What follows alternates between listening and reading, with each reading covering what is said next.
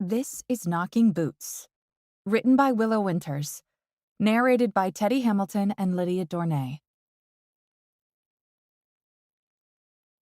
Prologue.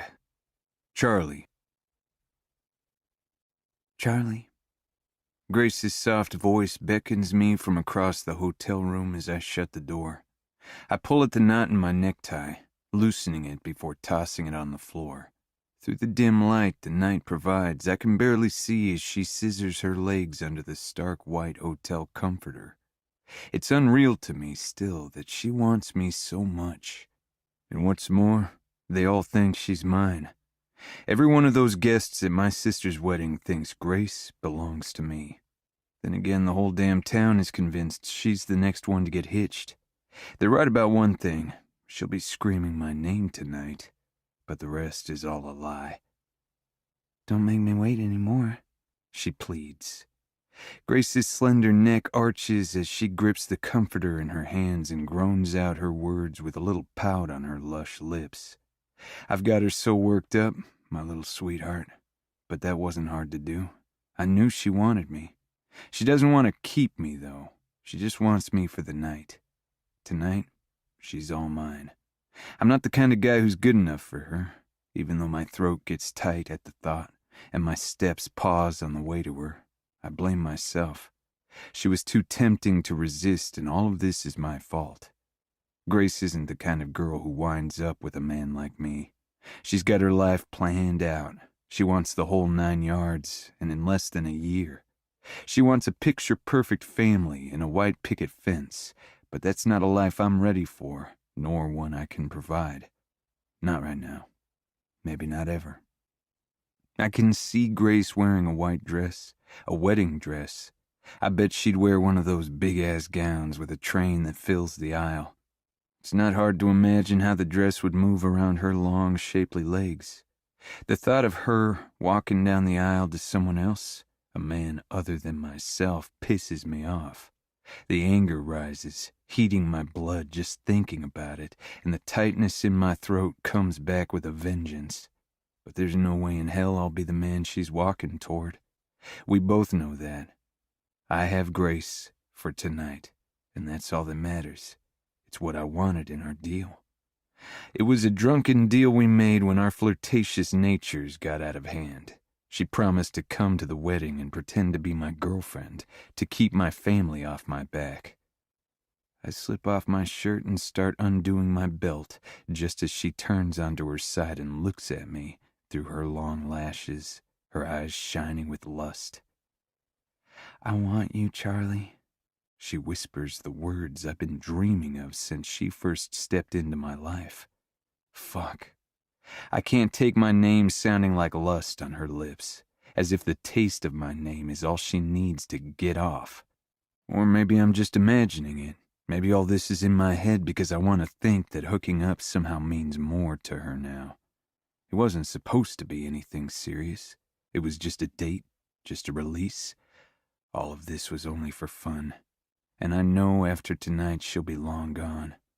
The bed groans as I climb on top of it and I bend down to kiss the soft skin on the tender side of her neck. I can't help thinking she feels so right, so perfect in my arms. I pull back the comforter, revealing the lacy negligee she's wearing, and watch a beautiful pink blush travel up her chest and into her cheeks. "What's this?" I ask her with a cocked brow. My already hard dick twitches with the need to get that lingerie off of her and onto the floor. I want what's underneath. She bites down on her bottom lip and attempts to throw back one of those smart-ass responses she's always got for me, but my lips are on hers before she gets a single word out, nipping and sucking and reveling in what's to come. Her fingers spear into my hair and she deepens the kiss, wrapping her legs around my hips. My hands roam up the curve of her waist and back down as she moans into my mouth. This is dangerous. I'm fucking addicted. I swear it wasn't supposed to happen like this. As I stare down at her beautiful face, her lips parted and her gorgeous baby blues half-lidded, I know this isn't just a good time anymore. Not for me. I'm not the type of man she wants. We both know that. I don't have what it takes to keep her. But damn, I want to. Chapter 1. Grace. Rewinding to the beginning of this story. It's not the worst news, but I know it's not what you wanted to hear. Honestly, though, Grace, there are a number of options. Dr. Abrahams tells me, but all I can hear is the last option she gave me. The best option, according to her? Freezing my eggs. She smiles at me, brushing a strand of gray hair behind her ear. My own simper falters, and I hate that I can't hide the disappointment better. Looking past her at the wall, I note that it's plastered with what must be hundreds of pictures of newborns who Dr. Abrahams has helped other women conceive. Their little smiles and bows and cute little fingers and toes stare back at me. The photos are framed with pink and blue paper and give the room a hopeful atmosphere. I should be more thankful. The doctor just told me my eggs are still viable, after all, but she's given me news that a woman at my age shouldn't be getting. Premenopausal isn't a word I ever thought I'd hear, let alone this soon. My parents always said, career first. Figure out your life and make sure you're stable before settling down. You have plenty of time for marriage and babies. I suppose my father didn't think I'd be premenopausal either. Barely keeping the smile on my face, I nod at whatever Dr. Abraham said, although I have no idea what came out of her mouth. All isn't lost yet, but if I don't act soon, my chances of having a child will be gone. Even now, without IVF, the odds are slim. My hormones have just given up, apparently. I'm only 30, so I've got to meet someone and get him to propose. That's a year and a half, optimistically. Hopefully, it's someone who wants to have kids, with extensive and expensive medical help, more than likely. My mind drifts back to my health insurance, and I wonder what's covered and what's not. They say that people who wait at least 3 years before tying the knot stay married longer, so that's 3 years longer I'd have to wait. Then there's conception and gestation and the birth, of course. My fingers run circles around each other, twiddling as I think of how this is possible. It has to be possible, though, because I've always wanted a child. The thought of a bundled-up newborn with a little button nose and sweet yawn takes over for a moment, and my throat goes dry as my eyes prick. I can't not have a child. I nearly say the words out loud, but somehow I keep them down, swallowing them and reminding myself that freezing my eggs will work. The doctor said so. The little plan in my head means it will be more than 5 years and thousands of dollars before any baby could be a reality, assuming everything goes perfectly. If the IVF works on the first try. My gaze drifts to the wall of babies, which seems to be mocking me. Grace, Dr. Abraham says gently, reaching across her desk to touch my hand. The sudden touch is jolting, bringing me back to the present. My very single, very babyless present. Did you hear me?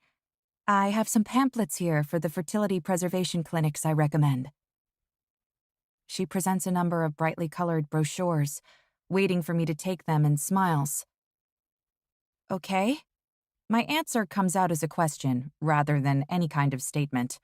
This isn't at all what I expected from my checkup. To say I'm shocked is an understatement. Thank you, I quickly add, and hope that she didn't take my initial response as rude. Clearing my throat, I smile broadly. I appreciate it, I tell her, and somehow my voice is even and echoes a happiness that's absent from how I truly feel. We have your follow-up visit scheduled, the doctor says absently, clicking the keys on her computer and staring at the screen. So, you're all set. She finally looks at me with a smile. I can't return it as I nod my head. A follow-up in a few days to see how bad it is. How bad? not if it's okay, but how bad. She didn't use that exact term, but it's what she meant. Once the blood work is done, she can tell me just how bad it is. Just wonderful. I can hardly wait. My inner voice is deadpan, and again I keep my mouth shut. If you have any further questions, don't hesitate to call. I manage a smile, nodding, and when she stands, I do too, gripping my purse with both clammy hands. A nurse in hot pink scrubs whisks me out to the reception area. "Have a nice day, Miss Campbell," she tells me, winking before she turns to call her next patient amongst the women seated there. "Mrs. Gray? Shelley Gray?"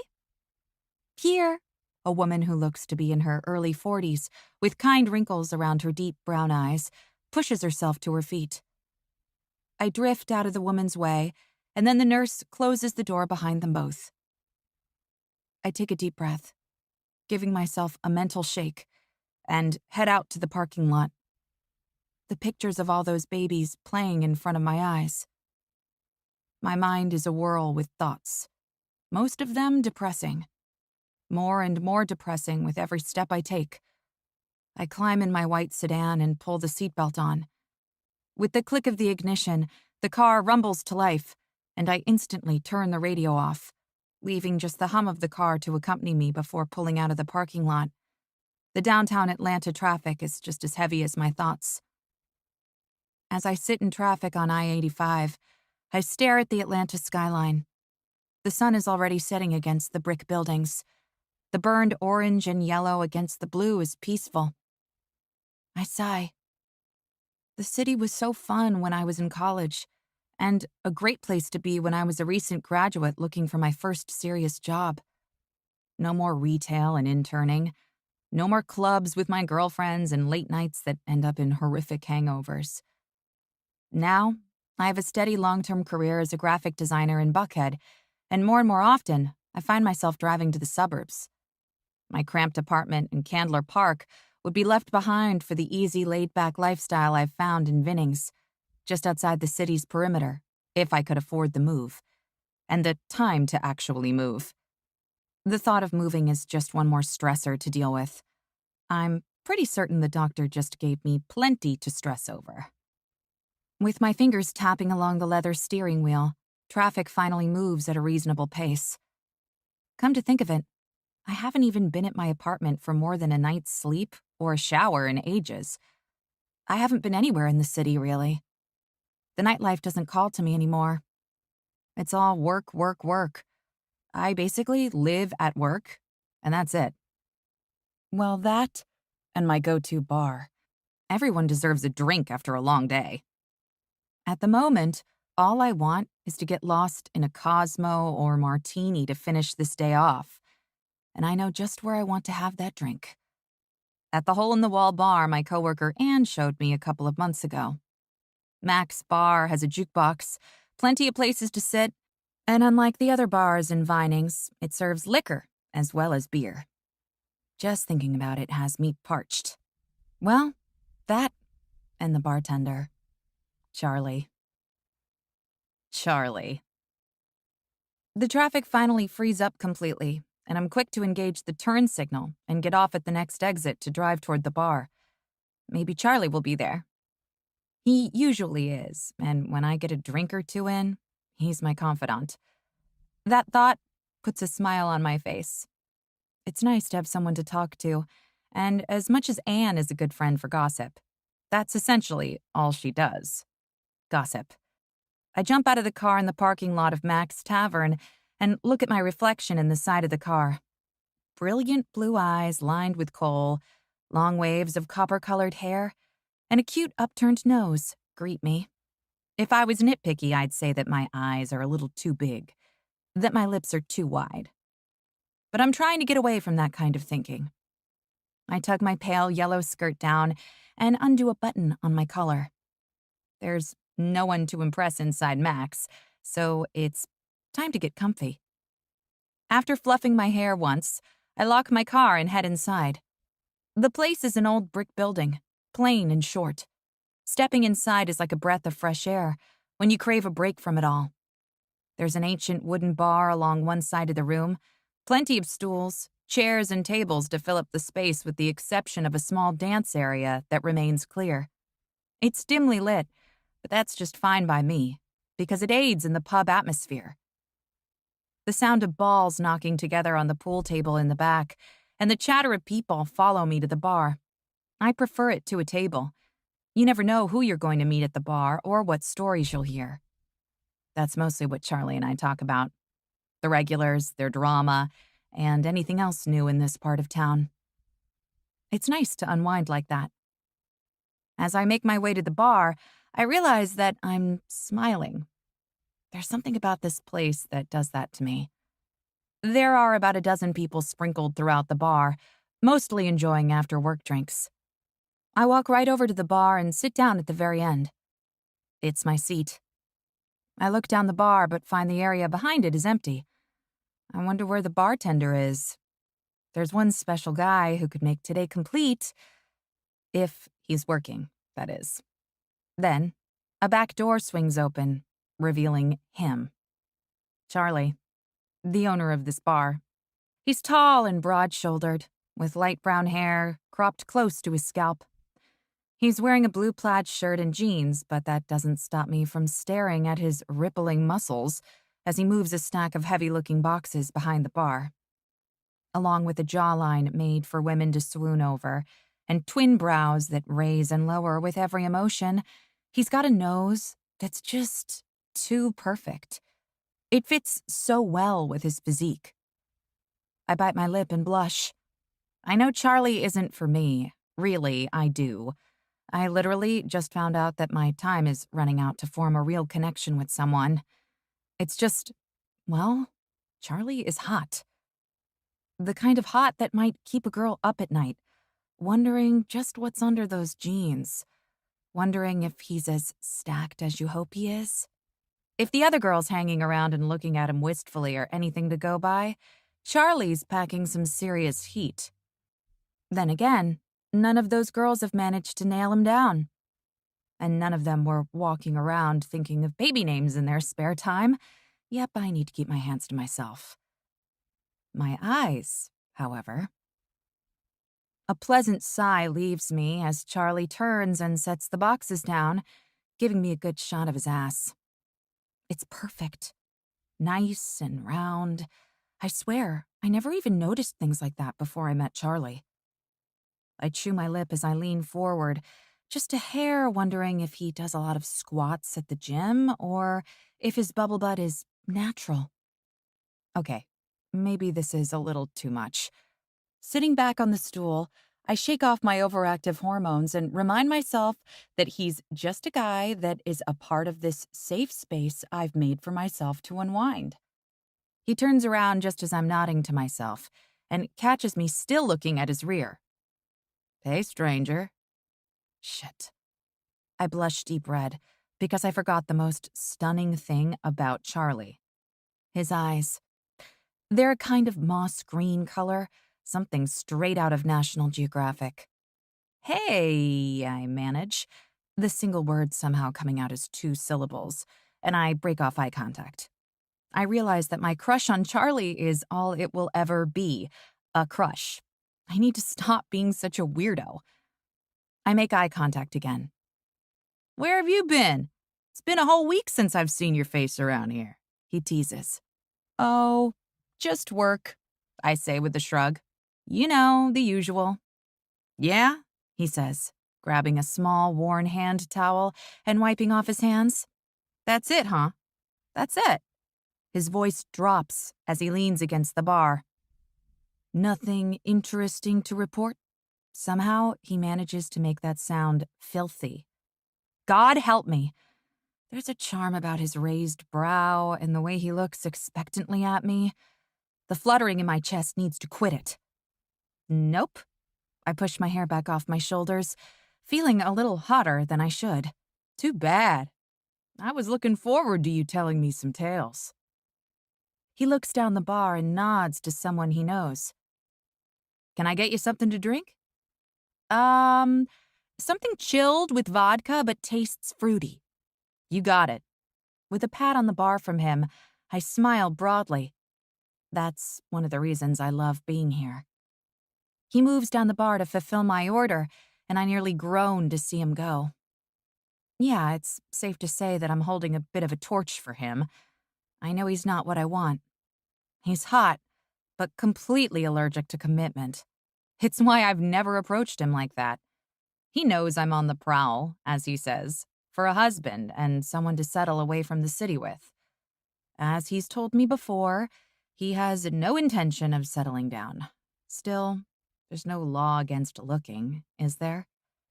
My chin fits right into place in the palm of my hand, and I sigh to myself while I stare after him. Chapter 2. Charlie. Well, my day just got a whole lot better. Grace is one of my regulars and a favorite customer. It helps that she's hot as hell. I smirk as I fill the shaker with a shot of vodka, and then a bit more, and set the bottle back on ice behind the bar. Her smile's a little weak, but a drink or two and her sweet feminine laugh will come out easy enough. "Charlie!" Mickey calls out to me. He's another regular, and the uncle of one of my employees. I give him a nod, grabbing a tall glass and throwing the handle for the Guinness back to get Mickey another. He'll be here all night, staring up at the college games on the televisions above me. There are plenty of regulars, some of them like family. Grace isn't like that. I don't know how to describe her, to be honest. I just know I like it when she's here. I slide him the beer, scooting it across the bar top. I'm half tempted to ask him where the hell his nephew is since he never showed up for work, but it's not like he'd know. The bar is just outside the city and located in a small town. Bringing up business to Mickey isn't going to help any. He's a retired cop, and his wife passed away from cancer not too long ago. I'm not going to give him a hard time because his nephew doesn't have a clue what work ethic is. "Thank you, sir," Mickey tells me, grabbing his beer. He doesn't even look away from the game on television. Beer, football, and a crowded place keep him sane and help him deal with it all. "Charlie!" Maggie calls out from behind me. She swings open the doors to the back and walks through as she throws on her apron. Thank fuck she's here. "Is the kitchen all set?" she asks. She puts her arms around her back as she ties the apron.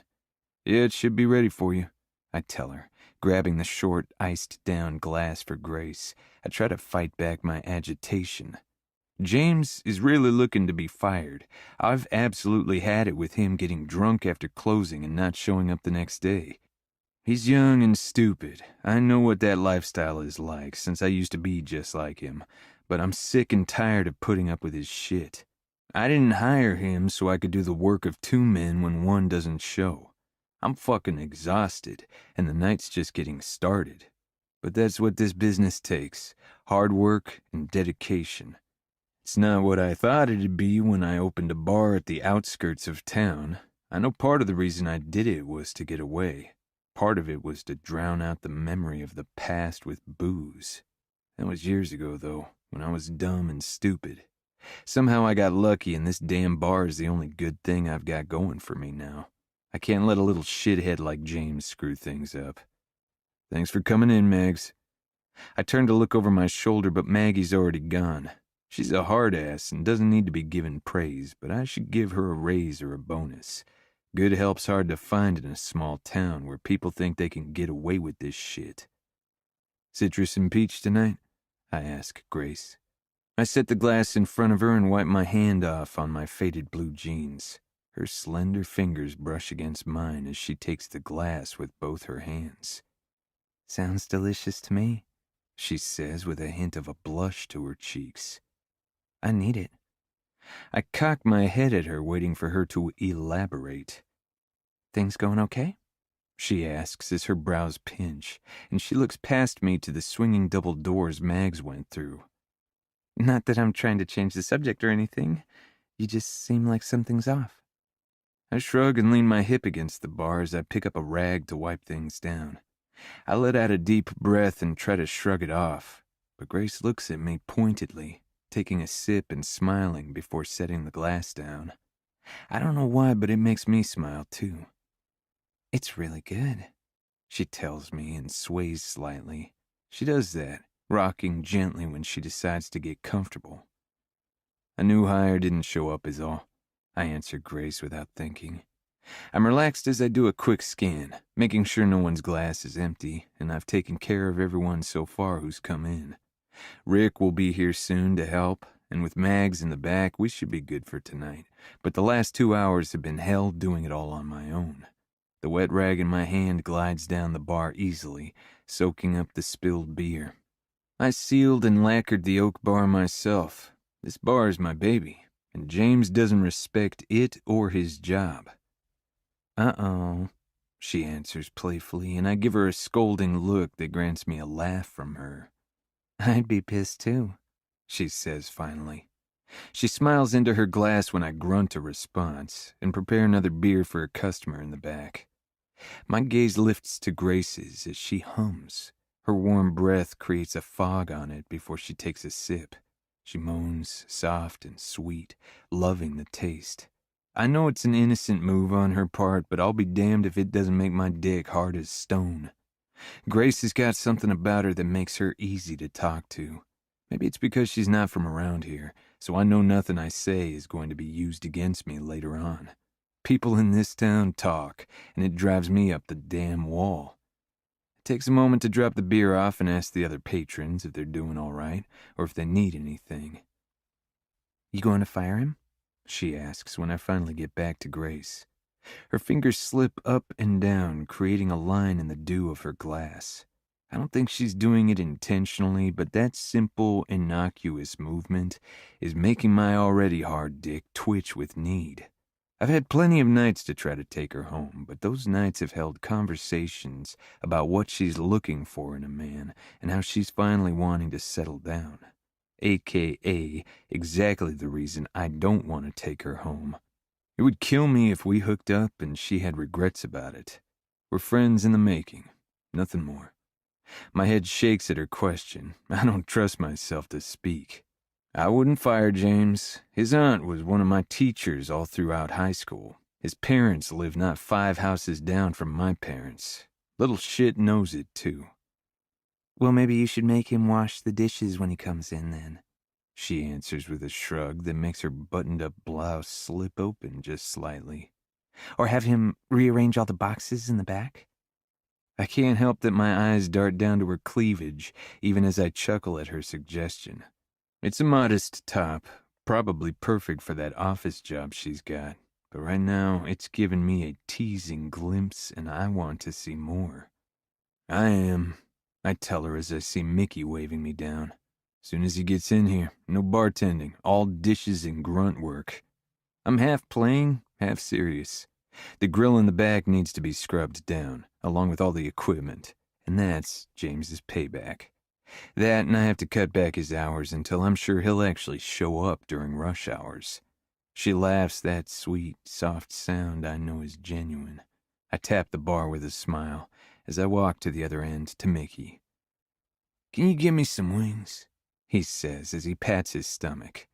His shirt strains as he stretches backward. The buttons on his shirt gape and are showing a bit too much, but only when he stretches back. "Ranch on the side?" He nods. "That'll do it." "Course, Mickey." I open the double doors just a touch and call out to Mags. "An order of wings, hot."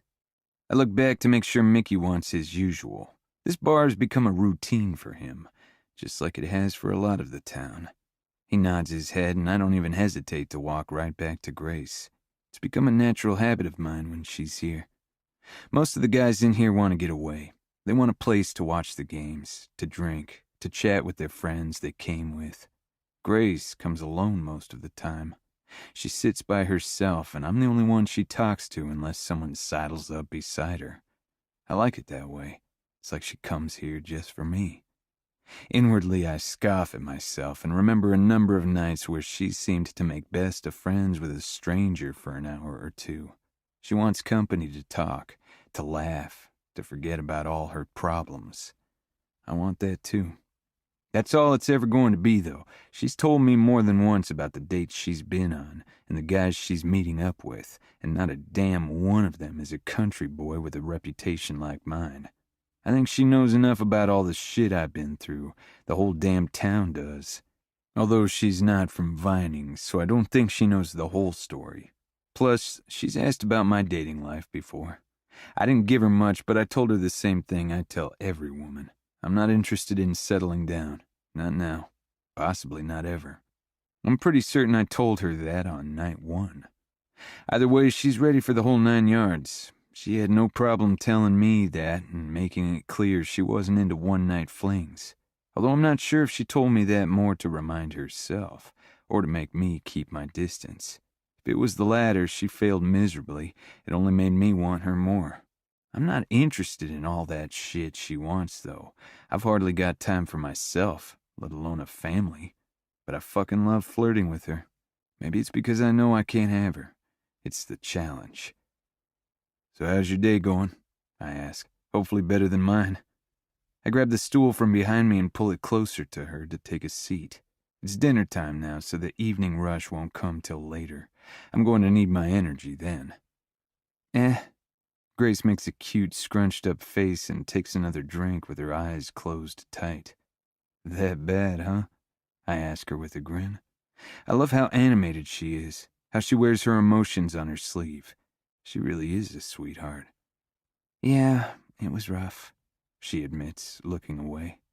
She puts her glass back down on the bar and lets her fingertips glide along the edge, and my smile falls.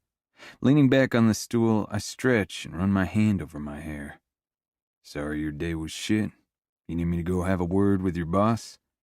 My joke makes her smile at least, but she shakes her head gently with her eyes closed. I don't think that would help, she says softly, and then focuses those baby blues on me. She has the kind of eyes a man can get lost in. They're a pale blue with tiny golden flecks that lure me in. She jokes, At least I'm not doing dishes. That's my girl. Her voice is a bit choked up at the end, though, which is unusual for her. She's quick to lift the drink to her lips, I think to try to hide it. She's been coming in here for a while. I'm getting used to looking forward to her coming in and chatting with me, but the look on her face right now is making my chest hurt for her. You can tell me if you want. My offer goes unanswered for a moment, and I scan the room casually, not putting any pressure on her. Luckily, she starts talking before I meet her baby blues again. I went to the doctor today. She taps the bar as she talks, staring where her fingers play along it. My eggs decided to boycott, so I can't have kids. She takes in a shuddering breath and then rolls her eyes, playing it off and shaking her head. Well, not the traditional way anyway, and they'll be expensive as fuck if I do have them. You all right? I ask her. I watch the raw vulnerability as it's replaced with a mask of lightheartedness. Yeah, I'm fine. It's just unexpected. She finally looks me in the eyes as she adds, I'm going to start a bill for each one now so they can cover these fertility treatments. They can pay me back after they graduate. She laughs at her joke, and I let out a huff of a chuckle just to make her feel more at ease. Fuck, it hurts, though, to see the pain in her eyes. Sorry, I tell her sincerely. I've never even thought about kids. With the bar, I don't have the time, even if I wanted them. Don't be. I just got the news, so I'm all flustered, but I will figure it out. I can imagine. No, I can't, but I think what I'm saying is comforting. A few more guys and a couple come in and take me from her, but I keep my eye on her glass. I'm waiting for it to empty so I have a reason to get back to her. The beer flows easily as the orders continue to come in. UGA is playing, and most of the bar is rooting for wins, which means Mickey buys the guys in the back a round of shots. All the while, Grace spins slightly on her stool and occasionally checks her phone. Mostly she just stares directly ahead of her at nothing in particular, a vacant look in her eyes, and her lips turned down slightly. It gets busier and busier, but all I want is for her to call me over to her, or finish that last bit of her drink. I check with her a few times, but she waves me off with a small smile. Each time she's just as welcoming and tempting as the last. But work calls, stealing me from her and leaving her alone in the bar. Every time I peek up, I see a sadness behind those big blue doe eyes that I don't like seeing. Time passes quickly, and before I know it, she's taking out her clutch and leaving cash on the bar. The second I see her put the money down, I stop pouring the draft beer in my hands and call out to her over the hum of loud voices. "You need a ride?" She smiles back at me and shakes her head no, but that happiness on her face makes it worth it. I slide the beer down to the very end of the bar, forgetting which one of the two men sitting there ordered it, and walk over to check her out. I grab the cash and turn to go to the register, but she tells me to keep the change. She always does. "Thank you, sweetheart," I tell her, and watch as she spins in her seat. "I bet you call all the ladies sweetheart," she tells me playfully, but her words are a kick to my gut. "Just you," I tell her, trying to keep my voice chipper and not let on. "Yeah, okay," Grace says as she tries to get off the stool. She seems a little off balance, so I make my way around to her, and I'm damn glad I did. She slips off the stool and nearly stumbles. I catch her in my arms and hold her upright as she struggles to slide her small foot back into her heel. Her hands are firm on my forearms until she's got her balance back.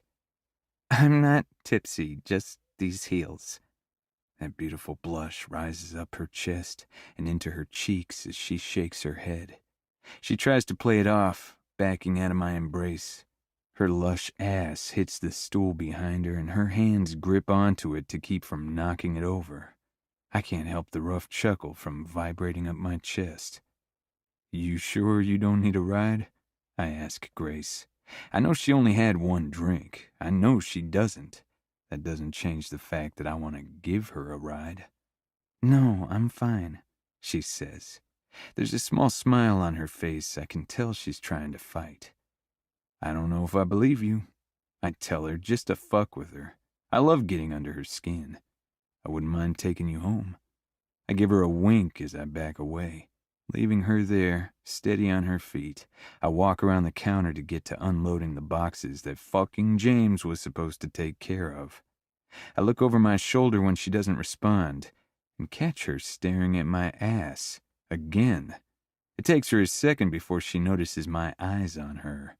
Her eyes widen slightly, those beautiful baby blues looking like she knows she got caught. A violent shade of red floods her cheeks as she shakes her head, pulling her hair to one side and starts walking backward. "I'm sure you wouldn't," she says playfully. But it's that very thought that's keeping her away from me. A woman like her, someone put together, with her life all figured out. She doesn't date men like me. "Have a good night, sweetheart," I tell her one last time. She waves shyly as she leaves me with nothing more than a "you too." Yeah, I've made some mistakes in the past. I have a reputation, and I'm sure as shit not looking for the same things she is. But I wouldn't mind knocking boots with my little sweetheart. Chapter 3. Grace. It's 3 p.m. and I have 1,000 things to do at work in only 2 hours. It's not going to happen. That's the bottom line. I push myself back from my desk in my rolling chair and sigh while looking around my cubicle.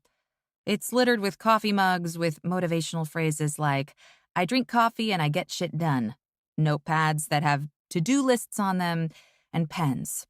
There are pens everywhere, in coffee cups, on top of to-do lists, and in the top drawer. Why? Because everyone takes my pens. Just like my mugs, they have cute things on them. My most recent set? Keep your hands off my pens. I bought a 6-pack. I'm already down to 4, I think. Unless one is tucked in my purse or a drawer. I'm in the advertising design department here at LJ Scott & Co., which supposedly fulfills my need to create. The stack of ads, printed out on thick photography paper, at my right hand can attest to that. I went to Rhode Island School of Design for Marketing, with a minor in graphic design, not realizing how much both subjects would challenge my creativity. I freaking love it. Eventually, I settled in at this graphic design job, choosing it over the other two offers because I like the work done here. It's as simple as that. Day in and day out, I get a different task and a different market to tap into. All but one of the checkboxes on my list have been checked off. Tick, tick, tick. Just the last one remains. Find a hubby and make those babies. Hey, drinks after work? A chipper voice calls out from behind me. The pen in my hand lands on my desk when I jolt back to reality. The cat on my screen licking his chops is nearly just as startling. Nothing says your cat wants this kibble like an open-mouthed cat ready to devour it. I swivel my chair around and find Diane, leaning on the wall between our cubicles. She tilts her blonde head in a come-hither sort of way. She exudes sex appeal and often unbuttons her blouse a bit too low for client orientation, which has led to more than a few rumors at the water cooler, so to speak. AKA, it's how she wins a number of her jobs. Diane started at the company at the same time as I did, and didn't really give me much of a choice as to whether I would be her friend. It was more that she assumed I wanted to go get drinks after work that first day, and I went along with it. Why wouldn't I? I soon found out why. She doesn't really know limits and boundaries.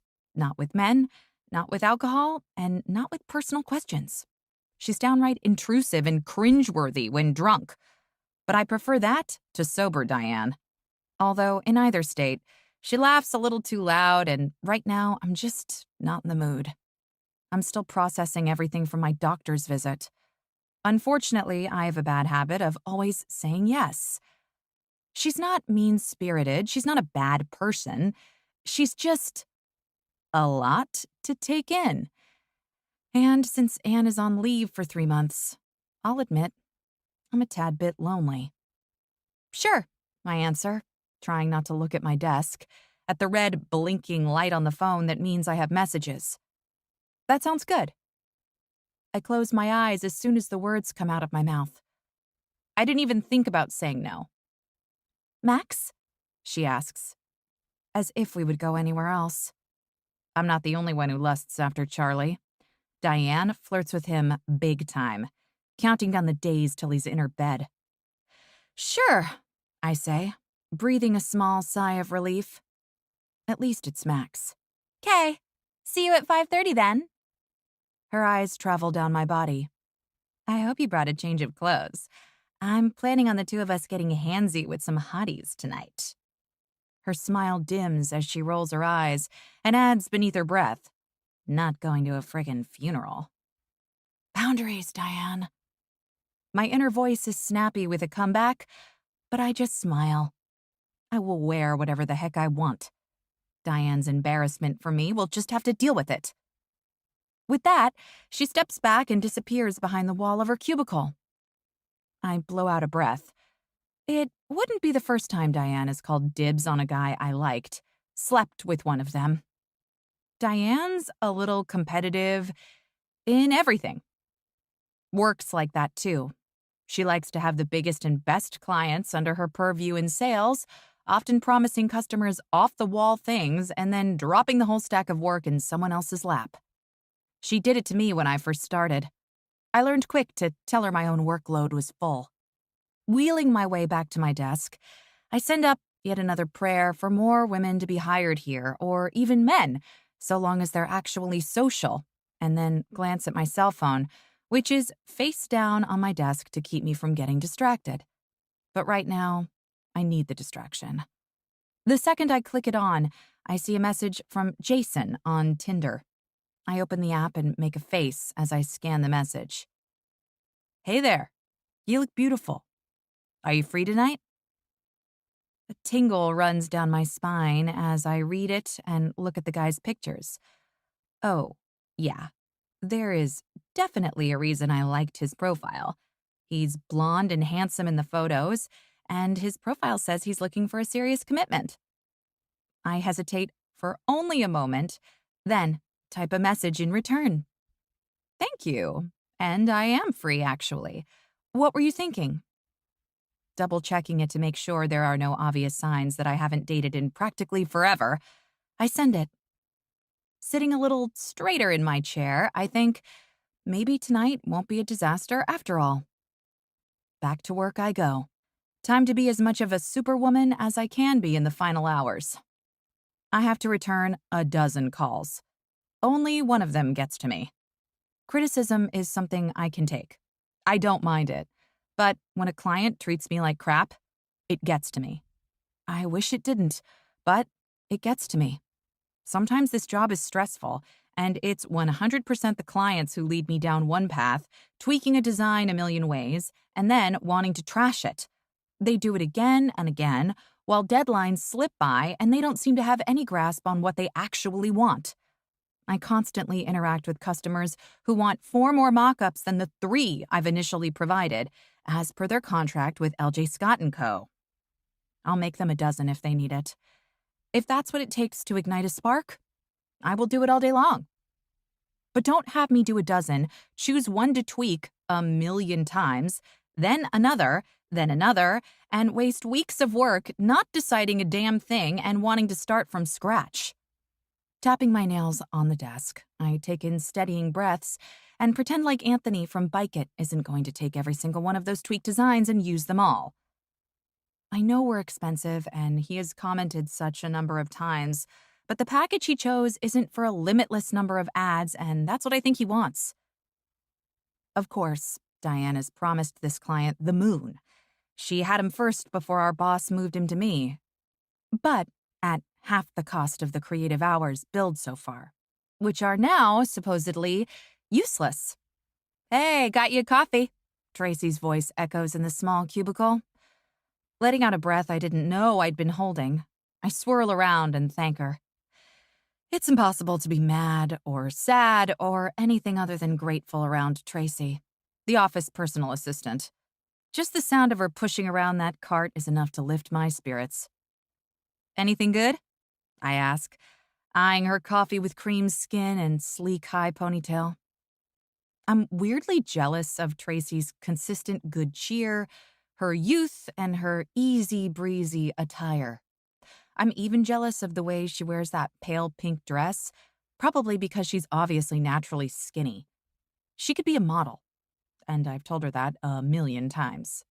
"Psh," she says, grinning as she hands me a cup. "Same thing as usual. A shot in the dark. Coffee, espresso, 2 creamers, and 1 Splenda." "Thank you so much," I say, looking at the tiny puff of steam that escapes my cup. "I seriously need this right now." "I got you," she says, winking. "You need anything else?" "A new client? One not from hell? Maybe some new ovaries?" I think. But I stay quiet and shake my head. I'll give this guy another week, and if he's still yanking me around, I have to go to the higher-ups. I hate doing that. But I know my limits. There are givers and takers in this world. The givers have to have boundaries because the takers have none. My mind flashes with an image of Diane, and I shut that down with a gulp of hot coffee.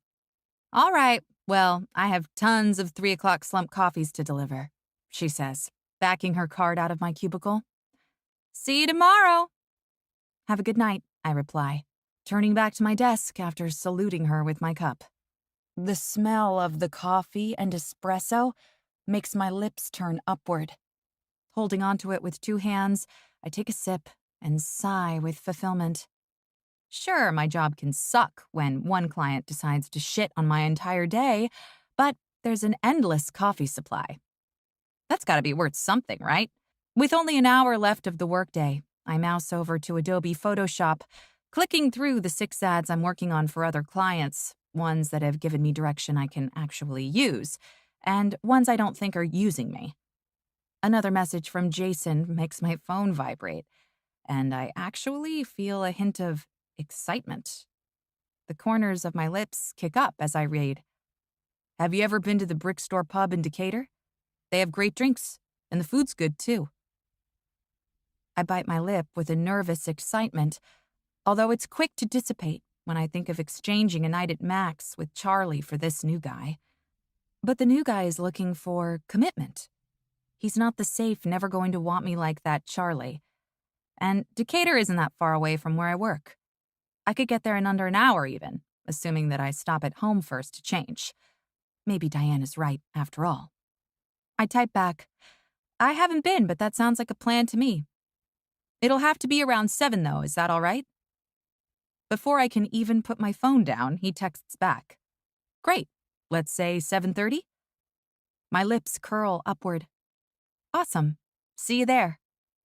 There's a nervousness that's half excitement, half unease that stays with me for the rest of the workday. And why do I keep thinking about Charlie? Jason is single, he's hot, and he wants commitment. I don't look up again until Diane sticks her head over my cubicle, just before 5:20. Time to go! I was thinking that you should leave your car here and I'll drive. I think I have something for you to wear, if it'll fit. I cringe at Diane, realizing I never told her. Shit. I feel like an ass. Actually, I had a change of plans. I draw out the sentence to soften the blow, then smile hopefully. I'm going on a date tonight. My smile is wide, hoping she'll be happy for me. After all, she's always talking about how I need to hook up and get laid. Happy isn't exactly her response, though. She looks a little shocked at first, and I feel awful. With the smile on my face vanished, I apologize. I should have told you when I got the message, but I was hung up on that a-hole client. I always keep my plans with her and everyone else. Chicks before dicks and all that, but one-on-one with Diane is hard to take. With Anne, it's way easier. And I really do need to find someone serious or freeze my eggs. I'm on borrowed time, and suddenly finding a husband is at the top of my to-do list. Fine, she snaps. I expect the Kleinpeters out on my desk tomorrow, though. I would flinch at her sharp demeanor, but I'm used to it. She's also not my boss. She's just another designer on the job.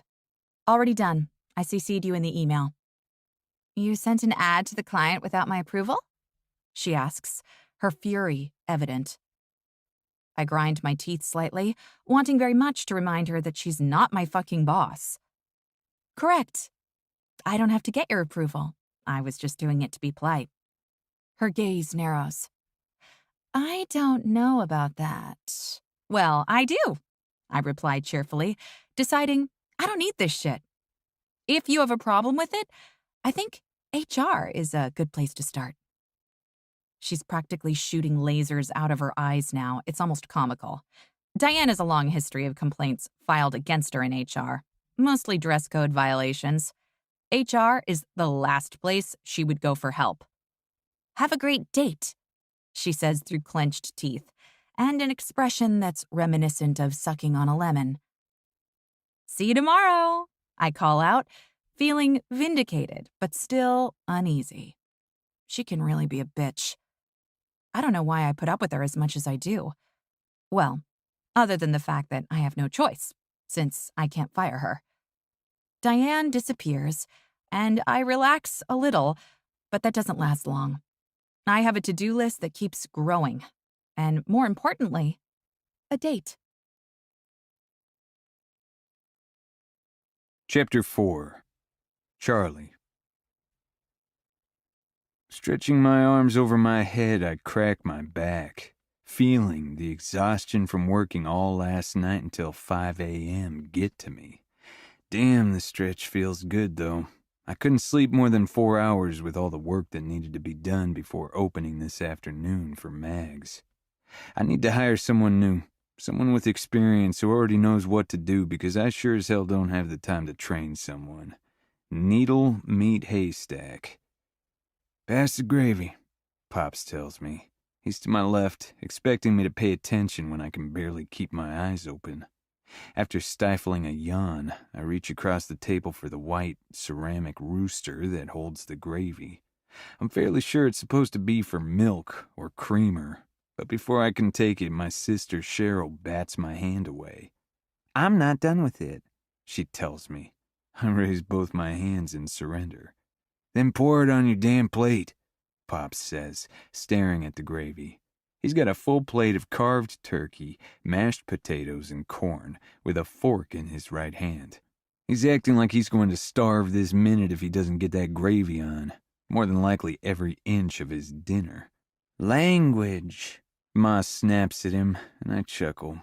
She passes him the gravy, though, and makes my sister gasp. That's what she gets for taking forever spooning out the potatoes, I guess. It's just the 6 of us tonight. Allie is at my left, like usual. Ma's across from me, and Pops is seated at the head of the table on my right. Allie's fiancé Michael sits on the end next to her, while Cheryl sits across from her. "I need the gravy, Ma," Cheryl says with a pout. It's hard to imagine that Cheryl is a grown-ass woman with a child from the way she just whined. Cutting into my turkey and taking a bite, I don't wait for the gravy that's become such a commodity. I'm starving and I didn't realize it until I smelled dinner. Shit, I don't even remember the last time I ate. We were slammed today with both orders and customers. Business is good, but I'm dog-tired. Cheryl stifles a yawn as well as she looks over her shoulder at the rocker holding her sleeping baby. Rocker or swing, I don't know. Apparently there's a difference, and Evie won't sleep in one of the contraptions. From what my brother-in-law says, the baby doesn't sleep at all. "I need to eat fast," Cheryl says beneath her breath. Maybe we were sharing the same thought. She rubs the sleep from her eyes with one hand while spooning in corn with the other. Ma places her elbows on the table, folding her hands for grace. "Oh," Allie chirps up. "Can I say grace?" I set my fork down, although it clinks on the plate, drawing the attention of my entire family as I try to pretend I'm not chewing. Family dinner, every Sunday, no exception. Except for the fact that today is Tuesday. Cheryl needed to get out of the house with Evie, and Ma decided this dinner was mandatory. Cheryl doesn't like being alone all day every day, and I can't blame her. She's a social creature, and being alone in the house with a newborn all day has got to be rough, especially with the no sleeping part. Ma said it's family dinner tonight, so that's all there is to it. "Wait for Grace," my mother scolds me under her breath, giving Cheryl a pass, which my widened eyes and darting glance points out. "Can I say it?" Allie repeats with even more desperation this time around. I never wait for Grace. Ma shakes her head at me and nods in response to Allie. My youngest sister's excitement makes my lips kick up into a smirk. She grabs her napkin off of the table and smooths it out on her lap over her pale blue dress, all the while waiting for everyone to bow their heads. "As long as it has nothing to do with the wedding," Michael says under his breath next to her. My grin widens as Allison's mouth opens in disbelief. Pops chuckles to my right, and I can't help doing the same. Both Ma and Allie are obsessed over this wedding. It's all the women in this family ever talk about lately. "Hush!" Ma waves Michael away and bows her head. We all follow suit, the room quieting down as we wait. "Bless us, Lord. Thank you for these gifts, which we are about to receive, including my wedding," Allie says. She lifts her head to peek at Michael. He huffs a small laugh and shakes his head while resting his forehead on his hands. She pauses a minute, waiting for him to do or say anything, but he's quiet. "May you stay with us through our journey and bless us along the way. Amen." The second she's done, the forks are lifted and the conversation continues. Michael and Pops are talking about the game last night. I'm half listening, half trying to eat as fast as I can so I can get back home. "I can't believe Joseph had to work," Ma says. Again. She's brought it up about half a dozen times since I've been here. Ma has one wish, and it's for everyone to be home on Sunday. Joseph's a mechanic and owns his own shop. Usually it's not a problem, but he's been working more since little Evelyn came along. "We need the extra money," Cheryl says softly. There are bags under her eyes, and I can tell she's just as tired as I am, maybe even more so. Pops motions for me to pass her the gravy, but Michael leans over the table and snatches it before I can. He's quick with it and then hands it off to Cheryl. That white ceramic rooster brightens her spirits as Cheryl sits straighter in the chair and pours it all over the turkey and mashed potatoes. She's practically smothering her entire plate with the gravy. Just before she sets it down, little Miss Evie starts crying for the first time since she's been here. Cheryl's head whips around, and her face falls. "No, no, no," she says quietly. She walks over and shushes Evie softly while rocking the bassinet. She's fucking exhausted. "She's still not sleeping well?" Allie asks while craning her neck to see the baby. Cheryl presses her lips into a thin line and shakes her head. Her expression has completely fallen. "I'll take her." I speak without thinking and scoot my chair out some, the legs scraping on the wooden floor, and hold my hands out. Cheryl doesn't waste a second to round the table with the little 2-month-old all bundled up in her arms. "Thank you," she says quickly, ready to eat her dinner like it's a race. I've got a soft spot for Evie. She's the first baby I've ever held, and to be honest, I didn't know if I was doing it right. Her eyes are closed and her hands are balled into little fists as Cheryl settles her on my chest. She's so small, such a tiny little thing with hardly any weight to her. She knows how to scream, though, that's for certain. I shush her and pat her bottom rhythmically as Cheryl takes off back to her seat and doesn't even scoot in before grabbing her fork. My entire body moves slightly as I bounce little Evie, trying to get her to calm down. Her cry isn't loud like it was a moment ago, and it doesn't affect me in the least, but I know it'll calm Cheryl down again if Evie is happy. It only takes a moment before Evie lays her head on my chest and lets out a long yawn. I watch her face as she falls back asleep, and I slowly stop bouncing her. "Oh, that's so cute," Allie squeals before shoveling a mouthful of potatoes in. "Oh, it is. My oldest boy." Ma sounds so proud, but I completely avoid her gaze. I know what's coming next, and it's only when she says the words that I regret offering to hold Evie. "You need one of your own, I think," Ma says matter-of-factly. She grabs the gravy and puts a modest amount over her turkey. I believe the rooster has made its way to everyone but me. I have to readjust Evie slightly so I can hold her against my chest with only my left arm. I ignore Ma and say, "It's 'cause I'm a heater," puts her right to sleep. With my right hand free, I cut the turkey with my fork and take another bite. "You do need one," Cheryl says. I practically choke on the turkey. I stare at her down the table, feeling like she just stabbed me in the back. "Babies are so wonderful," she says softly. I don't even know how to respond. She's obviously deranged from lack of sleep. I'd need a wife for that, and I'm fine with the current state when it comes to that.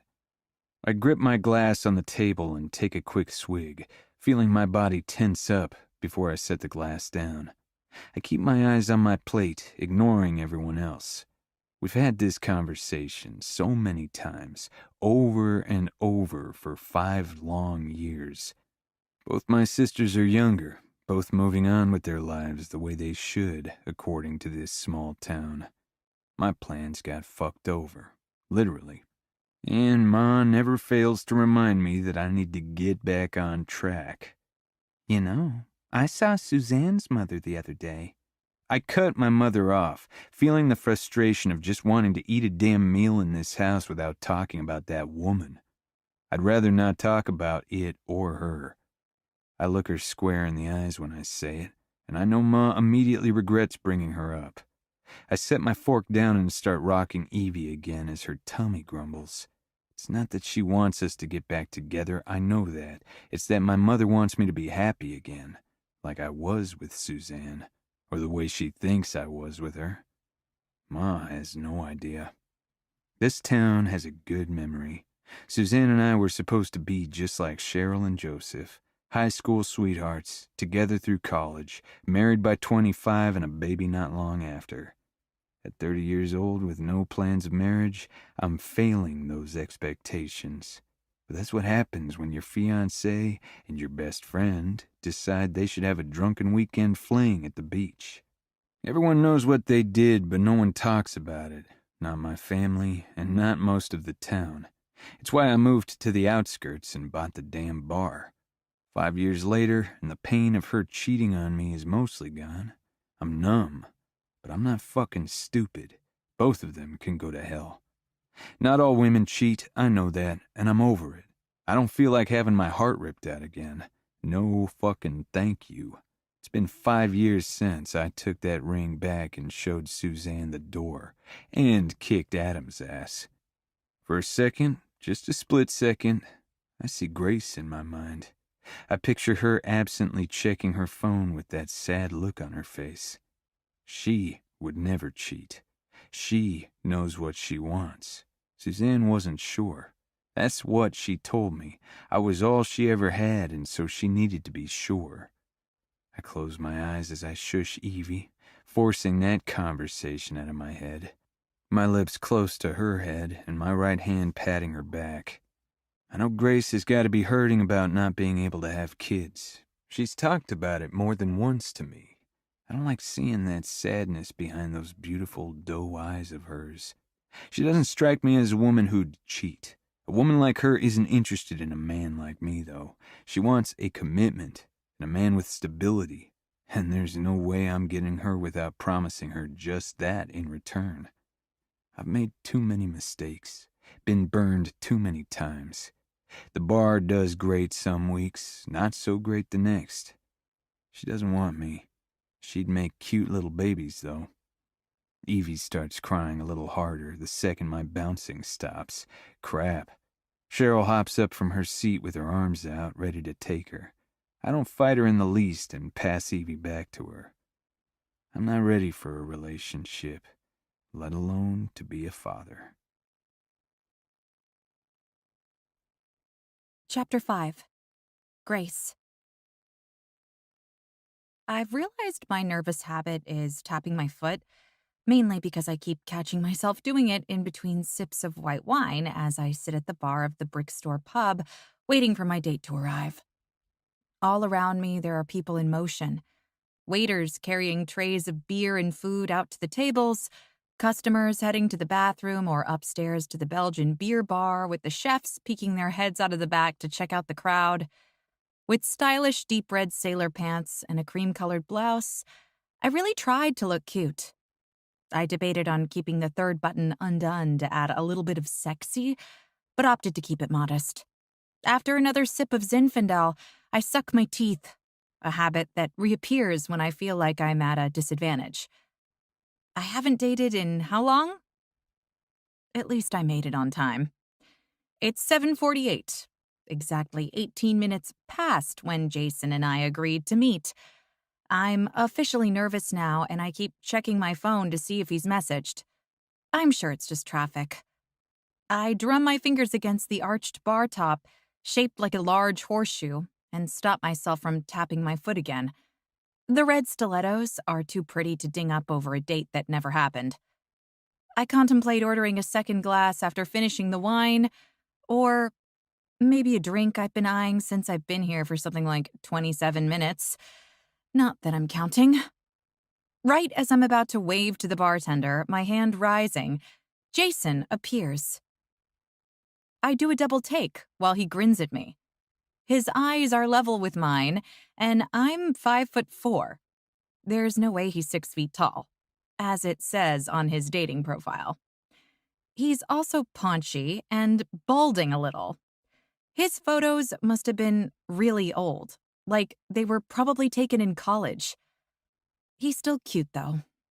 I remind myself and force any hint of my thoughts off my face. Those pictures did not prepare me, though.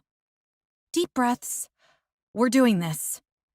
I swallow and extend my hand to him as he walks up, reminding myself that looks aren't everything, even though my photos are recent. Hi, I'm Grace, I say, managing a smile although my mouth feels dry. Oh my goodness, my heart is racing with nerves out of nowhere. Hey, he says, ignoring my offer of a handshake. Instead, he crushes me to his body, hugging me forcefully. Oh, he's a hugger. My inner voice sounds as shocked as I feel. The nervous laugh that leaves me probably gives that away. When he pulls back, his hands still on my shoulders, I'm a little out of breath. I'm Jason, he says with a grin, patting my shoulders before finally releasing me. He's wearing khaki shorts and a blue button-up, with fancy sunglasses peeking out of the pocket. He tosses his car keys on the bar, making sure the Porsche insignia is visible. From the look on his face to the air around him, this guy is cocky. I'm so shocked that my mouth is even hanging open a little, but I honestly can't help it. Alarm bells are going off in my head, telling me to get out right now. He is nothing like the person I've been talking to. How about a drink? Jason suggests. I could use about a dozen right now to settle down, but my legs feel like jello. I picture Charlie, my stool, a cool glass of something he whipped up for me. Oh my gosh, I blink away my crazy. Pining after Charlie is literally insane. Okay, I say, reaching for the menu so I can order the special I wanted and pretend like I'm not hung up on someone so unavailable. No, he says playfully. I'll pick something you'll love. I'm kind of a craft beer aficionado. He grabs the menu, taking a seat at the bar before turning back to me with a charming smile and saying, and I'm really good at guessing what people like. Oh, well, okay. I try to talk myself out of the obnoxious first impression I got. After all, Charlie makes me surprise drinks all the time. And there I go again. What is wrong with me? The drink I was eyeing up was something called a burial shadow clock, but maybe he'll know that. Or maybe he'll introduce me to something I didn't know I liked. That thought eases me, and I find myself smiling. I take another peek at Jason, but find myself comparing his smooth jaw to Charlie's stubbled one, and suddenly, I need that drink right this second. I let out a bit of the tension in my body and take a seat next to him. Staying positive is my main goal. Jason's not quite how I thought he'd be, but I'm sure the same is true for him. He skims the menu, then calls the bartender over, ordering 2 stouts. The bartender asks him whether it'll be cash or card, and Jason looks to me. What'll it be? He asks. Oh, Visa, please. My cheeks heat with embarrassment. I turn and get my wallet from my purse, fumbling to get my credit card to start a tab. I already paid for the first glass and stare at the empty glass, wishing it was full again. The tight smile stays on my face as I hand it to the same bartender as before. It's only when the man side-eyes Jason that I realize he's not reaching for his card. Jason taps his hands on the bar top and looks past the bartender to the television screens behind him. The bartender gives me a dubious look, then goes to run the card. Shake off the unease. It's fine. I'll get the drinks, and I bet he'll get dinner. Maybe that's the way it works normally? Or maybe he's thinking something else. I don't know. Shifting uncomfortably on the stool, I try to shake it off. I'm a little more than put out that Jason assumed I could pay for his beer as I watch the bartender pour it, but unsure how to say so. I glance at him, biting down on my lip, and he smirks. I like to let the woman pick up the first tab, he says.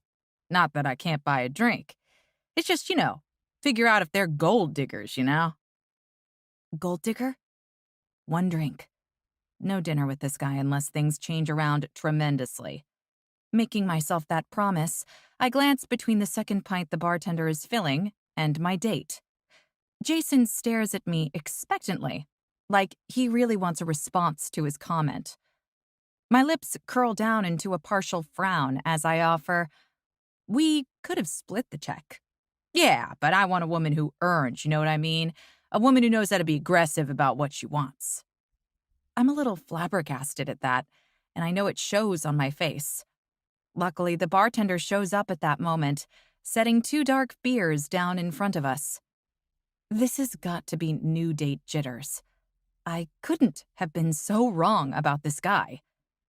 "Oh," I say, looking at the beer's dark chocolate color.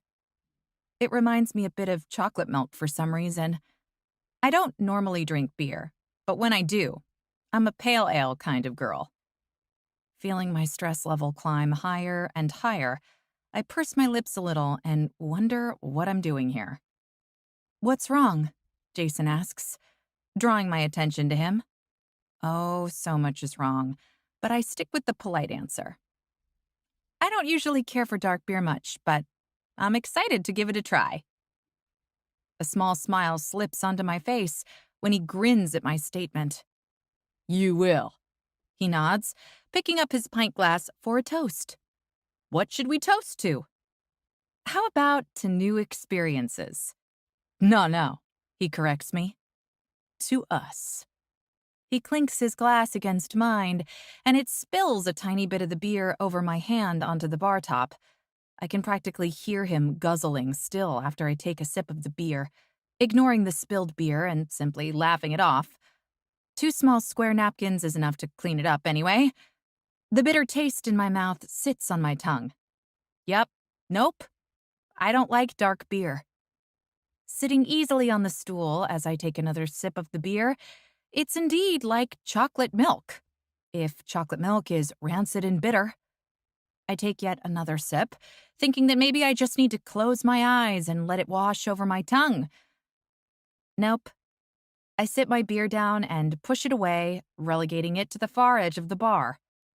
"Not to your liking?" Jason asks. "Not so much," I say, reaching for the menu. "You can have it if you want." Jason grabs the menu again before I can get to it. "Let me choose again." Railroaded isn't something I'm used to feeling, but that's exactly how I feel now, and I can't help the frown that I know is revealed in my expression. I stare at this man, and I don't know what to do. I'm not used to being such a shrew on dates. Not that I've really been on many, but that's exactly how I feel. Then again, I've never been treated like this. My lips part to say as much, but he's already waving the bartender down and ordering another beer. "I like Belgian wheat beers, if that helps," I say to the bartender as soon as Jason's done talking. I didn't even listen to what he said. "Just bring her what I asked for," Jason says pointedly. The bartender senses the tension between me and Jason, so he just backs off and pours another beer. On my tab, I presume.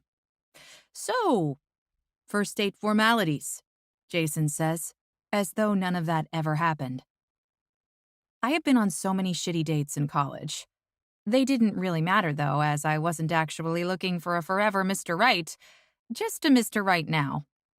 I watch Jason as he talks and realize this one is probably the worst start to any interaction with any individual I've ever had, including some of my worst clients. Probably. "Let's see. I'm in finance, but I won't even begin to explain it. It's nothing you would understand. I'm from Atlanta, but left for college and then came back." Jason doesn't look at me as he recites what's probably a rehearsed introduction, motioning with his hands in between drinking the beer. "I went to Westminster, of course, followed by Columbia and Yale for business school. Came back to help my father run his firm. I've been everywhere. You name it, I've been there. I spend my weekends on my boat." "And you?" He finally looks up at me. I take a breath, my fingers tangling in my lap. Everywhere? He's been everywhere? Irritation claws at me. "Well, I'm from Atlanta too. I went to Decatur High School, a public school?" He interrupts. I wait a moment to answer him, my body heat rising.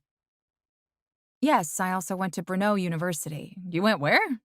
he asks, his nose wrinkling. "Brno? It's a women's college?" "Oh, a girls' school," he says, tapping his hand on the bar top and leaning back some on his stool. I smile thinly. It's actually a private college. It's where I went before Rhode Island School of Design. Both are damn good institutions, and I'm proud of the fact I was accepted to them. He actually rolls his eyes as he takes another drink of the beer, the one I paid for, and says, "Yeah, okay." I seriously need to get out of here. He takes a moment to savor his beer. I stand, shouldering my purse. Anger is just simmering beneath the surface. I've never been treated so poorly in my life. "Where are you going?" he asks, surprised. "I'm going to go ahead and leave," I say. "Wait, you can't just leave like this in the middle of our date." He has the nerve to raise his voice loud enough to get the attention of the men around us. I wave my arm frantically at the bartender, not because he doesn't see, but more than likely because of the nerves racing through me. I'd like to close out. A night with Diane would have actually been better than this. The bartender must see my frustration from where he's pouring drinks down the bar because he says, "You're all set, it's on the house." "Thanks," I call to him, and wish it came out less shaky. He's literally my hero right now for not making me wait another second with the jackass who has already turned his back to me to ask a woman a few seats down if she wants a drink he just paid for. I don't even bother to correct him. He isn't getting another second from me. Rushing to get inside my car, I pull out of the parking lot, feeling completely sick over what just happened. Did that even happen? That was real, wasn't it? Disbelief consumes me as I blow out a breath and my car hits the interstate. I'm almost on autopilot driving through evening traffic while my mind is elsewhere, trying to forget what a miserable first date that was. I settle into my seat and try to calm down as I look at the time on the dashboard. I don't want to go home and be alone after that bullshit. I know there's only one place I want to be right now, and only one guy's smile I want to see. Chapter 6. Charlie. I found the perfect woman for you. She's going to be at the wedding. Leaning forward on the bar with my head in my hands, I groan when I read my mother's texts. I wish she'd just leave it alone. I don't have the time or the energy. I'm not ready for anything serious. She's already texted me twice since I left my parents' house to come back to work. Well, the bar stool on the other side of the bar squeaks as she continues. You look like you're having an even worse day than I am. Grace's soft voice makes a grin play on my lips. I raise my head slowly, still resting my forearms on the bar, and peek up to see the pretty blue eyes I knew would be there staring back at me. You have no idea, I tell her as I push off the bar and stop mid-response to my mother. Grace turns her shoulder to me, the smell of her perfume wafting toward me. Her long hair falls off her shoulder and exposes more of the bare skin of her slender neck.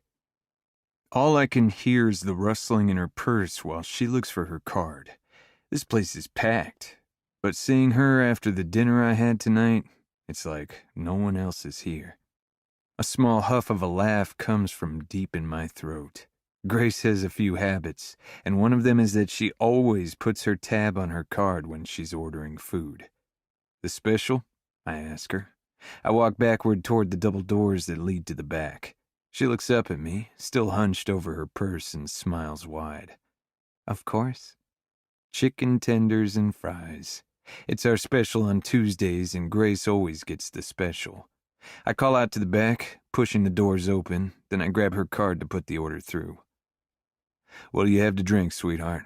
I ask, looking up at her from across the bar. I have to raise my voice, and I see a few of the men look over at me and notice her. They're regulars, and they go back to their food and drinks in no time, but I still feel a subtle rise of emotion. I don't know what the emotion is, but I ignore it when she answers that she'll have a pale ale. You got it. I move to the bottled beers. She likes the lighter variety with a bit of citrus. One night she went through nearly every pale ale on a mission to find her favorite. The cap pops off and I toss it into the trash before handing her the cool bottle. You want a glass? I offer, even though I'm sure she doesn't. Shaking her head, she answers, "Nope," and reaches for the beer. Her fingers brush against my hand, and a shock goes through me. A heated current lights my blood aflame. There's no reason for it. It was only the barest of touches, but holy hell, the sparks were there. A violent blush heats her face, and I wonder if she felt it too. I wait a second as she clears her throat and looks away, shyer than normal, despite being dressed to the nines in some sexy outfit I've never seen before. Some dark red pants and a light cream blouse. "Charlie!" I almost flinch at the sound of my name, snapping me back to the present. Frankie calls my name from down the bar. He's at the very end, but he didn't have to yell so damn loud. "Yeah?" I have to turn away from Grace to stride toward him, which is probably good, all things considered, with how she looked away when our fingers touched. My skin feels hotter with every second that passes. I want to turn around, and I can feel her gorgeous eyes on me, willing me to look at her. "One more?" he asks me, rather than tells me. I lean against the bar and shrug. "Whatever you want." He nods as he pushes his empty beer bottle toward me. It takes me less than a minute to get him another drink. The back doors creak behind me, signifying Maggie coming out of the back, letting the one double door swing open and shut carelessly as she balances Grace's order in her hands. I'm quick to grab the plate with both hands to help Maggie out. "I got it," I tell her, even as the skeptical look hits her eyes and tilted brow. Maggie wipes both of her hands on her apron and nods, the look not leaving her even as she leaves me to go back to the kitchen. The smell of the fries and chicken and bacon wakes me right the fuck up. I'm still full from dinner, but I'm definitely going to snag a few fries from Grace. A smile crosses my lips as I set the plate down in front of her, remembering the first time she ordered the Tuesday special. She practically threatened me if I didn't eat a few fries with her. It was the second night she came in here. I remember the first because she came with a friend. She's almost Grace's opposite. I remember thinking it didn't make sense that the two of them would be friends. There was a third one with them, but she left early, leaving the loud blonde and an embarrassed Grace. The next night, Grace came back alone, and I have to admit I was curious about her. She must have overheard me tell someone I hadn't eaten dinner yet. It happens a lot when you're managing so much. Time just slips by. She called me over and said it was too much food for her. I politely declined, but she wasn't having it. This sweet little thing told me I had to eat, and she'd tell my manager on me if I didn't. I don't think I've ever smiled so wide before. She really is a sweetheart. "So, you're having a bad day?" I ask her. I pull my bar stool over to her, grateful to sit down and think about something other than work and my mother's text. If she's not here by 6, maybe 6:30, I assume she's not coming by. Sometimes she surprises me with a later arrival, like tonight. She's here a little earlier than the rush, and thankfully James actually came in tonight. I've got time, and now a spare man for tonight. There was no way I was going to put him on the schedule without having backup in case he didn't show. I told him there's a 3-strike system now. He's already got one down. He'll either shape up or ship out. Grace rolls her eyes before grabbing a chicken tender. As she starts to talk, I realize I forgot the salt. That woman likes her salt. "So, I went out on a date tonight." She lets out a heavy sigh as I leave her for all of 3 seconds to grab the salt and pepper, even though she won't use it, and I feel my jaw clench a little tighter at the word date. The bar stool tilts on 2 legs as I reach over and grab the 1 bottle of ketchup on this half of the bar and set it down in front of her. "Thank you," she says politely. She always covers her chicken tenders with salt. No ketchup, there for the fries. No barbecue sauce, just a little salt. "Oh yeah? A date? And who is this Prince Charming?" I'm surprised by the jealousy I feel as I look back at her gorgeous eyes while she cocks a brow, as if to say, "You have no reason to be jealous." "It was awful," she says comically, and a genuine smile graces her lips as she lets out a huff of a feminine laugh. A wave of relief washes over me. Holding onto the edge of the bar stool and spreading my legs a little wider, I listened to her tell me about this guy, Jason. I steal a fry, and then another. Each time it only makes her smile more. After a few fries remind me how full I am from dinner, I know I'm not really hungry, but I'm used to stealing a bit off her plate when she orders food. I guess we both have some habits now. And then what? I asked her, wanting to know more about this horrible date. I wonder what it was like from his perspective, if he really saw her for who she is. The thought makes my heart do a small flip, but I barely notice as her hand absently brushes mine again, and she leans in. The sparks are still there, but I'm better at hiding that it happened this time around. "I can't even tell you," she states, and she's animated as she talks. "It was just something about him.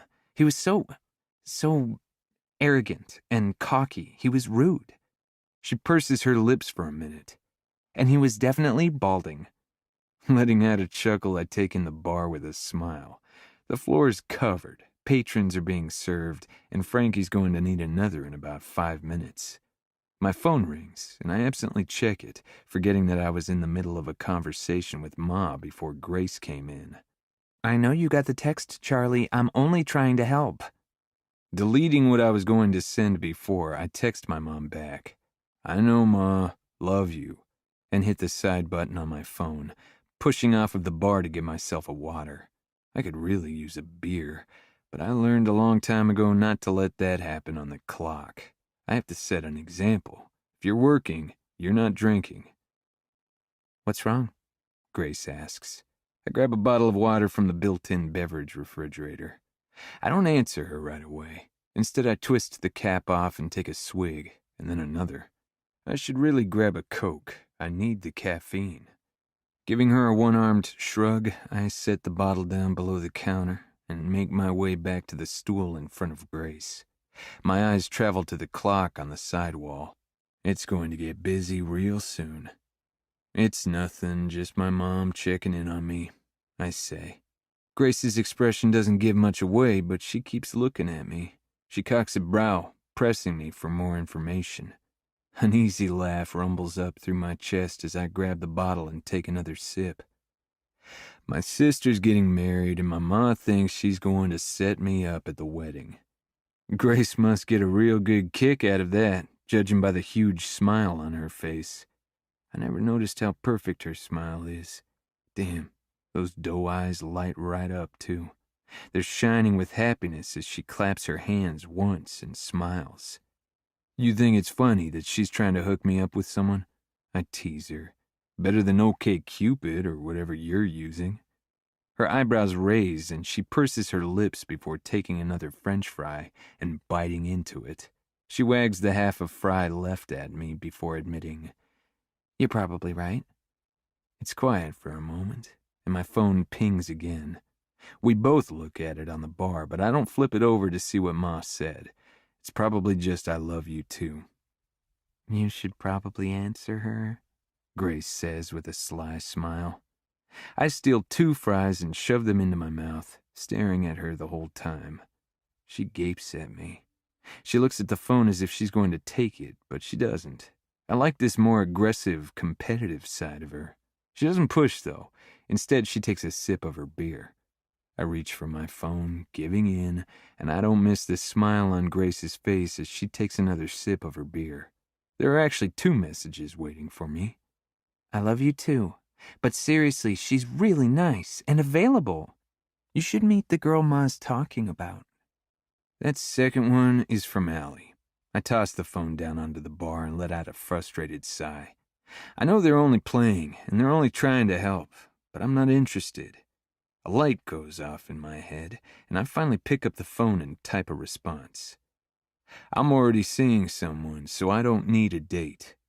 Not 30 seconds after setting the phone down does it go off over and over. "What? Who? When were you going to tell me about it? Is she coming to the wedding? Oh my God."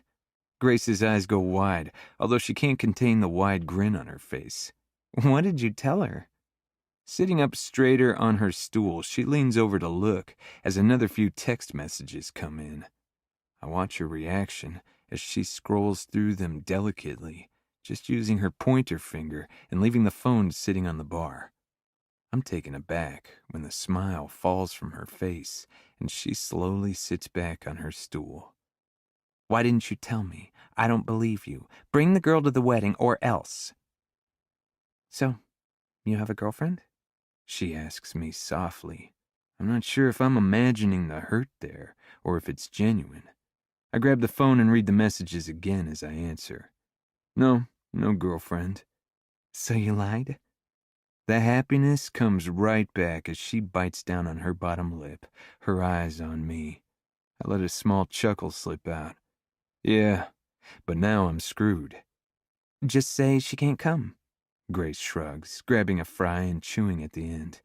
She has no idea how adamant my family will be to meet this new girlfriend. I can't for the life of me think what I was doing. Maybe I'm just sleep deprived. After grabbing Frank a beer and asking a few guests if they need anything, I head back to Grace with the inevitable truth. They're going to want proof. "What?" she says like they're crazy. "You didn't grow up in a small town, did you?" I ask her. She has no idea what it's like when everyone knows everything and word gets around faster than a forest fire in a drought. She shakes her head, finishing off the fry and reaching for one of the last remaining fried pieces of deliciousness. "I grew up in LJ. My family is nosy, but so is the whole town. Everybody knows everybody's business." I pause, considering. I shouldn't have told them I'm seeing someone. Grace sucks on the tips of her 2 fingers quickly, most likely for that last bit of salt. My eyes are drawn to her mouth. She doesn't mean it to be sexual as she licks the salt clean, but I'll be damned if it doesn't turn me on. "Take a picture of us," she offers with a nonchalant shoulder lift. "I'll pretend to be your girlfriend for the picture, and there's your proof." She winks at me and grabs her beer, although that beautiful blush comes back with a vengeance. It feels like a dare, and I'm happy to take it. I reach for the phone and scoot closer to her. Smiling, I snap a couple of photos. As I sit back down on my seat, I take a look at them. One is just right. She's drinking her beer, although she's smiling still. She looks sweet, happy even. I think Ma would like her. "That'll get them off your back," Grace says. There's that same dare hidden in her voice, but the effect is dimmed as she looks away and bites down on her bottom lip. My shy sweetheart. As I hit send, Grace finishes off her beer. I don't hesitate to get her another. I know she wants it. This time when our fingers touch, I don't let the bottle go. She tugs a bit harder, then realizes I'm messing with her. The smile lights up her face, and the texts light up my phone on the bar. Grace grabs it before I can, letting go of the beer. Her mouth forms a beautiful O as she gapes at the screen. I can only imagine her lips wrapped around my cock like that. I shamefully adjust my hardening dick in my jeans as she points to the phone, completely unaware. Damn, I want this chick. How have I not wanted her this bad before tonight? "They really want me to come to the wedding," she teases, and her sweet laugh is music to my ears. "It's 2 weeks away," I say, and then take a sip of her beer. I shouldn't, but it's only one sip, and it's hers. "You really want to play my girlfriend for 2 weeks and go to the wedding with me?" I ask the question playfully, but there's a serious hint hidden in there. A dare. "What do I get?" she asks. "What do you want?" My dick twitches in my pants at the thought of her answering with that desire I see in her eyes. "Let me think about what I want," she answers in a soft voice. She grabs the second to last fry and watches as I slowly reach the last one. "What is it that you get again? You're willing to do something for just a date?" she asks, forcing my eyes to reach hers. Nope, it's more than just a date, it's my family off my back. I nod to the phone and bite the fry as I wait for her response. Tell me what you want, sweetheart. I'll give it to you. "Okay then. You've got yourself a deal. What's my end of the bargain? I ask her with a smirk on my face. She bites down on her bottom lip, and I know what she wants is right there on the tip of her tongue, but she won't say it. I know what she wants. She wants to go slumming, get all tangled up in the sheets with the man she thinks I am. All she has to do is ask. Hell, she can have me every night for these 2 weeks and then some. I'll figure something out, she says, shifting on her bar stool. I'm playing with fire, knowing damn well this girl wants to settle down. She doesn't want to wind up with me, I know that much. But I'll play along. This is all for fun. I just need to remember that. It's just a drunken deal. Probably won't even happen. Chapter 7. Grace. I want you to knock me up. I could feel the words on the tip of my tongue when I was making a deal with Charlie, even though I know that's not realistic and sounds absolutely insane. Number 1, it's not an even trade. Number 2, a baby isn't a decision to make in a bar with a kind of friend. Number 3, I have officially lost my mind. I'll figure out how I'm going to deal with my issues. But for now, I'm focusing on the positive. I have a date. Sort of. It's just pretend, but yeah, I'm going to treat it like a date because, damn it, I want a nice date and a refresher on exactly how to date. As I drive home from Max, I can't help the smile that lights up my face. It's silly, I know. The very idea of Charlie going on a date with me is laughable. I get that. But I still let my imagination run wild as I drive back into the city. Fantasies about Charlie picking me up for the wedding run through my head, and I just laugh it off. I'd wear a pretty pale blue dress, lacy but not scandalous, and dark blue heels. A giddy squeal leaves me when I imagine opening the front door to my apartment, and he takes a moment to look at me, really look at me, and drink me in. Standing there in his wedding tux, I assume, since he's probably a groomsman, he looks fucking dashing. In the fantasy, I bite my lip and look downward, trying not to show him all the emotions just beneath the surface. He whistles, long and low. My eyes drift up, catching his. Damn, you are the kind of girl I'd like to date, he says. As a matter of fact, I think you'd look even better if you were carrying my child. I can't help but laugh out loud in my car as I pull into my parking spot. My reverie fizzles away, gone, like smoke. How ridiculous. Okay, so the real Charlie definitely wouldn't say that, and that's not how this is going to go down.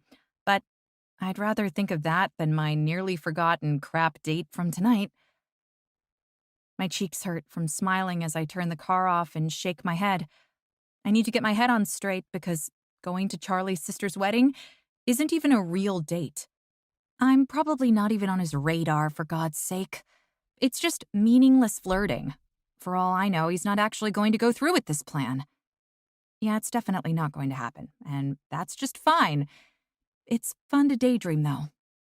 So long as my silly little heart keeps itself in check. Charlie is a friend, and nothing else. Sighing as I get out of my car, I lock up the idea at the same time as I lock up my car, and then climb the 2 flights of stairs to my apartment. Only on the 10th stair do I feel the weight of the drinks I've had. I'm not too tipsy, but I am more tired than I realized. I usually don't stay out this long, but tonight, I didn't want to leave. It's quiet out tonight. The city lulled to sleep by a long day of constant rushing. The breeze feels nice tonight, too. The keys jingle as I toss them in the bowl on the front entry table next to my purse. Illuminating my tiny studio with a flick of the switch, I take it all in with new eyes, as Charlie would see it for the first time. Once upon a time, I found the fact that my bed overlooks the fire escape romantic. I used to like the way that my kitchen is just a small bar with a mini fridge and stove. I used to be charmed by the tiny bathroom, painted in a soft shade of purple with retro white tile. Back when I found this place, I was glad that I had something in the big city that I could call my own. The mattress groans as I sit down on the frilly white bed and take my shoes off. I kick them over to the wall where I have my closet, i.e., a hanging rack jammed full and ready to tip over. I rub the sleep from my eyes and then take a good look around at the space I spent so much time making mine. I know I have to move soon. I've lived here for almost 4 years, and it was great in college and the couple of years after, but now I have a real job and I'm doing well, so I need to seriously think about moving. The weight of the day hits me as I undress and then crawl into bed, wondering where I should move to. Climbing under the comforter, the answer is obvious to me, and the neighborhood around Max flashes in my mind. There are plenty of cute houses for rent in Vinnings. A blush flames my cheeks when I realize that I'm actually fantasizing about living near Charlie. But it's not like I didn't think about living there before I ever set eyes on the man. I settle on my side, staring out the window to the fire escape. I imagine living close enough to Charlie that he just stops by late at night, his broad shoulders and quiet grin filling my doorway. I groan aloud, turning onto my back. Charlie, Charlie, Charlie. I have a one-track mind today. His sister's wedding is not a date. I need to remember that, to get it through my thick skull. He just asked me to pacify his family and not get set up on a blind date. As I stare at the ceiling, I honestly can't believe that he asked me or that I said yes. But after he sent the picture of us together to his mom, it was kind of hard to say no. I definitely blame it on the alcohol and on the smile that Charlie pinned me with. The combination of those two things is enough to get any girl to drop her guard. I've been a regular at Max for long enough that if he was into me, he would have already asked me out before now, and it wouldn't be some stupid deal to keep his family off his back. The worries and anxiety attached to IVF and knowing I should freeze my eggs come back and hit me like a ton of bricks. Or maybe like walking straight into a cold shower. I haven't even considered that I'll need a bigger place to live if I do get pregnant. A new house with separate rooms that could accommodate a nursery. Unlike my studio. I'm so ready to be a parent in my heart of hearts, but so not ready on a practical level. There's so much that will have to change before I can have a child. A strangled noise of frustration climbs up my throat, and I jump up to get my cell phone from my purse. How did I forget to charge it? Getting back in bed, I open the Tinder dating app, the long cord from the charger reaching to the middle of the bed just fine. I purse my lips as I swipe through several guys. I swipe left for pass, right for potential. I swipe left several times, stopping on a hot guy. Dark hair, tan, tallish from his pictures. But I see that he's just visiting Atlanta from Texas this weekend. I swipe left, regretfully, turning him down. There are half a dozen of the same kind of men. A hot guy just looking for a girl to show him the city for the weekend. Not for me, unfortunately. I swipe for a couple more minutes, then Tinder lets me know I'm out of matches. I surrender and pretend I didn't just do that to convince myself I'm not hung up on Charlie and any potential there. Heck, I don't even have his phone number. Maybe it's crazy to think that I can get a baby and the man of my dreams from one person. Maybe I get the hottie later, after I have a baby on my own. I picture myself with a grinning baby in my arms, both of us beyond happy. I don't really need a guy to give me that, do I? Maybe freezing my eggs waiting for the man isn't the way to go. Of course, getting a donor from a sperm bank is pricey and clinical. I've never even considered it an option, but the more I think about it, my eyes wander back to my phone. I could get a donor myself, the old-fashioned way. Hook up with some super hot, super smart guy without protection. A guy like Charlie. biting my lip. I know that's so wrong. Number one, I'd have to tell him. Number two, I definitely wouldn't be his pretend date then because, yeah, no way. No way would that work. A small piece of me wonders, if I just asked him, would he say yes? He's hotter than fire, smart, and runs his own business. Plus, Charlie wouldn't ask that many questions about a baby, right? Maybe he'd do it in exchange for me helping him out.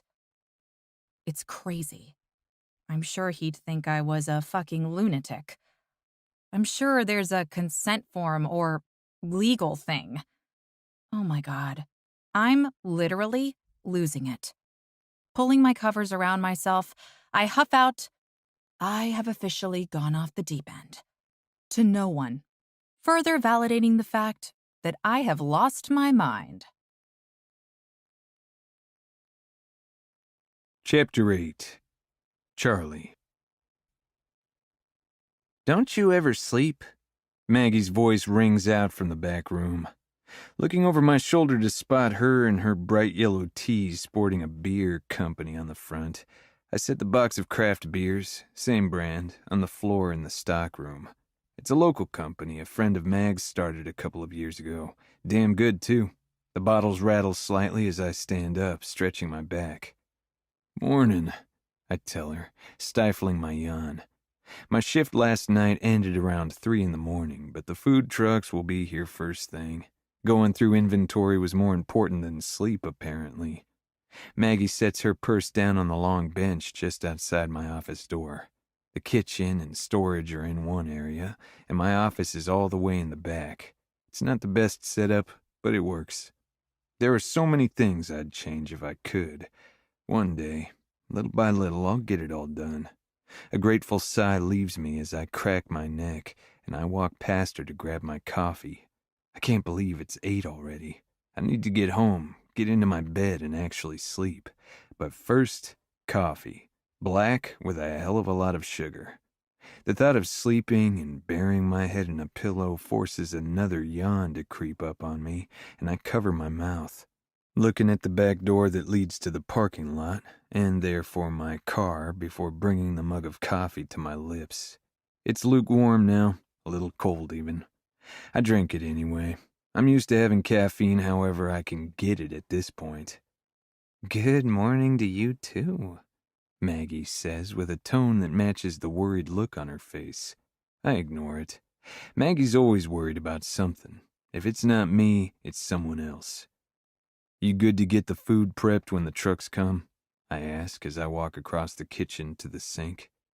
James should be here for the heavy lifting, and I'll wait for him to come in before leaving it all to you.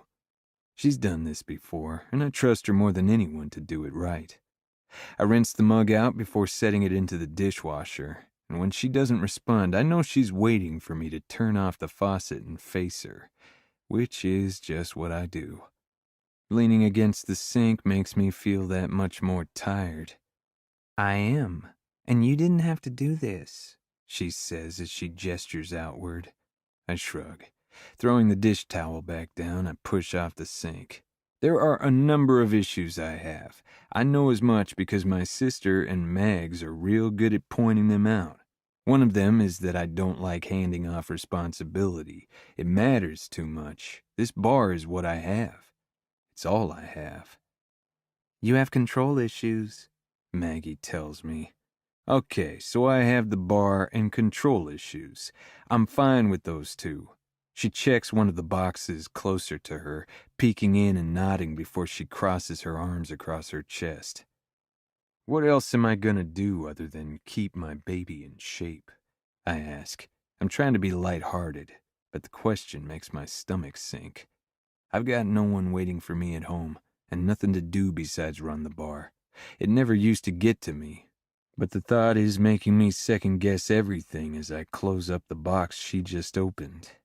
This feeling inside of me reminds me of Grace of all people, the ache in my chest that creeps up out of nowhere.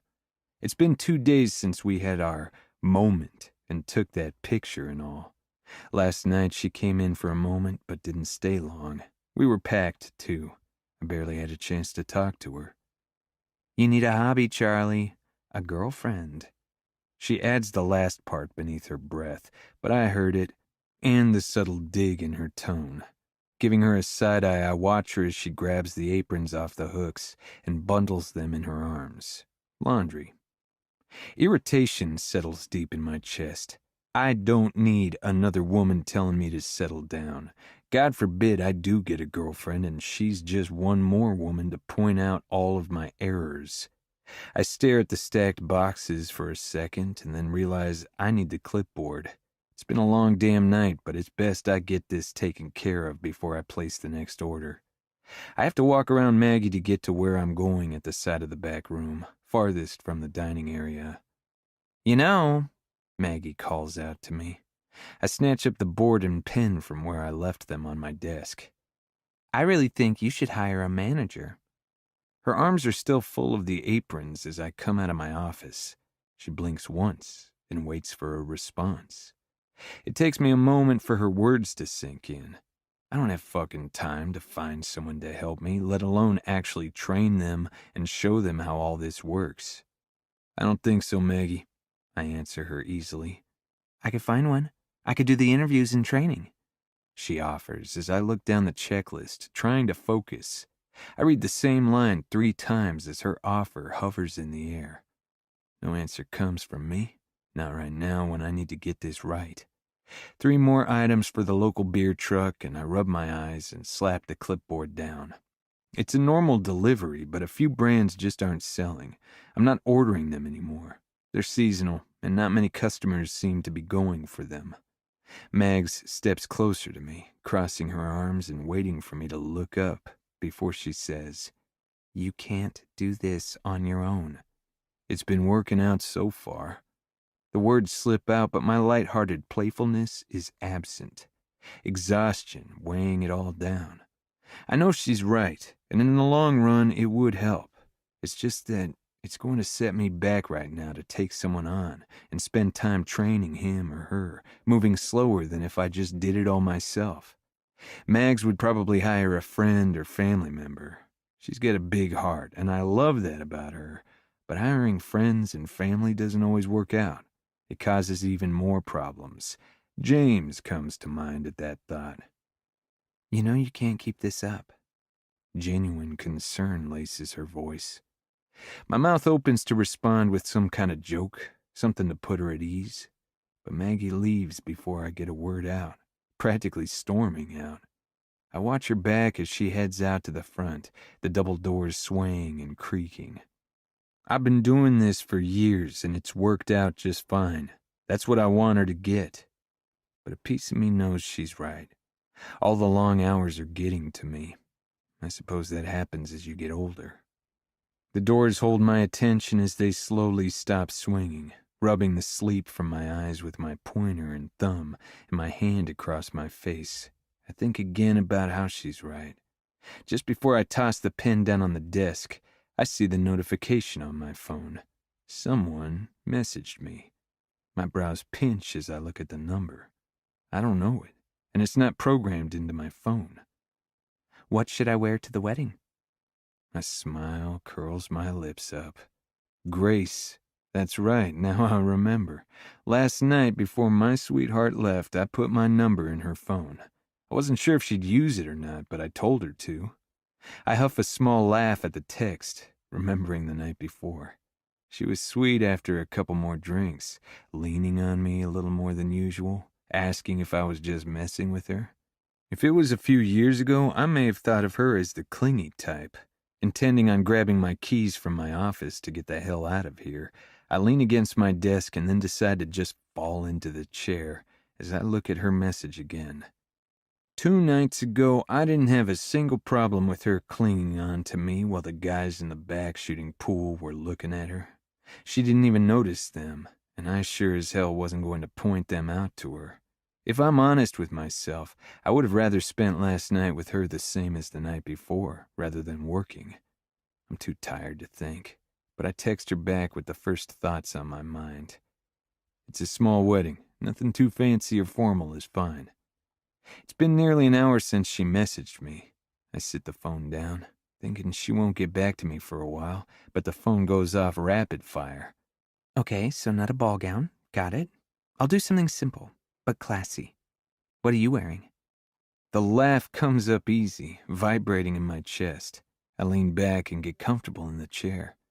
I'm so damn tired I could lay my head down right here on this hardwood or stack of paper and take a nap. I text her back. I'm in the wedding, so I have a suit. The groom is the only one in a tux.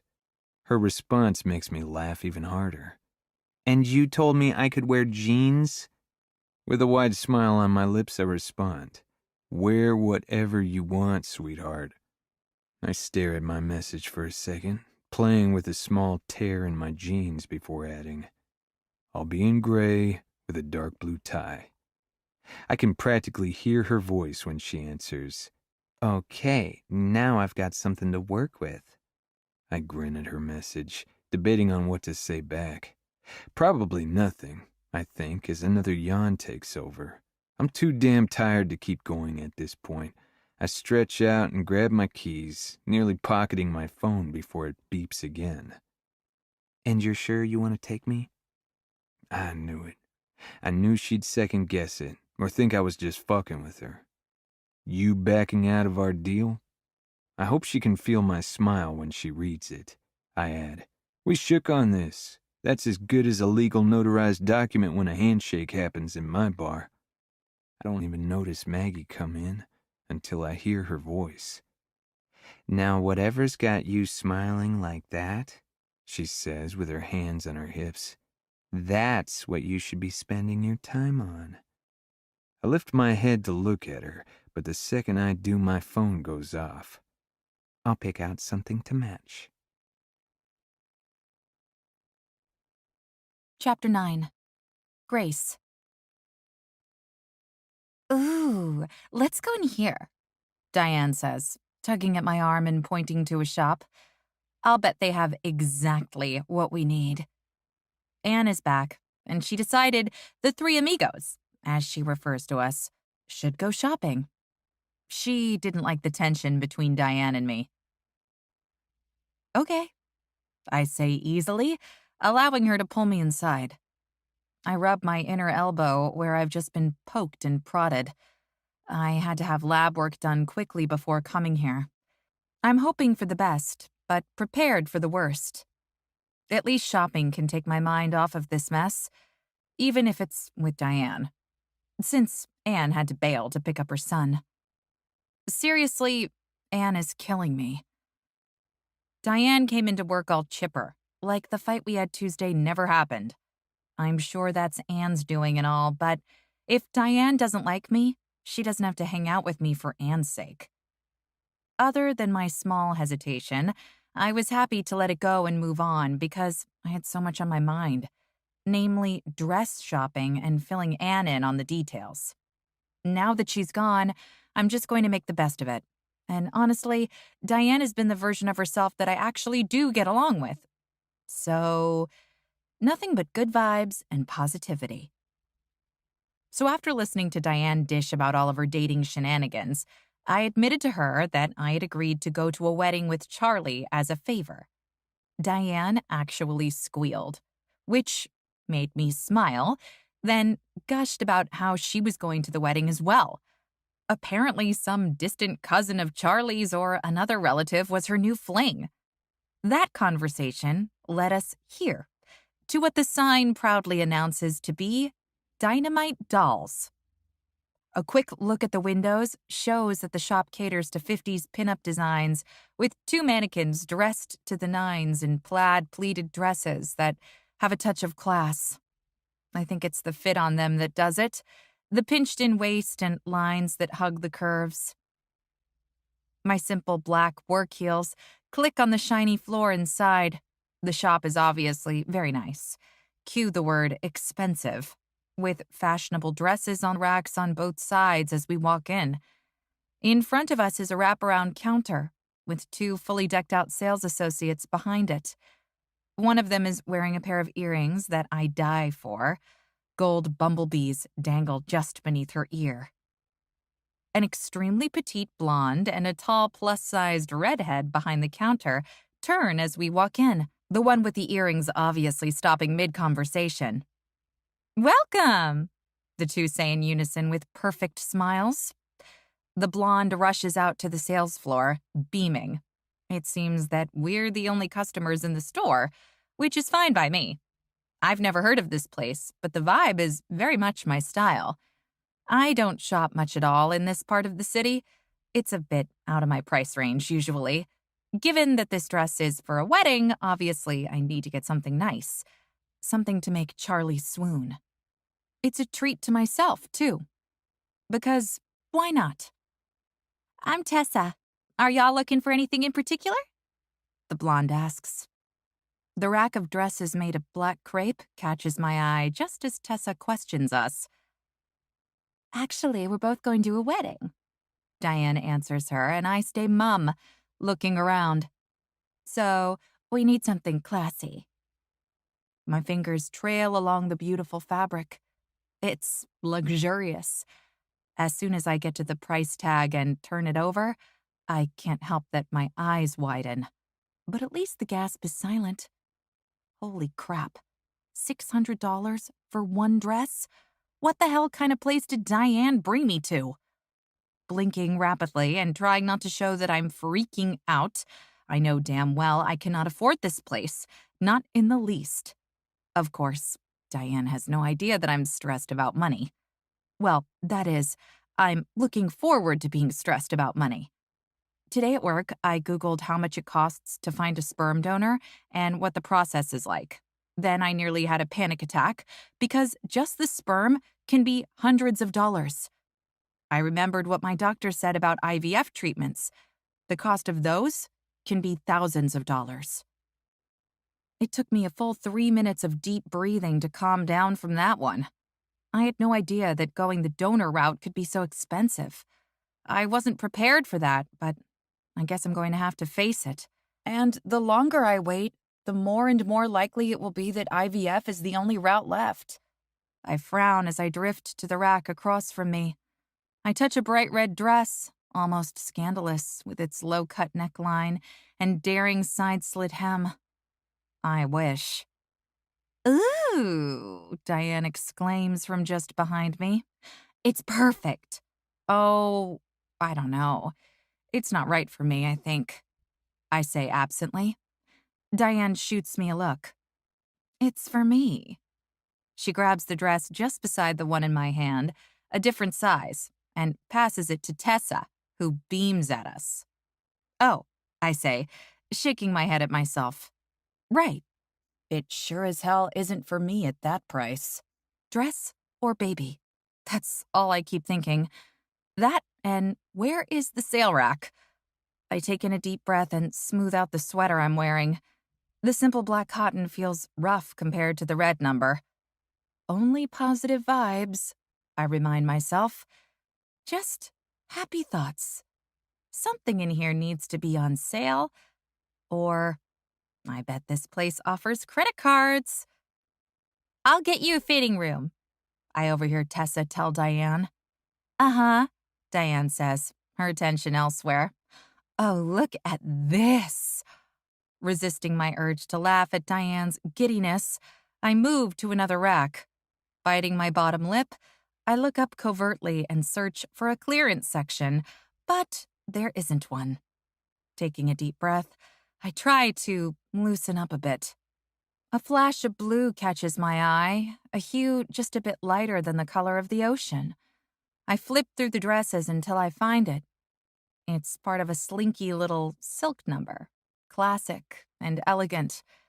My fingers grace the fabric of the dress, and I smile at the way it slips between my fingertips. I think this shade would be perfect. I'll match Charlie, but it won't look like I'm trying too hard to fit into the wedding party since it's all dark blues according to Charlie. It's perfect, I think. "Do you want to try that on?" Tessa says, startling me. "Yes, please," I say, forcing a small smile as my heart settles. I haven't even looked at the price tag. I really should take a peek before trying it on. Sometimes I fall in love a little too easily. But Tessa is already whisking it off to the fitting rooms. I follow behind her, to the back of the store. My brows raise when I see that the fitting rooms are the same size as the rest of the store, with good lighting and a gorgeous tufted ottoman in the center of the room and bar in the corner. Wow, this place is fancy. Someone put some real thought into the layout of the store. Right through here, Tessa says, gesturing to the stall, and hangs my dress on the copper-molded hook. Grace, are you in here? Diane says, her voice reverberating off the stall walls.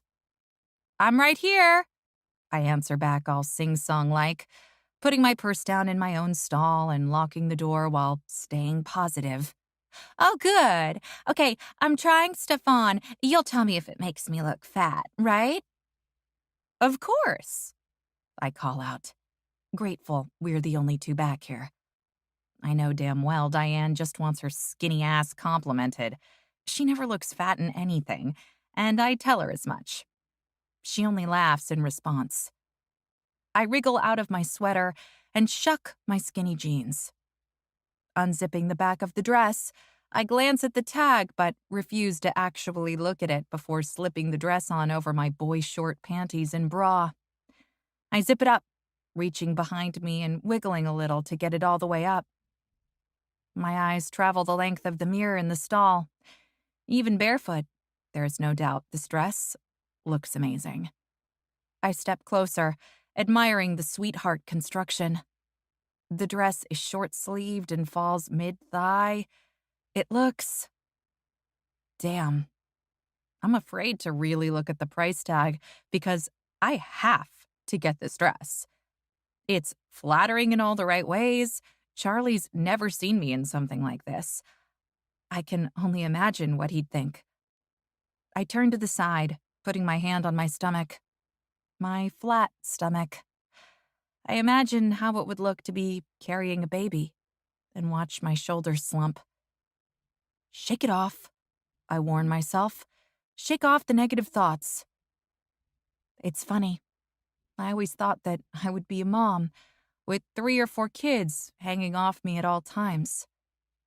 In the past, whenever I pictured my future self, I always saw children with me. I did everything I was supposed to do.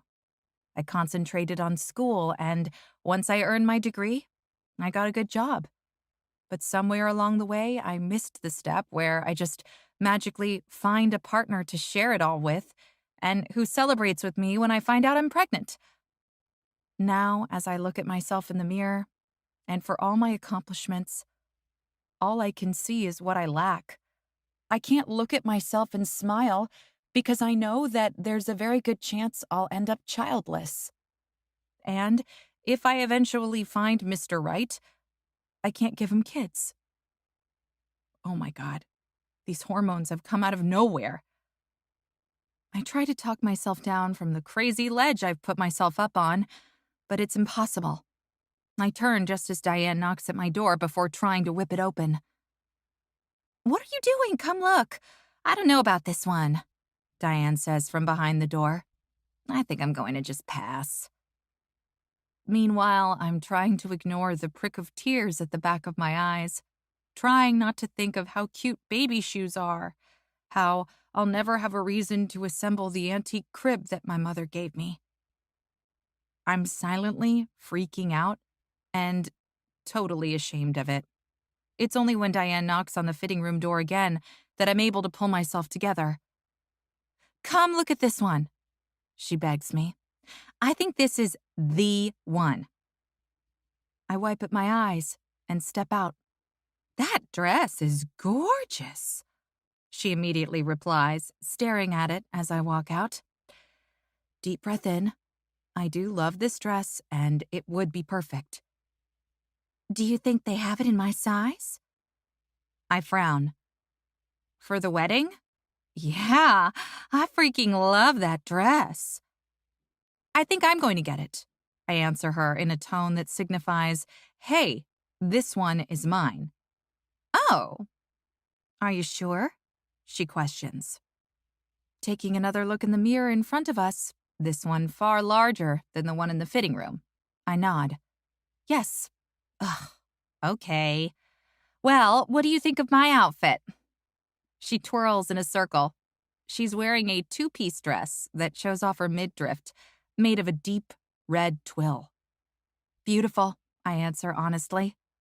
Not everyone can pull that off. She blows out a breath. Is it right for a wedding, though? She questions, and I honestly wouldn't think so, but I only shake my head mildly. I'm not sure I'd wear something with my midriff showing, but I do think it's a laid-back wedding, and I really don't ever show my midriff. This shop doesn't have anything cute anyway. Diane's response shocks me as she walks off. She disappears back into her changing stall, and I do too. Hey, are you ready? I think I want to stop at the food court before we go. Get a sugar-free, fat-free froyo. Diane's voice is so full of happiness. Just a second, I call out. I unzip the dress. I'll be right there. Okay, I'll be looking at the jewelry. I put the dress back on the hanger, listening to her footsteps fade as she leaves the fitting room area, then take a deep breath. I stare at the dress for a long moment, knowing that I won't find anything nearly as perfect anywhere else. And I'll match Charlie. I'll look good next to him in this dress, like I belong with him. I'll look like I could be his real girlfriend instead of a pretend one. I shimmy back into my jeans and sweater, then consider the dress once more. It only takes one more look at the dress before I scoop it up and head for the register. They did offer credit card applications after all. So, the dress is mine, along with a new shiny store credit card I'll never use again. Chapter 10. Charlie. My eyes drift to the entrance of the bar like they've done all night. I'm waiting for her. I'm eager for that shy smile to greet me and to watch her walk those sweet curves through the doors. I'm ready for Grace to act like she's not affected by me, as all the while that blush creeps up to her cheeks.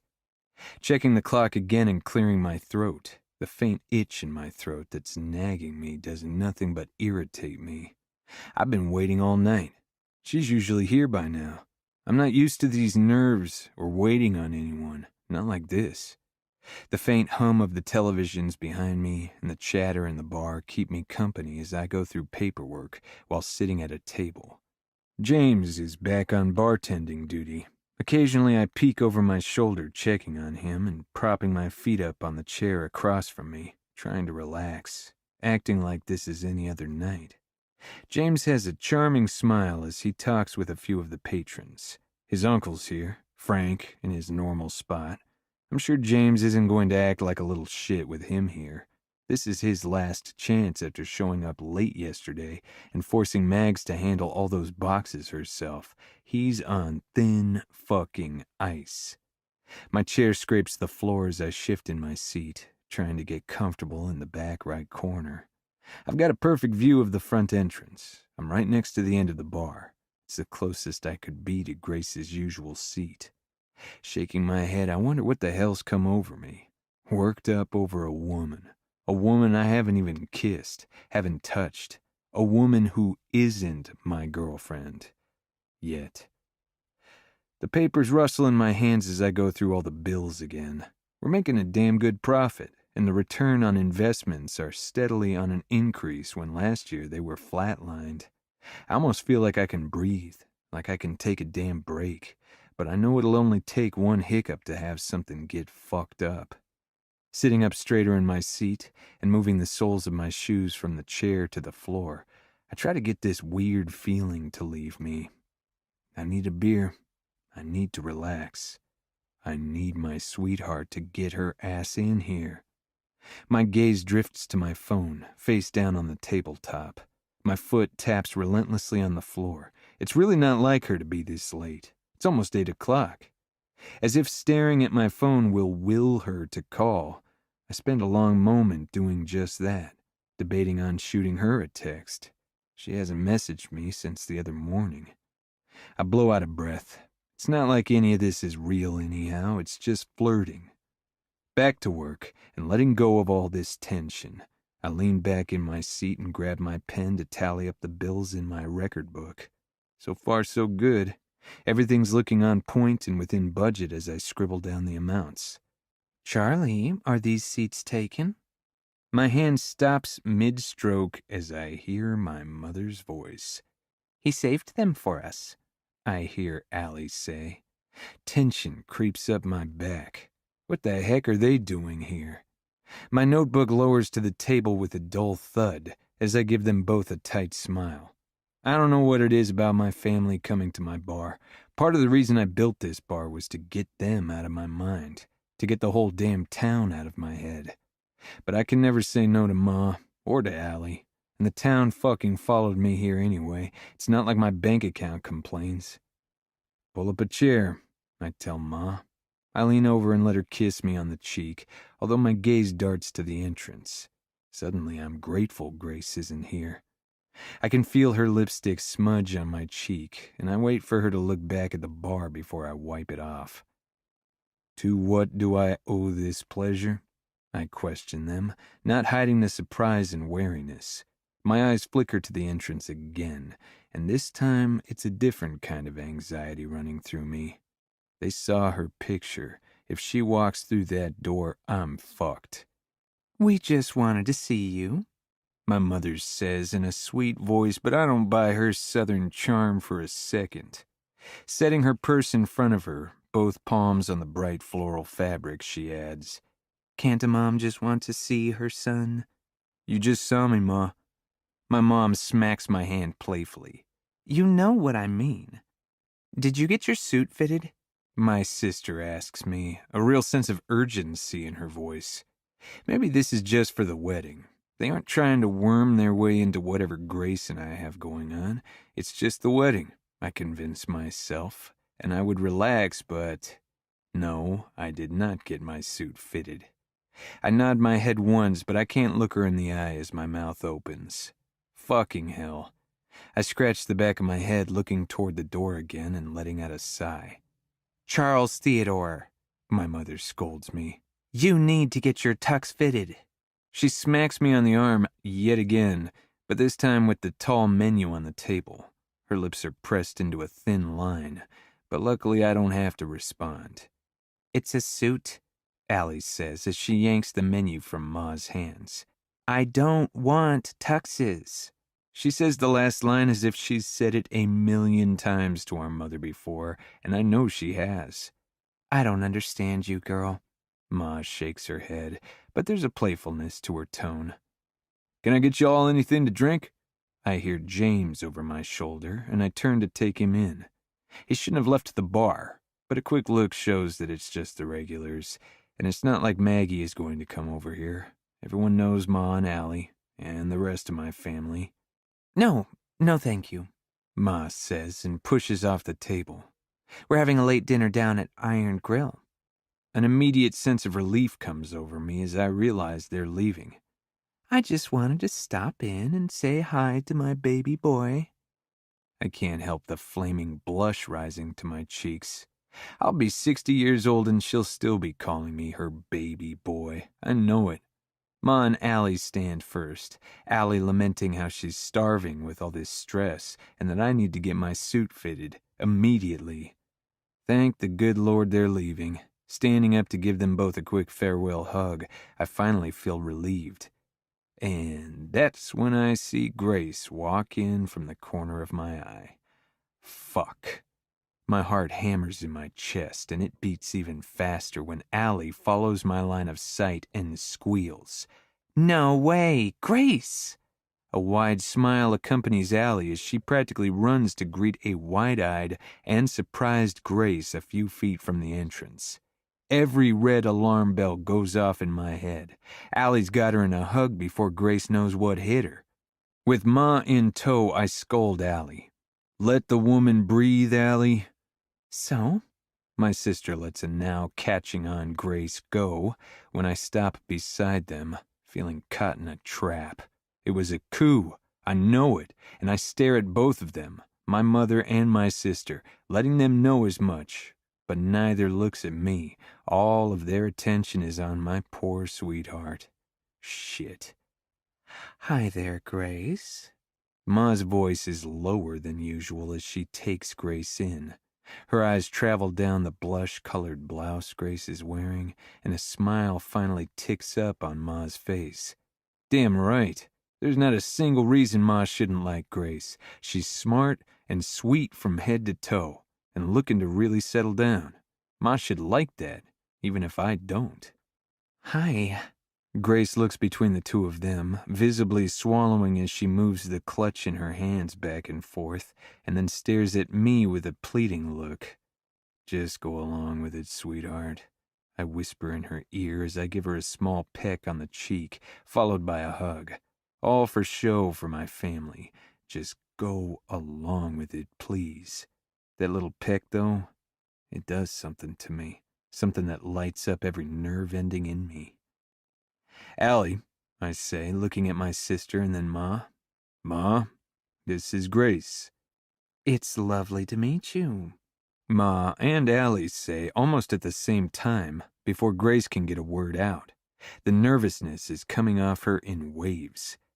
Same to you, Grace says in a gentle tone as she smiles shyly and bites down on her lip. You both look lovely. So like I started to say, Allie says quickly, I know we have to go. She looks at Ma, giving her a look that says, we saw her, she's real, now let's go and not scare her off, and then back at Grace. But I was wondering... Her voice gets a little higher as she sways back and forth and looks like she's holding her breath for a minute. Is Allie nervous? What the hell does she have up her sleeve? Would you like to be my bridesmaid? Allie says quickly. And I swear all the blood drains from my face. My sister has lost her damn mind. Grace's pouty lips drop open slightly in surprise, and before she can get an answer out, the words rush out of my sister's mouth. It's a small, intimate wedding, low commitment, really not a huge deal in terms of setting things up or anything. Her hands wave animatedly in the air as she continues.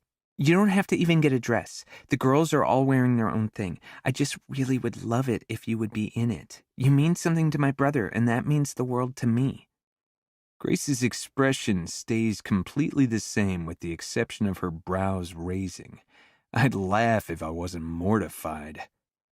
It's less than 2 weeks away. I try to cut in and give Grace an excuse. Nonsense, Allie says with a hurt look. There's nothing to it. She shakes her head and gives Grace those puppy dog eyes that let her get away with murder growing up. I don't have time to really...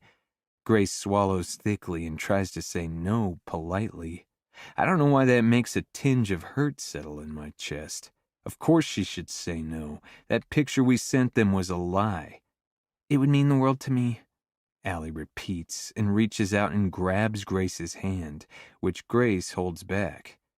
I know this seems out of the blue, but it's just that Charlie hasn't had anyone serious in his life in so long, and I really want to welcome you into the family. The numbers are uneven, too. Michael has an extra groomsman. I close my eyes, completely embarrassed and mortified. It's quiet for a moment, but as I slowly open my eyes, I see Grace slowly nodding her head. I am honored and would love to. Yay! Allie squeals with excitement again, jumping up and down while hanging on Grace's shoulder. Shit, I feel like an asshole for dragging Grace into this. I have a dress appointment next week if you want to come. You have to meet all my friends. They're dying to meet you. It's going to work out perfectly. This was meant to be. I just know it was. Before I can tell my sister how ridiculous she is, she's dragging Ma out of the bar. And as much as I want to tell them how crazy this is, I'd rather have them out of here as soon as possible. Grace stands in place, holding onto the clutch like it's going to save her life. Lovely to meet you both. Grace bids them farewell, tucking a strand of loose hair from her bun behind her ear. It was nice to meet you too, Grace, Ma responds, I'll see you soon, Grace. Charlie, give her my number. And with that last demand called out over her shoulder, they're gone, and I'm left alone with Grace. Her mouth hangs open a moment in complete shock. You all right? I ask her warily. Did I really just agree to be your sister's bridesmaid? Blinking rapidly, Grace looks between me and the now closed doors to the bar. A smile forces its way onto my face as I see Grace look around her like she just got swindled. You did, I tell her easily. Holy shit, she says with a smile. I need a drink. You're buying this time. A chuckle leaves me, rough and low, and I follow her over to the bar. You got it, sweetheart. Given how my family can be, my sweetheart handled herself pretty well. But I don't know how we're getting out of this one. Chapter 11. Grace. It's late. Definitely after 5 o'clock already. Darn it. Glancing into the cubicles in the office, I find them empty. I slide my headphones off and hit pause on the playlist that I listen to when I really need to focus. I had a feeling it was getting late, but not this late.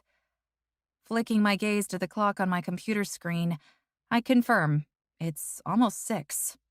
Yep, it's past quitting time for most of my coworkers, and now I'm here all alone. Physically separating myself from my work and letting out a long exhale, I push myself back from my desk. I spent the day working up several new ads for a health food company who wanted the whole package.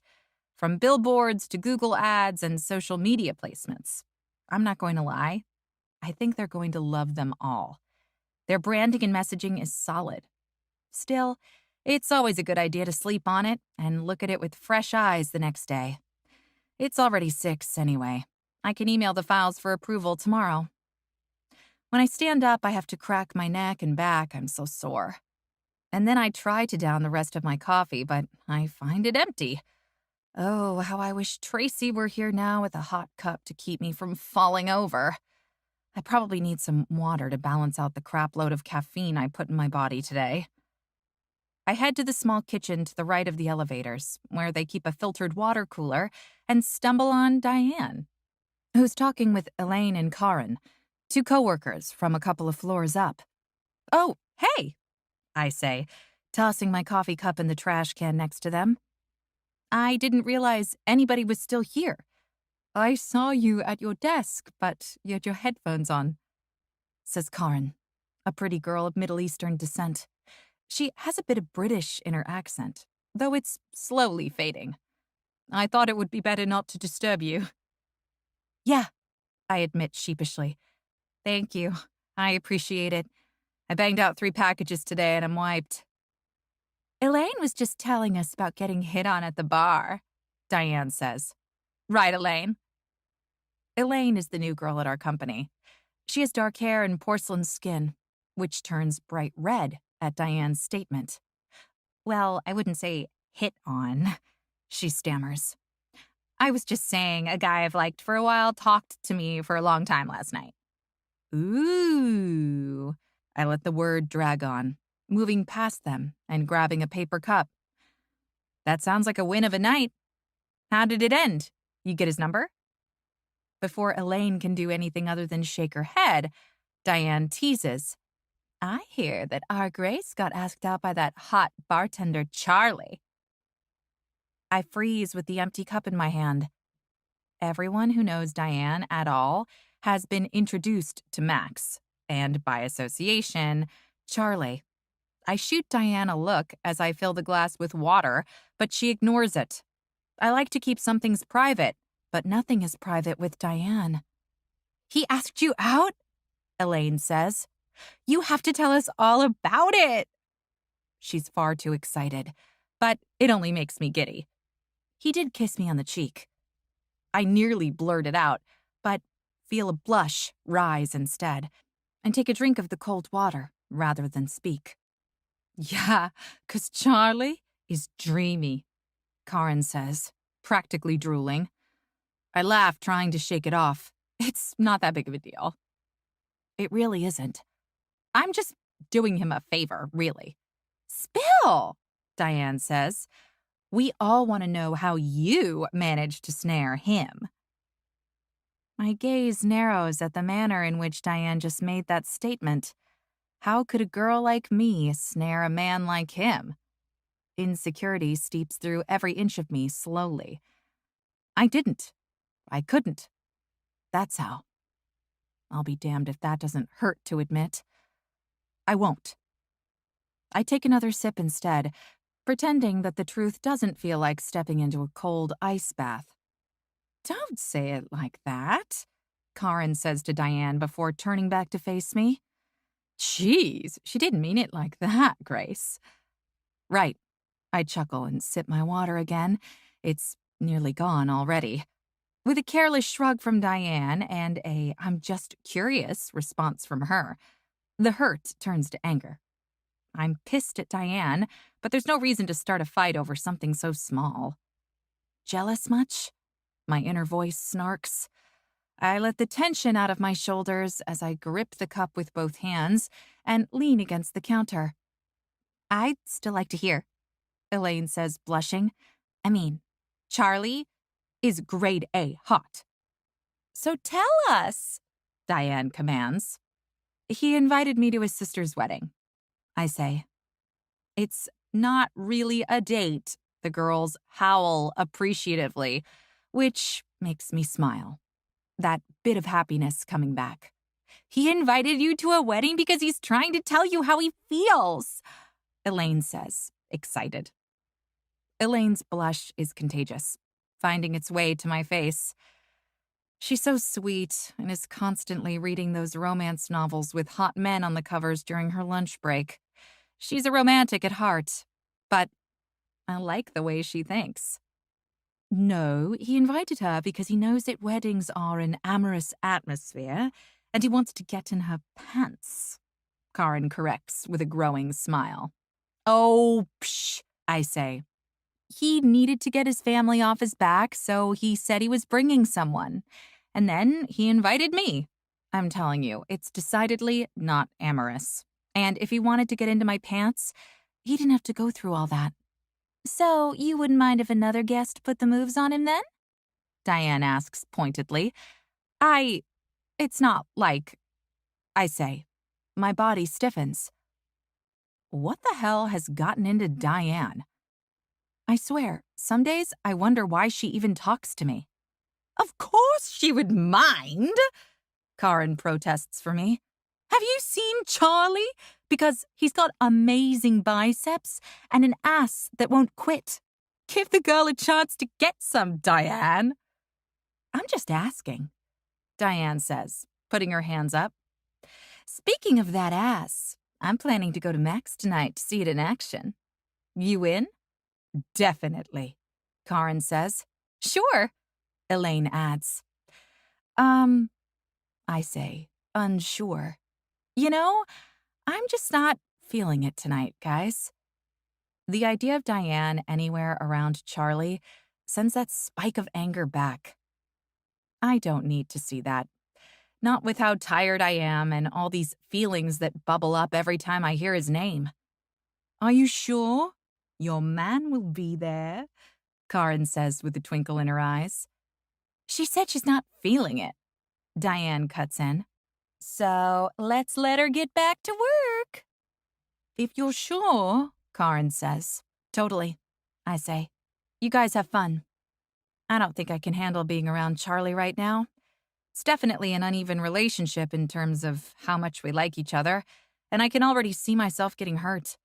Neither of us mentioned his mother and sister after they left. It's like we're pretending none of it happened, and we're just our flirty, normal selves. But there was that kiss. Chapter 12. Charlie. 8 o'clock passes. 9 o'clock has come and gone. My shift is done. I told them all I was heading out early, but here I am, still waiting. I was hoping to take Grace out to dinner, somewhere other than here to make up for my sister and her antics. But she hasn't showed. She didn't come in last night either, even though some of her coworkers did. I have a sick feeling in my gut telling me something's wrong. I finally give in and reach into my pocket for my phone to text her. "You all right?" Maggie asks me as the denim rubs against my fingers as I pull the phone out of my back pocket. "Yeah, fine," I answer, as she sets an order of wings down in front of Mickey. The sound of the plate hitting the table forces me to look up at her. She smiles as she scoots the plate closer to him and addresses me. "You don't look fine. Go home." I stare at her, but she doesn't back down. "I'm going, just making sure a friend's not on her way." "A friend?" Maggie's eyes light up. "Your little Grace?" I don't like how she says it with that teasing tone, as if she knows something I don't. "Yeah, her name's Grace." I hold her gaze, but Maggie's not affected in the least. "You go on and message her then," she says, then leaves a bit slower and a bit happier than she came. Out of habit, I take a look around and notice Mickey looking up at me with a smile. It occurs to me that word is probably getting around about the two of us. Shit. I shift my weight and look down at the phone. This wasn't meant to be anything. She's just a sweet girl to flirt with. We don't want the same things. That last statement resonates and makes me feel like an asshole. What the hell am I doing? I almost put the phone back in my pocket. If Grace wanted to see me, she'd be here. I almost don't message her. But fuck that. I want to see her. I took the first night off that I've had in a long damn time to see her. Maybe I didn't text her since I assumed she'd come in like she usually does. But I have the balls to ask her, right fucking now. My body heats as I type in the message. "Missing you, sweetheart. I'm getting off work and wondering where you are." I regret sending it pretty much as soon as it goes on the screen. It's not like she's obligated to be here. I let out a heavy sigh, hating that all of this feels so suffocating. It's been 5 years since I don't even know what I'm doing. Asking her on a date, I guess. A real one, not just to be my fake date for a wedding. "Sorry, Charlie, I went home tonight." A frown tips my lips down, and that sick feeling comes back to me. I clear my throat and type back without thinking. "I was hoping I'd see you. Now I don't have a dinner date." Sad face emoji. Again, I immediately regret my decision. A sad face? Really? Throwing my head back, I grip my phone like I want to strangle it.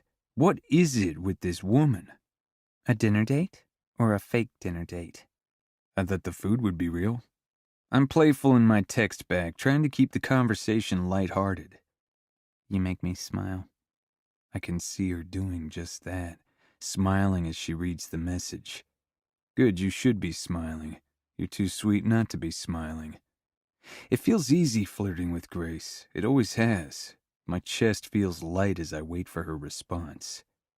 "I'm sorry, not tonight." "Another date?" I question. I don't think she'd be one to do that. She'd tell me. But I ask her without thinking. I need to quit it with that.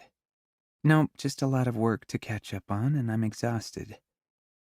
I think about asking her if she's seeing anyone and making this thing between us official, but then I remember all the stories she's told me about her dates and looking for a man to settle down with. Clingy. I'm not ready for all that. I could at least ask her out to dinner, though. Just to tell her thank you for putting up with my sister. Maybe sneak in another kiss. "Another night?" I ask her. She takes a minute to respond, and all the while I'm getting more and more anxious. Maybe I should take the hint, but I don't want to. I at least want to feed her. "Sure, I'd like that." I'm smiling and thinking about going home when her next text catches me off guard. "What are we doing, Charlie?" "What do you mean?" I text her back almost instantly. Fuck, even before she answers, I know what's coming. Grabbing the closest chair and ignoring Mag's stare, I take a seat and stare at the phone, willing her to respond. I lean forward, my elbows on my knees, and wait, rereading her question. What are we doing? I knew my sister got to her. Why the hell did she have to come in here and mess up what I had going with Grace? Everything was easy, just going with the flow and taking it slow, making sure I'm not going to hurt her. We're just having fun. I text her back before she can answer, my heart pounding in my chest. I lean back in my seat, the legs screeching as they slide across the floor and run my hand through my hair. I feel like I'm in a little over my head. I stare at her response for a moment. That sick feeling was right. I knew it. She's not happy anymore, just playing around. I don't blame her. She knows what she wants, and me fucking around with her is just causing problems for her. What do you mean? I ask her as my stomach sinks. I rub my eyes, feeling exhausted and hating myself. What did I really expect from her anyway? I huff out of breath and shake my head as my phone beeps and her reply comes through. I'm not really sure what it means to just have fun with someone. It seems like I'm going to end up getting hurt, and I'm not sure it's a smart thing for me to do. I'm sorry. I feel like shit, looking fixedly at the phone in my hand. Brushing my hand over my head out of frustration, I look up and see James at the bar staring at me as he fills a glass with ice. I nearly snap at him, feeling stressed out and pissed off, but he breaks my stare and looks away as soon as he sees me glaring back. I suck it up and text Grace back. I knew this was a bad idea. We're looking for different things in life. Are you still able to come to the wedding, or do I have to tell my sister we broke up? Shit, that hurt to write. I ignore it all, knowing it's best, though. Better to break it off before she gets hurt, because that's all I'm going to do anyway. She's quick to answer. I'll still go with you. And just so you know, I really do like you. I know I should say something to put her at ease. I should tell her something to make her feel safe and comfortable. But I don't want to lie to her. And worse, I don't want to lead her on. I'm not ready to get married and have kids or any of that shit. And that's what she's looking for. Especially knowing she may not be able to. I don't need a baby-crazy woman trying to lock me down. But it doesn't stop me from wanting her. At least for as long as I can have her. Soon as this wedding is over, she'll probably stop coming here altogether. Night, Charlie.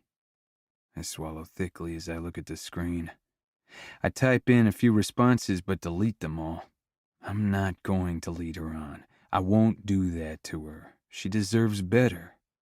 I finally settle on something simple.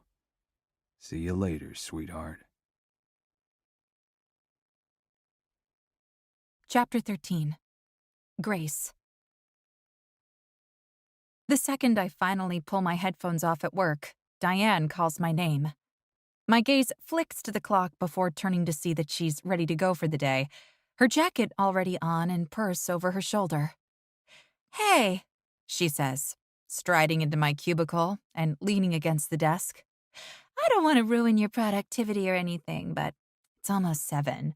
Our meeting went long. She doesn't need to, but gestures to the salespeople who I can see filtering out of the conference room. Rubbing under my eyes, I slowly stand up, stretching. I don't know the last time I got up. I've buried myself in work all day. Another productive day. You're not interrupting, I answer her. I just came to a stopping point, creatively. Perfect timing. Well, we're going to the local. You should come. Assuming you're not too busy with Charlie, she says, teasing. At the end of the aisle, I spot the gaggle of women gathering near Diane's cubicle, and then glance at my desk. If I start on another project, I'll be here until midnight at least, and I'm sure as heck not doing that. Okay, I say with both a shrug and a smile. Why not? Cool. Her peppy tone is infectious. We'll see you there. It's karaoke night. She shoots finger guns at me, and I can't help but smile. See you there. The traffic is heavy, and I end up with less time than I'd planned to refresh my makeup and take off my leggings, leaving me in a very short, pale peach dress. Rushing to get there before it's too late, and everyone else is several drinks ahead of me. I let my hair down on the way to the local. By the time I pull into the parking lot, I look Well, at least respectable. The car door shuts with a loud click, and I spot Diane instantly, who's waiting outside the bar. Taking in the bar patio, I'm immediately unsure. There are 6 tables outside, every single one packed with 20-somethings ready to party. They're loud, and a few are smoking cigarettes. I rub my forearm as I walk toward Diane, feeling like this isn't exactly my vibe. There you are! Her arm wraps around my shoulder, pulling me in close, and I nearly stumble, but have to laugh. I need my drinking buddy. Claire's driving us home. It ends abruptly, as the loud noise of the bar hits me the second the door is opened, and I nearly stumble again from being pulled in by Diane. Inside, it's madness. Lots of little booths packed with people. I have to immediately flatten myself against the wall to avoid a waitress with a tray of drinks. Diane grabs me and pulls me toward the back, where some of our coworkers have managed to secure a table. Thank God we have a table. Look who's here, she announces. A rousing cheer goes up, but I assume it has more to do with alcohol than my arrival. I recognize all the girls at the table, but the only one I'm friends with is Anne, and she's at the other end. I need to move seats as quickly as possible. Anne says something, shouting it even, but I have no idea what she said. I can barely hear the conversation continuing to my right. I should tell Diane that I don't plan on being here long. I just want to blow off some steam before I head home. The conversation with Charlie last night still has me feeling like an idiot. I don't want to stay past the point of being able to drive myself home. Listen, Diane. I try to get her attention. I'm interrupted by the arrival of 2 pitchers of beer and a stack of plastic cups. Another cheer goes up from our table. Shh, Diane says, taking it upon herself to pour me a plastic cup full of foamy beer. Here, drink up. Actually, I try again, but Diane is preoccupied. Turning to my one ally here is useless. Anne is wasted. It only makes me grin, happy that she has a chance to get out and have a girls' night. Shots! How many of us are there? 7? Diane shouts absently, turning around and searching for the girl who just brought us the pitchers. Where's the waitress? I settle back in my seat and sip my beer. Don't be a party pooper, I chide myself. I guess I'm just still down from the conversation last night. My phone buzzes. I check it and see that I have a text from Anne. Good to see you, girl. I didn't think you'd come. My gaze lifts to hers, and I see her with her phone in her hand and the smile on her face as she stares back at me. Good to see you too, stranger. I have so much to catch you up on. Tell me everything, but do it tomorrow so I'll actually remember. A huff of a laugh leaves me at her response, and instead of responding, I lift my cup to her and cheers, and we drink together. Hey, Diane says, snapping her fingers in front of my face. I wrinkle my nose at her, and she smiles. Quit moping and drink already. Soon, not 1, but 2 shots are put in front of me. Everyone throws the shots back, one and then the other. I do the same, willing the alcohol to drown out all the overthinking I'm doing. To my surprise, it actually tastes good, like a piece of grape-flavored candy. I hum appreciatively. I sip my beer and try to fit in. A night out and some alcohol definitely can't hurt, even though I find myself thinking about Charlie. I don't know the first mistake I made. Making that bet, or asking him what we were. My phone buzzes again, and I see it's from Anne. When I lift my gaze to hers, I see the concern. More beer, she wrote me. I lift my glass again and pretend I'm not crazy, that I don't feel like I just had a breakup. An hour later, we collectively heave ourselves out the front door and into Claire's car. I drank way too much. I knew it too, but each drink made the anxiety in my chest feel lighter and lighter. And I got to talk to Anne and tell her everything. At least, I think I did. I'm not sure she heard it all, though, through all the noise. There are 6 women packed in Claire's little Nissan Altima, but we're not going far. Max is right around the corner from here, and they've got a DJ spinning tonight. There are 3 reasons, really, why I'm going, and that's what I think about in the car ride there. Although I make sure to laugh when the other girls laugh, clinging to my bottle of water Anne grabbed for me. Number 1, I'm too drunk to drive. Number 2, I didn't want to stay at the local by myself. Number 3, I want to prove it's fine. I'm fine. It was silly and nothing happened anyway. Everything is fine. So I'm going. We get to Max in one piece, thanks to Claire being the designated driver. It's dark inside, with a couple of spotlights casting their glow on the bodies packing the dance floor. It's not nearly as packed as the local, but there are more people in here than usual. Whoa, I say, as I push through the crowd toward the bar. But then again, I come during the weekdays mostly. Charlie's working the far end of the bar, serving drinks to what looks like a whole sorority's worth of girls.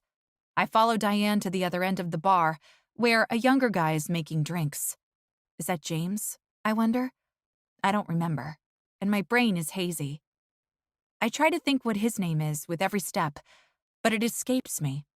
I realize that I must be tipsy, so I try to rein myself in while I stand at the bar, although my eyes keep darting to Charlie, waiting for him to see me. There's not enough alcohol to make the bundle of nerves in my stomach knock it the heck off. It takes a couple of minutes for me to get a drink. When I'm finally at the front of the line at the bar, I catch Charlie's eye. He looks at me first, then at my work friends, and sort of shakes his head. He's smiling, though. I bite down on my lip, feeling the smile stretch across my face as I rock on my heels. But before I can even say hi, his attention is diverted back to the co-eds, and he says something that makes them all titter. I'm certain one of them attempts to pull Charlie in for a kiss. He dodges the kiss at the last minute, but I've had my fill of watching. It's just fun. All that internal pep talk leaves me in a quick second. I turn away, grabbing my drink, cheeks heating, and my throat feeling tight. If Charlie can flirt with every woman who looks his way, there's nothing saying that I can't have fun with whoever I want. As if that's what I want to do right now. I dance my way over to Diane, trying not to let my hurt show. Well, my attempt of a dance. It's more like I sway my way over to her. It's not like you even have anything with Charlie, I remind myself. I put my hands up in the air and dance, careful not to spill my drink. I'm sticking with beer tonight. Diane and the girls join in, and I try to just relax and have fun. I refuse to look over at Charlie, instead plastering my gaze on the back wall where the TVs display some music video. It doesn't take long for the group of girls on the dance floor to draw more men in, and for Anne to decide her time is up. She rushes out, her husband waiting for her in the parking lot. With her gone and Charlie preoccupied, my mind goes exactly where I don't want it to. It's crowded, it's loud, and I feel like shit. In a room with all these people, I have to force the smile on my face, and I just want to go home. This was a mistake, and the second I know that, I sneak out and get a cab home. Not looking back to say goodbye to the girls or to Charlie. I'll make up some excuse tomorrow, but I just have to get out of there. I don't know what my first mistake was, but coming here tonight sure as hell was a mistake. Chapter 14. Charlie. My alarm clock goes off, but I'm already up. I slap my hand down and the incessant beeping stops. I couldn't sleep for shit. The whole night, all I kept thinking was that I'm an asshole for trying to be with Grace without giving her a commitment. What's even worse is feeling like she's done with me. She didn't say a word, and she left the moment she got there. She's most certainly done with me. I don't want to be done with her. Sinking back into the bed, I stare at the thin opening between the dark curtains and watch the stream of light pouring into the bedroom. My only sliver of hope is that she said she'd go to the wedding. I don't know why I'm holding on to her as hard as I am. We haven't even kissed, She's not tied to me in the least. The bed groans as I slowly slip off the edge and stretch my arms high above my head. I blow out a tired exhale as my bare feet pad across the wooden floors. They're cold, and I'm pretty sure the furnace went out last night. Every hair on my arm stands on end as goosebumps travel up my back to the base of my neck. Damn, I hadn't even noticed. I grab my phone off the nightstand on my way out of the bedroom. I have to call her or text her. Something. I can't let her think I'm just some prick. That's exactly how she looked at me last night. My heart thuds hard in my chest as I climb down the stairs, not bothering to grip onto the iron railing. I don't go around kissing random women. Maybe I did once, but that was a long time ago.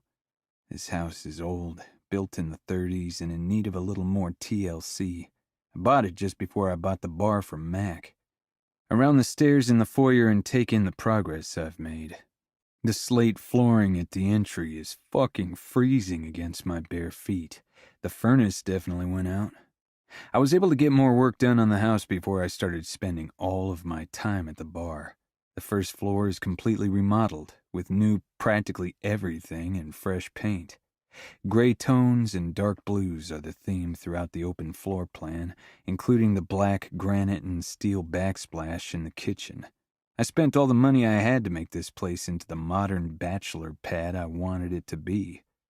But now when I look at it, it's just cold, empty, devoid of life.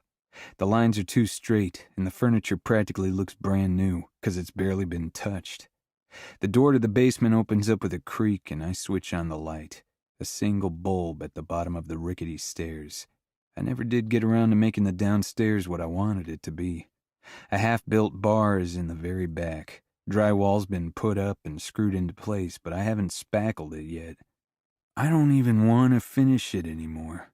I think I just wanted to believe I was loving the bachelor life. The truth hits me hard, like a bullet to the chest. But I keep moving, heading toward the furnace to mess with the electrical box.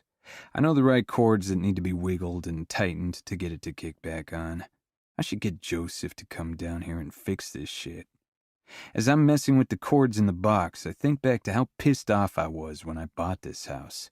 It was the first one on my list. The realtor showed it to me, and I bought it right then and there. All the money that I had saved up for the wedding became a down payment instead. The furnace clicks on with a loud swoosh and clink. Shutting the thin metal door to the box, I stare at it as the fire burns high and the sound of air running through the house kicks in. I didn't give a damn about anything other than getting as far away as I could without being so far that I'd lose my family.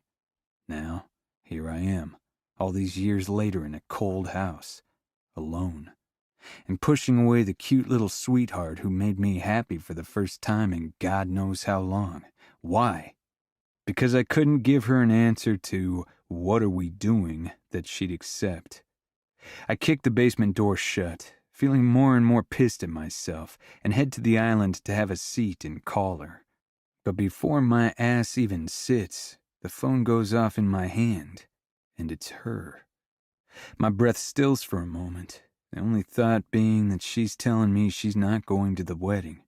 I'll figure it out one way or the other, but she's coming. I'll make it up to her. But she's coming to that damn wedding, and I'm finally going to get a taste of my sweetheart. I hit the button and answer the call. "Hey there, sweetheart," I say easily, as if I'm not tense and waiting for her to try to back out of this. As if I'm not trying to figure out exactly what I need to say. I'm not letting her go. I've fucked up so much in the last few years, but letting her walk away from me before I've had a chance to make a move on her isn't going to be my next mistake. "Missed talking to you last night." "Charlie?" Her soft voice pours through the phone, and the tone catches me off guard. It's apologetic. I hear her breathe into the phone. "Look, before you say anything, I just want to say I'm very sorry. I shouldn't have told you off." Oh, fuck no, I'm not taking this lying down. "Sweetheart, you can stop right there." I can practically hear her sharp intake and see her sucking at her teeth. I've seen her do it before, when she's worried about something. The picture in my head of her doing it makes me smile, and I relax against the island, the granite cool on my forearms. You aren't backing out of our deal. You still haven't even told me what you want, and I can tell you, I hesitate, remembering what she texted, and feeling like this is a turning point, and more importantly, like I'm risking hurting her. I'd rather risk that than risk letting her go. Call me a prick, but I can't let her walk away again like she did last night. I really like you too. It's quiet on her end. Too quiet. I don't even know if she's still there. Doubling down, I tell her, "There, I admitted it. Now you have me by the balls, Grace." Her small laugh fills the phone. I can imagine her blushing. "Well, I'll see you soon then," she says, like it's a question. "You better," I tell her. "All right then. Bye, Charlie." I realize as she says the words that I don't like her telling me bye. Bye, sweetheart. I don't like telling her bye either. The phone clicks dead and I drop the phone on the counter. I shake my head. This is bad. It's real bad. I already like her too much. I already want to keep her. Staring at my kitchen, I try to remember the last time I used it. I can't keep her because we have different life plans. The biggest problem, though, is that I don't actually have a plan. Not one that makes me happy. I text Grace on a whim. "Do you like funnel cakes?" Chapter 15. Grace. I dress myself to go to the Piedmont Park Festival in a strappy linen-colored cotton sundress. It's my favorite. I twist around in front of the mirror in my bedroom, my mind on the upcoming event and a smile on my face. It's an outdoor festival. I chew my lip as I try to decide on a jacket, since it'll be cool outside this early in the morning. A smile curves my lips up as I pick a light denim jacket, pairing it with light brown leather ankle boots. I look in the mirror, and my expression twists. A pale redhead peers back at me, her blue eyes anxious. Do I really look like that? I need emotional support today. Someone to lean on. I pick up my phone and scroll through the contacts and find Anne. She's logical, whereas I'm emotional. Although sometimes it's vice versa. Without much time to waste, I put it on speaker once I get to my car. "Okay, spill it." The first words out of her mouth make me laugh out loud. "Spill what?" I rest my elbow on the car door and put my head in my hand as I drive down the interstate, listening to the GPS. "You wouldn't call if it wasn't about Charlie." "You remember what I told you?" "How could I forget?" Deep breath in. "Well, he decided I'm not allowed to back out of our deal, and that he wanted to take me on a date." I practically squeal. Anne's reaction is everything I needed. From the oh my God," to asking what I'm wearing and if I put on cute underwear, just in case. The only time my smile slips is when I remember I haven't told Anne about the IVF and baby issues. In fact, Charlie's the only one I've told that to. Anne wishes me all the good luck in the world, telling me she loves me and that she has such good feelings about this before I hang up. When I park, I have to remind myself I'm on a date with my fake boyfriend. A man who isn't right for me, and I know it. Heck, I doubt I'm right for him either. A man who doesn't want the same things I want. That much we both know. It's stupid of me. I'm wasting time. But I can't help thinking he's a man who'd make a cute baby. The chill in the air is more refreshing than cold when I get out to search for Charlie, although I'm distracted, busy scrolling through an email on my phone. My doctor's office emailed me information about IVF and how to find a donor. My eyes widen as I look through it all. There are a ton of big numbers. $10,000, 40,000 unique donors. It's too much for me to try to take in right now, especially if I'm supposed to be on this date. Stashing my phone, I wait at the entrance to the park, next to the big white sign waiting for Charlie. When I see Charlie, everything in me clenches. The good kind of way. From his simple white tee pulled tight across his broad shoulders to his bulging biceps and worn jeans, he is my kind of man. I try not to stare at him as I hand him an iced coffee, but his deep green eyes are all over me. "Thanks," he says, eyes roving down my figure. "You look nice." Heat creeps up high in my cheeks, all the way to my temple. "Yeah, well," I can't help but smile, blushing as I play off the compliment. I swear, when Charlie's around, my cheeks are a permanent shade of tomato red, made even more apparent because of my fair complexion. "You don't look so bad yourself."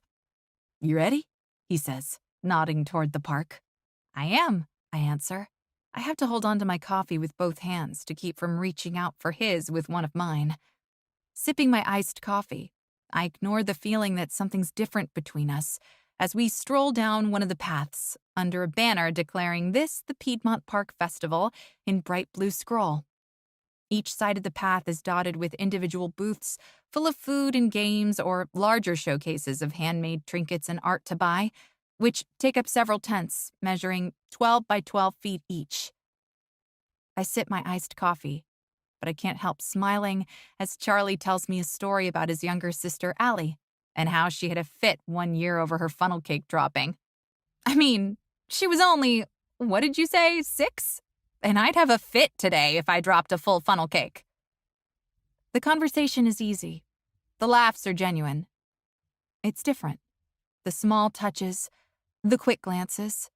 It makes my naive heart think there's something here. "All right, your turn.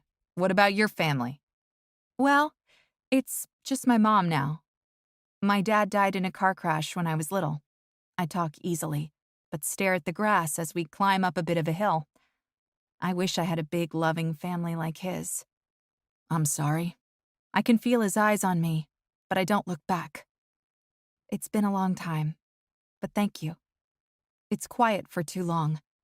I want to tell him that I talk to my mom often, but she's busy and travels a lot. It's all clogged at the back of my throat, though, so I try washing it down with the rest of my coffee. "What about your parents?" I question him. "What do they do? Your mom seems really sweet." His grin is asymmetric, and that's when our hands brush for just a moment. Ripping my gaze away so he doesn't see my blush get even hotter, I wait for him to answer.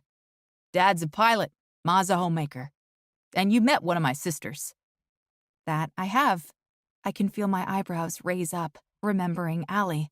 "I still have to message her," I admit to him. He only laughs and tells me he'll give me her number. I move the cold coffee cup to my other hand, wiping the water off on my jacket before taking another sip. "What's Allie do?" "She's a nurse, just graduated 2 years ago." I turn to look at him as we walk to the top of the hill, and pause there. "And your other sister?" "Cheryl's a homemaker like my ma. She has a fancy English degree, and she'll probably go back to teaching at some point. She loves kids." "Kids," I repeat the word, feeling a low tension roll over me. "They have a baby now, so she's adjusting to being at home and all that." The mention of a baby makes my heart flip. My lips part to ask him more about his sister, but my eyes catch sight of exactly what I want right now. On cue, my stomach grumbles with hunger. "Want one?" I question. "The pickle on a stick or the waffle fries?" he questions, grinning from ear to ear. Shrugging, I answer, "Either or both. Fried food and big pickles on a stick are exactly what I think of when I think festival. That and funnel cake, of course." "Well, what are you getting?" he asks me, and I answer, "The donuts. They are fried heaven with powdered sugar." My stomach grumbles again as the smell gets stronger and the line we're standing in gets shorter. Charlie takes his time, eyeing the menu written out on the board to the right of the stand. It's kind of like funnel cake, but in ball form. I whisper, getting closer to him, as if it's some big secret I'm confessing. "I guess I'll take one, and I want the whipped cream, too." I order easy enough and reach into my clutch, ready to pay since I offered. Charlie beats me to it, though.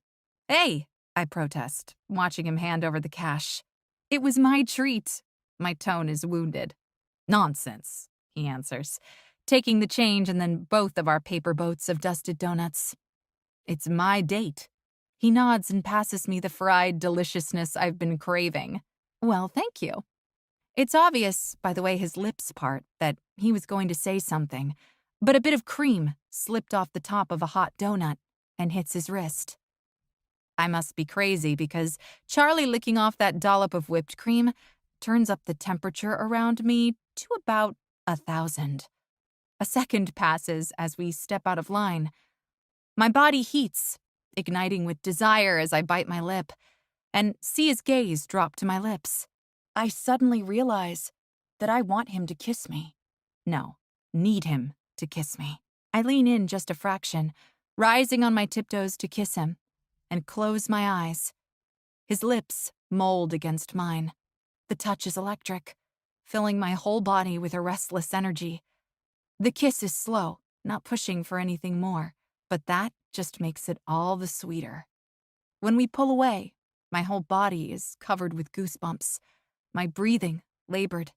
What really gets my heart racing, though, is the fact that the same expression is on his face. Our eyes meet, and it's so intense that I wimp out. I look away and laugh, and the tension breaks. "Is that how you say thank you for donuts all the time?" he asks mildly. "I could add these to the menu." Another laugh leaves me at his joke. "Maybe," I say with a shrug. Silence stretches, but it's easy. Everything suddenly feels easy and like it's supposed to be this way. I try not to think of the details, because right now, it's just perfect. Chapter 16. Charlie. As I walk Grace back to our cars, I can't help thinking that I don't remember the last time I took a day off. There's a reason I work my ass off. I go after what I want, and what I want right now, more than wanting the bar to be stable, is her. I lean close to her ear, letting my warm breath tickle her neck and sending goosebumps over every inch of her body as I ask, "You have a good time tonight?" The sun's setting, the crickets are out, and everything about this moment is picture perfect. "You know I did." Her shoulders shake with a soft laugh, and she pushes me away slightly, a bit of space coming between us as we walk through the grass of the park. I'm quick to close the gap, grabbing her hand and giving it a squeeze before pulling her back to me. "Does this count as a first date?" My voice carries through the dark night. "A date? All you asked was if I wanted funnel cake," she answers with a wide grin as she looks straight ahead. "Well, who doesn't love funnel cake?" I respond without thinking. Grace rips her hand from mine, covering her face with a laugh before shaking her head. I love that sound. She practically skips a few steps to get back to me, that beautiful smile still etched on her face. My chest feels warm and full. But I know this is temporary unless I do and say the right things. Committing to things in life that I am not ready for. It feels like a date, but a girl like her needs more than a hot dog, cola, and fried donuts. The night's still young. The clouds seem to dim a bit more as the noises from the people leaving the festival behind us fade. We're some of the last people to leave. Grace clears her throat in a polite fashion as we pass the last tent. The sky's darkening and dry lightning is in the far-off distance, brightening the horizon before leaving us in darkness with a loud crash. It's comforting, though, and each time it happens, Grace steps a little closer to me. Her small body practically molded to mine as we leave the festival and head to the parking lot. I love the warmth of her body, the feminine sounds of her gasps every time the lightning cracks across the sky. It doesn't take any effort at all to wrap my arm around her waist and pull her closer. It's a real date, whether she wants to admit it or not. I don't miss the way she perks up and deliberately avoids looking at me the second my skin touches hers. "Did you have fun?" she asks me shyly. I like this side of Grace. At the bar she lets herself go sometimes, but mostly she's just joking to hide the real her. She has a shit day, it's just a joke. She's in a fight, she laughs it off. But that insecurity is always there, just beneath the surface. Out here in the open, without the dim lights of the bar and alcohol, I'm not letting her get away with hiding anything. I want to know the real her, and I'm not holding back in the least. It's different, and I like it. I want more of it. I want more of her. I did. I smiled down at her as we walked through the path and finally reached the skinny sidewalk that leads us towards the cars. The parking lot is at the very front, and there's relative privacy from a row of trees that lines the sidewalk. It's late and dark. The sound of a car starting up leads my eyes to look straight ahead and watch the passengers drive off. Other than that, we're leaving the world behind us as we head home. My jaw ticks and I tighten my grip around her waist as I realize we drove separately. Damn it. My fingers tighten a bit on her. I don't want this to end. I don't want to leave here and never get this side of her back. I just need another date. The wedding. The anxiety squeezing my heart fades as I realize I still have her. I still have a chance to give her what she needs to stay with me. I can hold her for a little longer, get to see more of this side of her. She's looking for Mr. Right, but I can keep her occupied until he comes along. Crack! Oh! Grace jumps slightly as we walk across the pavement, and she nearly falls. A rough chuckle tickles the back of my throat as I hold her closer. She's even more tempting in my arms. She doesn't leave my hold right away, her soft blue eyes looking into mine. Her breath comes in faster, and it makes her breasts rise with each short intake. I can feel the spark between us, the pull that's ignited and pushing me closer to her, wanting to feel more of her, all of her. It's not until the steps of other attendants leaving the festival get louder, as the people get closer, that she pulls away. She tucks her hair behind her ear, breaking my heated gaze and brushing it off like what just happened wasn't affecting her. I can hear the smart-ass comment, the joke coming out of her mouth before she even says it.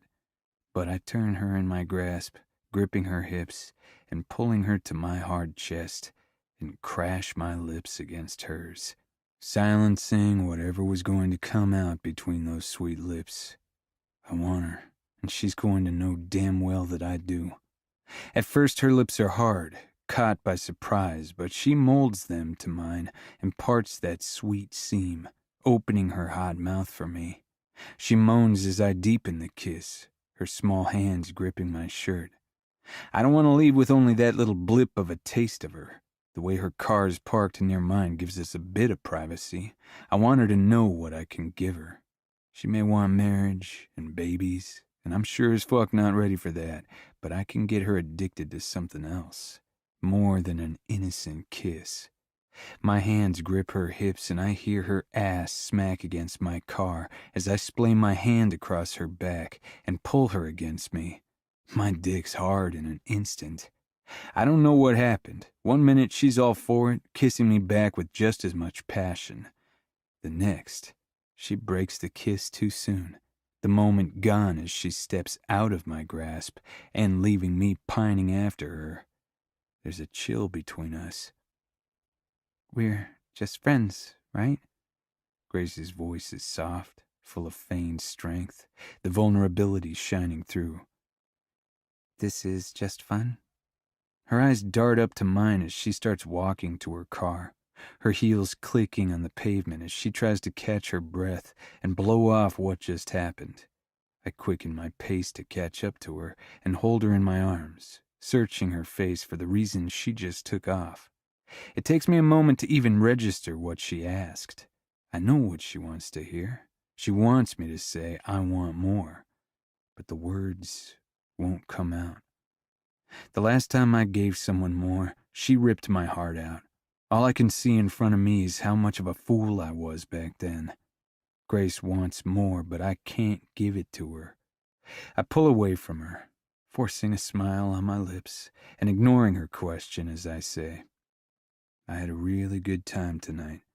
Fucking hell, what's wrong with me? Her eyes flash with something, and the shame of knowing she wants more but deliberately not giving it to her presses against my chest. She turns to leave without another word. The dry lightning turns to rain as I watch Grace walk away. The droplets are light at first, warm. I don't do a damn thing to stop them from coming down as I unlock my car. It soaks into the thin cotton of my shirt, making it stick to my skin as I climb in and close the door. She wants to be more than friends. She wants a commitment, but she's already talking about kids. I'm fucking crazy for wanting her, but I can't help it. I'm not stopping until I'm deep inside of her, making her scream my name. She'll let it go then. It won't matter if there's a title on us or not. I'll make her happy. I can do that. Chapter 17. Grace. Sitting in traffic, rubbing my temples, I let out an agitated sigh. Traffic is nearly at a standstill. I could get out of my car, go get a cup of coffee, and come back to find that traffic hasn't moved at all. It's been a long day, a long week, actually. I laugh a little to myself because it's only Wednesday. My goodness, I really need to unwind. This past weekend, Charlie. My grip on the steering wheel tightens as I let out a strangled breath. What was I thinking? I'm playing with fire. He wants a good time, and that's all I'll be to him. How much clearer could he make it for me? It's as clear as day. But a good time is starting to look real attractive to me. The image of Mac's Tavern comes to my mind, unbidden. Charlie, behind the bar. He's wiping down the counter. He looks up at me and smiles when he recognizes me. And then he starts taking off his shirt. A smile stretches slowly across my face, and I actually giggle ridiculously. The fantasy is sweet and innocent. A lot sweeter than my day has been, at any rate. The fantasy is also unrealistic, just like my other thoughts regarding our relationship. I chew on my lip. I wasn't planning on going to Mac's today, but seeing Charlie would be nice. I feel good when I'm with him. There's no label or commitment, though, and that makes me feel like a damn fool. After our date, though, I couldn't care less about how it looks. I just want to be happy. While I'm stuck in traffic, I managed to change out of my office attire, a gray pencil skirt and a white silk blouse. I pull a pale blue dress, strappy and knee-length, out of the back seat. I try not to make eye contact with the people in nearby cars as I sneakily slip out of one outfit and into another. They're getting a free show, but nothing more from me. It's not like my bra shows any more than a bikini top anyway. My knee smacks against the steering wheel, and I let out a sharp hiss. Ouch! I have to shimmy the dress down over my ass and nearly hit the gas pedal, but I got it done. I smile at myself in the rearview mirror and reach into my purse so I can put on some lipstick. A deep red. Not my usual color, but it looks nice with the dress and brings out the blue in my eyes. Not that I'm dressing up or anything, I tell myself, and then grin like the Cheshire Cat. Is it so wrong to do this with Charlie? My ovaries might say, yes, yes it is, when I'm at the doctor's, but they don't have any objections when Charlie's kissing me. I know that much. The parking lot is nearly empty by the time I finally get to Mac's. So empty that I think it may be closed, but it doesn't stop me from taking a peek inside. When I open the doors, it's vacant inside as well. The soft hum of the TV is the only sound. I turn around and check to see if there was a sign on the door. Maybe I missed that they're not open somehow. But no. There's no sign, just a big empty bar. I walk across the floor, aiming for the back hallway that Charlie is always disappearing into.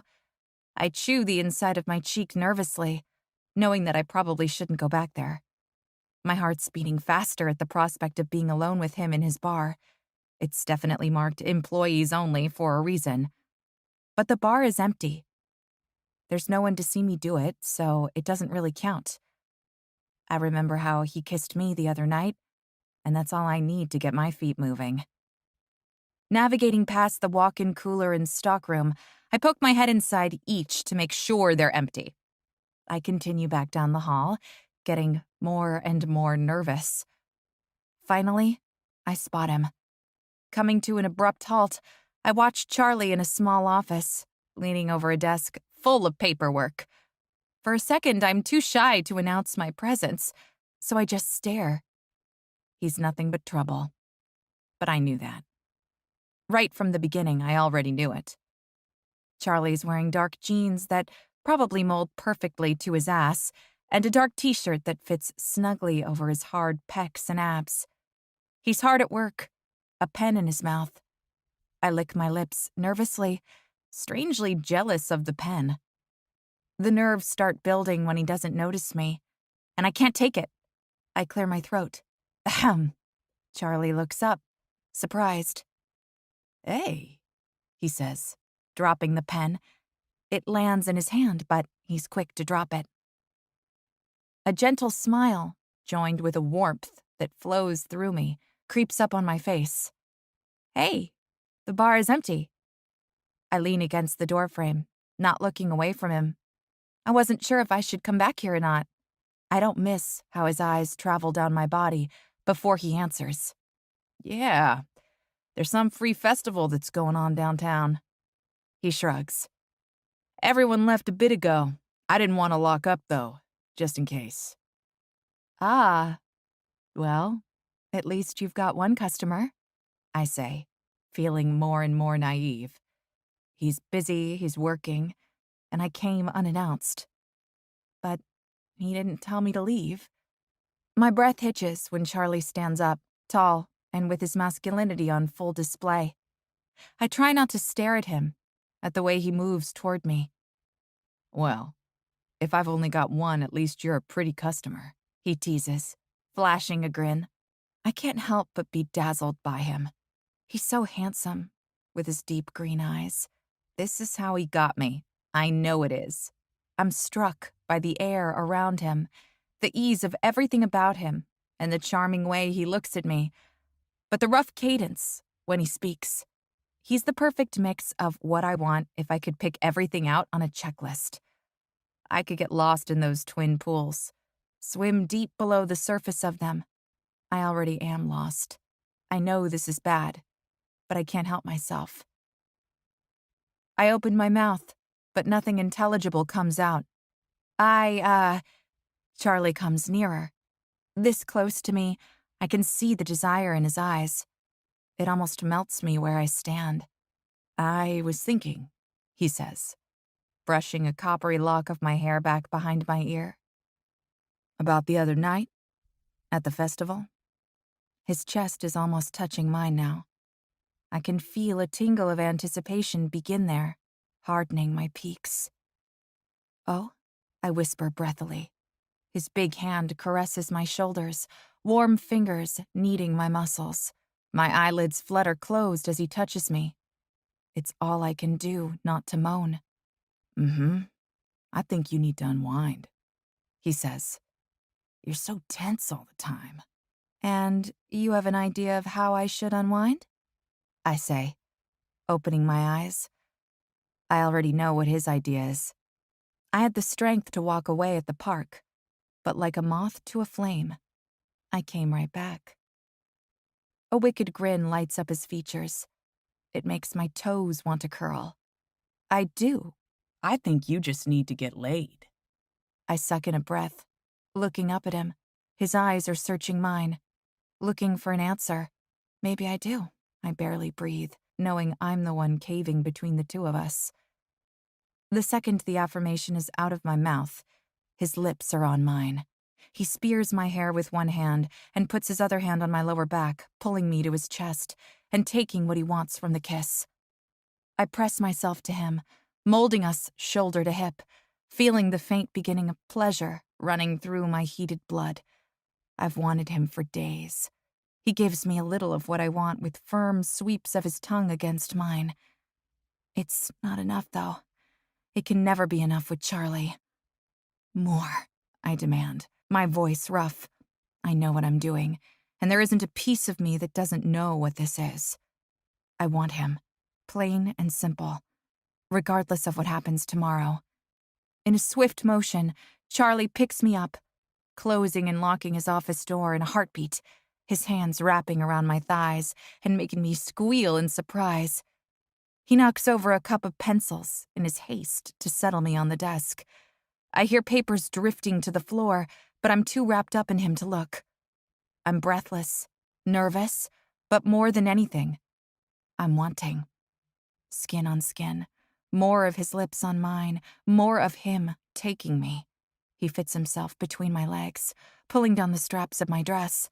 I'm busy trying to get his t-shirt off. He finally growls and steps back, ripping the t-shirt over his head. Running my hands all over his warm muscles, over his shoulders and down his back, I knew he'd feel like this. He pulls the top half of my dress down and nearly rips my white lace bra off. He's so eager. I guess we're both wanting. In only a minute, I'm naked from the waist up, completely bare to him. My breathing comes in ragged. This is so wrong, but I don't care anymore. Fuck, he says, cupping my breasts with his hands. You're so damn beautiful, Grace. There's a sense of awe in his voice that I wish I could focus on, but his deft fingers have my head thrown back in an instant. When he tweaks my nipples, sharp shocks of pleasure and pain shoot straight to my clit, and I gasp, thrusting myself deeper into his hands as my back arches. Yes, I moan. How long has it been? Too long. Far too long. I only look back at him when he bends down to take my nipple in his mouth. I grip his head and groan, unable to process the sensation of his tongue on my flesh any other way. Rucking up my skirt, he reveals the white lace thong I'm wearing. He kneels and kisses my knee as he pulls down my panties, casting them aside. I try to close my knees, but he tisks at me. Open your legs for me, he commands, glancing up at me. The hunger in his eyes is undeniable. I slowly part my thighs, holding his gaze. There's something so erotic about it. Something taboo. It sends goosebumps down every inch of my body. Charlie pulls my ass to the edge of the desk, and I tense a bit, nerves pricking along my skin. Using a hand on my stomach, Charlie gently reclines me, whispering to relax. He trails kisses up the inside of my thighs, raising heat everywhere on my body, scorching me and forcing my hips to undulate. His splayed hand warns me to stay still. He teases me before his kisses reach my pussy, trailing down the seam. I shift in place as he uses 2 fingers to part my lips. I've never been like this with a man. So close and intimate. With my eyes open, I stare at the ceiling, barely seeing a thing, and feeling every single thing. When he stops, I glance down at him, my lips parted and my chest rising with heavy breaths. He looks up at me like a tiger looking at his prey. There's a self-satisfied look on his face. You're so wet for me, he says. That's so fucking sexy. I blush and nearly cover my face, but my hands close into fists instead. In the next heartbeat, Charlie kisses me right on my clit. It's electrifying. The feel of his lips like hot lightning running through my whole body. He flicks his tongue over my clit a few more times, each flick making my body spark with need. Then he swirls his tongue over it. Finally, he seals his mouth over my clit, and I cry out, my hands flying to his shoulders. Charlie, fuck! He moans, the vibrations forcing my toes to curl, and he does it again and again. I close my eyes. I grip his shoulders, his hair. It feels so goddamn good I never want him to stop. But before the heavy wave of my release crashes, he stops. My gaze whips down to him, needing more and not knowing why he stopped. Charlie eases back from me, wiping his mouth. I open my eyes and look at him, wild-eyed. He chuckles as he stands up again. "Relax, sweetheart," he says. "I'm not done with you yet." I pull him to me, kissing him hungrily. As I take my kisses, he unbuttons his jeans, pushing them down part of the way. I gasp and pull back.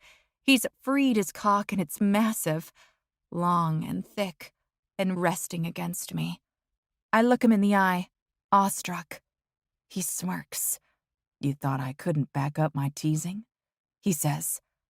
I bite my lip and reach for his cock.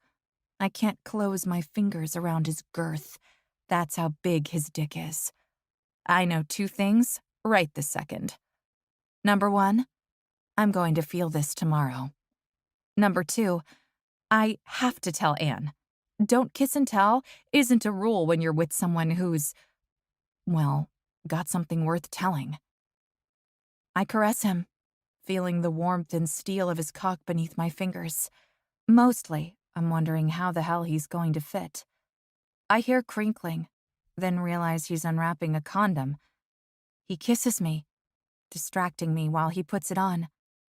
I lick my lips and almost remind him. The odds of me getting pregnant are slim to none. My throat starts to close with the emotions creeping up on me. All this bullshit that's been making me so crazy is getting in the way of my happiness yet again. I won't let it. I don't have to tell him, and I'm not ruining this. He takes his cock in his fist, and the sight of him touching himself gets me hotter than ever.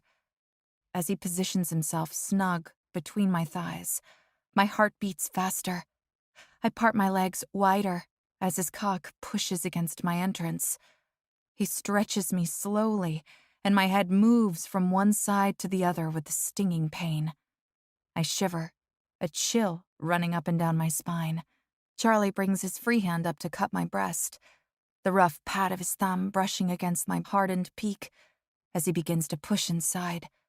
I moan as he fills me, stretches me, possesses every single inch of my pussy. Charlie, his name is a strangled whisper from me. My eyes close, and my head falls back at the sweet sting of him pushing himself steadily into me. "Say my name again, sweetheart," I hear Charlie say in a lowered voice. Before I can do as he told me, he slowly withdraws, leaving a deep need in the pit of my stomach, then thrusts into me, hard. My unintelligible groan speaks for me as he does it again. I grip the edge of the desk as a cold sweat breaks out over my skin, and my body begs him to move. "God damn," he groans with pleasure. "You're so fucking tight, Grace." Fuck, it's so good. His gaze on me should be uncomfortable, but it's not. It's the hottest thing I've ever felt. His pace is steady, his thrusts deep. Each hard pump of his hips makes my body jolt, and I struggle not to fall over the edge. Over and over, my body feels hotter and hotter as I climb higher and higher. Still, I sense that he's holding back, waiting for me to finish. I don't want him to hold himself in check. I don't want him to busy himself thinking of me. I want him unhinged, out of his mind with lust. I hook my legs around him and dig my heels into his ass, moaning into the crook of his neck as he hits the back of my walls, a sinful mix of pain and pleasure. With a rough groan of desire, he grips my hips and hammers into me, my screams of pleasure getting caught in the back of my throat. I can barely breathe, the intense wave of arousal climbing higher and higher. I don't even realize I'm not breathing until I let go of the exhale. It feels like something white-hot is blooming inside me. Something terrifying, but I fucking want it. Yes, I urge him on. Do it like that, Charlie. He kisses me hard, demanding more from me. He lets loose, fucking me with crazed abandon. More papers fly off the desk, forgotten, but they're in my periphery as my head thrashes. My body is on fire and then too cold and needing more of his touch. I rock my hips against his brutal thrusts, yearning for more. I can feel myself tighten around Charlie, and I think he can feel it too. He pulls my knee up, increasing the pressure, making me hotter. Oh my God. I'm right on the edge, desperate to go over. Just as I think I can't. It's too much. Charlie makes a low sound, rumbling through his chest. Suddenly, I'm in free fall. I swear I see stars, thousands of stars of every color. I cling to him as I find my release, burying my head against his neck. He rides me through my orgasm, ripping through me and only making the crash that much sweeter. My nails dig into his skin as his hot breath travels down my body. He thrusts one final time, uttering a curse as he comes. I hold him and cling to him as his legs shake for a second. He stills, then runs a hand down my back. We're both out of breath. My heart pounds as I raise my head to look at him. There really aren't words that describe how amazing that was, so I try to put it in a kiss. It's short. He breaks it to breathe, but his large hand cups the back of my head, and then he kisses me. Deep and sweet. It's everything I want and need. After another moment, he withdraws gently. I wonder if sex is always like that for him. Wild, rough, and demanding. Both people finding their pleasure together. I've never had that before, not ever. He kisses me again, cupping my cheek. Then he disposes of the condom and pulls his pants up. I pull up my dress, wiggling off the desk and slipping back into my thong. I just want to be happy. I want to have it all. Charlie smiles at me as he buttons up his jeans. I've never settled for anything in my life, but I could settle with Charlie, even if it's not the same for him, even if it's just a good time. I try to convince myself of that, but if it were true, then I wouldn't feel this sick feeling now that it's over. Chapter 18. Charlie. I need the needle nose. Joseph's voice snaps me back to the moment. I clear my throat, feeling like a fucking pervert for getting lost in the memory of Grace's sweet curves, while I'm only a foot away from my brother-in-law. The rusty toolbox sitting on top of the wooden workbench opens with a bit of protest, and I grab the pliers for him. Yeah, here you go. Stepping back, I let him finish up the job on the furnace. I got lucky that Cheryl married a mechanic. Thanks for coming and doing this for me. I thank him for at least the second time today as I grab the six-pack we brought down, then take a seat at the bench. I crack a can open, and the snap and fizz fill the silence. I know you don't have much time. Shit. He cuts me off, and his response has my ass right up out of the seat thinking he sliced his hand open or something. The look on his face tells me he's fine. He tosses the pliers on the bench and wipes his hands on his jeans. I'm happy to get out of the house for a minute. He gives the box a look over before shutting the metal screen and flipping the switch back on. The furnace roars to life as he sags down into the seat next to me. You ever hear of colic? He asks as he reaches over and grabs the beer I offer him. Colic? I have no fucking clue what he's talking about. It means your baby cries. A lot. A grimace appears on my face, and if I'd have to bet, it matches his.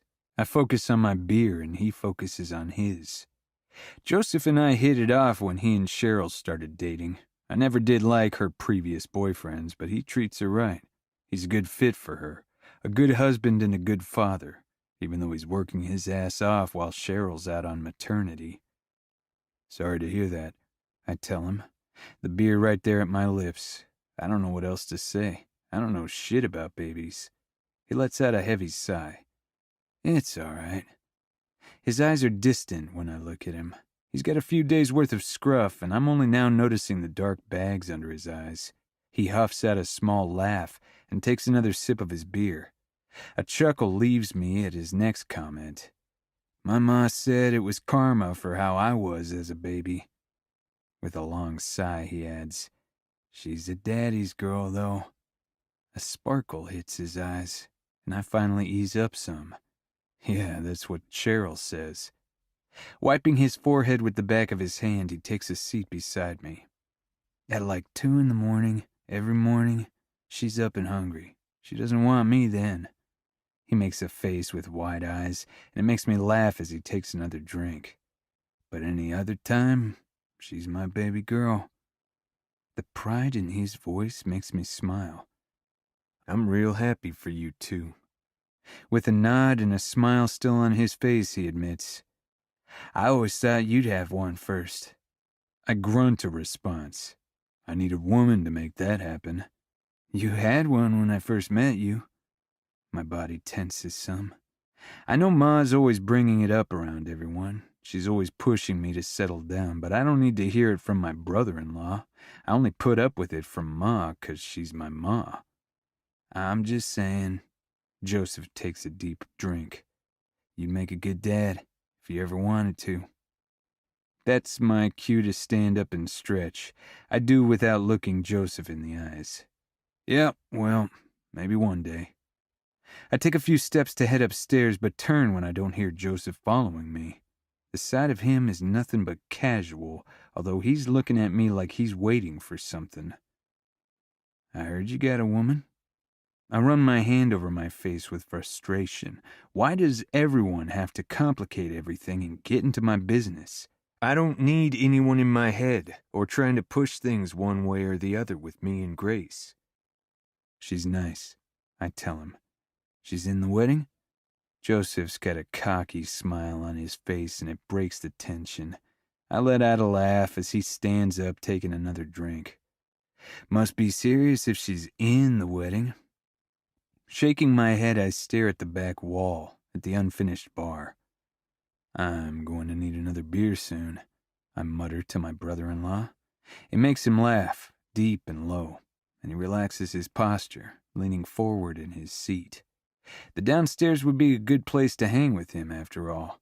I need to get down here and finish this room off. She's real sweet, a graphic designer. I add the last part absently. You met her at the bar? I look back at my brother-in-law to see his face twisted and his forehead pinched. I shove my hands in my pockets and answer, We hit it off there. It was just friendly at first. I remember way back when I first laid eyes on her. That's the way to do it. Joseph comments with a nod and then sucks his teeth. Friends first. Yeah. Then I got to missing her. I surprised myself with the omission. Yeah, I bet. I'm thankful for his simple comment and not looking any deeper into what I just said. When I bought the bar, Joseph was the only one who backed my decision. Everyone else told me not to pull the trigger, saying it was too risky, that it wasn't a real career. But Joseph was right there. He gave me the pen to sign the papers with. He's a logical man, but in that hairy-ass chest of his is a heart of gold. So, 2 stable people, 2 good jobs. Joseph's voice carries a bit. We just started seeing each other. Even though my voice is harder than it should be, he's unaffected. He throws his hands up comically. I'm just saying, you seem happy lately. I don't get where he's coming from. I didn't pressure him on marriage and babies, bro code and all. I'm doing fine. Yeah, there's fine, and then there's happy. You're happy. My lips part to say something back, but I don't know what he wants from me. I just don't want people making a big deal of this and expecting something. It's just fun. For fuck's sake, just let us be happy. A wife would look good on you. You've lost your mind. The words spill out of my mouth. You still got that ring? He asks me. Suzanne's ring. An engagement ring I spent all of my savings on. Thinking about it now, half a carat and as simple as they come, there's not much to it. Just like the relationship I had with the woman who wore it. No, the lie comes out easy. He snorts like he knows I'm lying as he tosses his empty beer can into the trash, then almost grabs another. But he stops himself. Instead, he tells me, I have to get home. Finishing the last bit of mine, I toss my beer can in the trash and leave the rest where they are. I need to get going too. The wooden stairs creak as we walk up the rickety steps. When he opens the door at the top, I flick the light switch off, and the afternoon daylight filters down the stairway. Almost time for work. Always working. That day off with Grace made me realize how much I've been sacrificing, and what I could be doing if I wasn't at the bar all the damn time. It's not an option yet, but I finally let Maggie go through applications for a manager.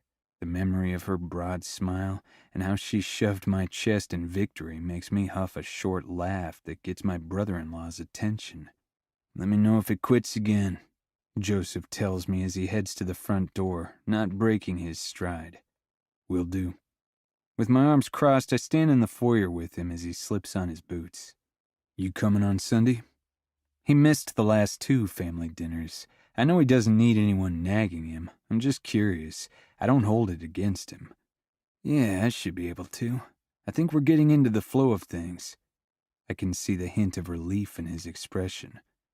All right, then. I comment as he reaches in for a quick hug. See you Sunday, he says, turning to leave. See you Sunday, I repeat, shoving my hands into my jean pockets and watching him go. My voice is lowered, and I'm not sure if he hears me or not, but it's all right.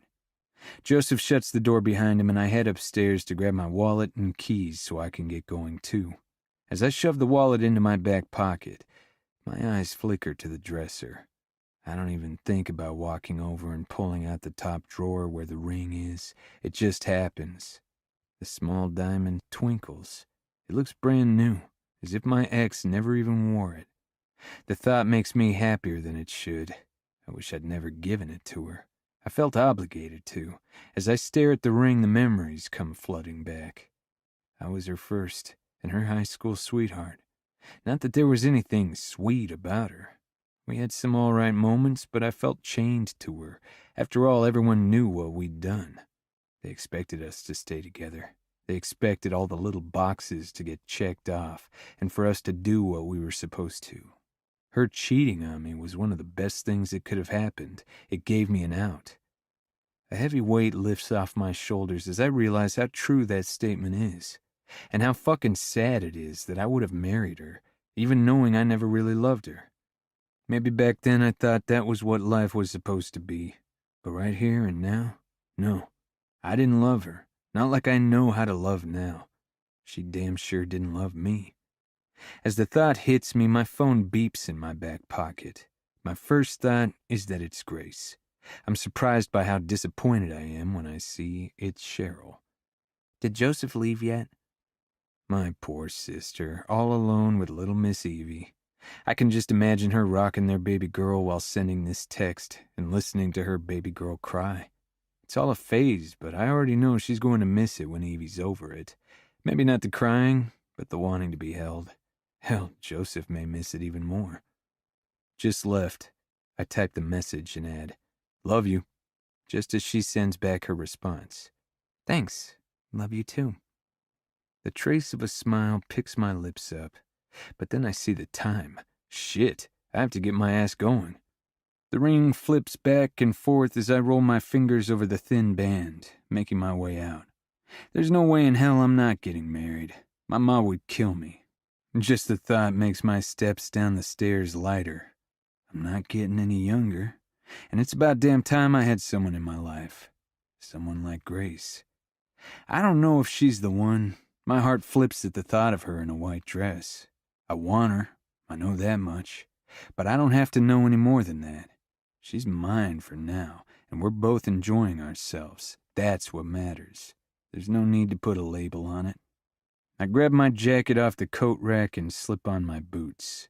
She should be at the bar tonight, but she's got a thing with my sister first.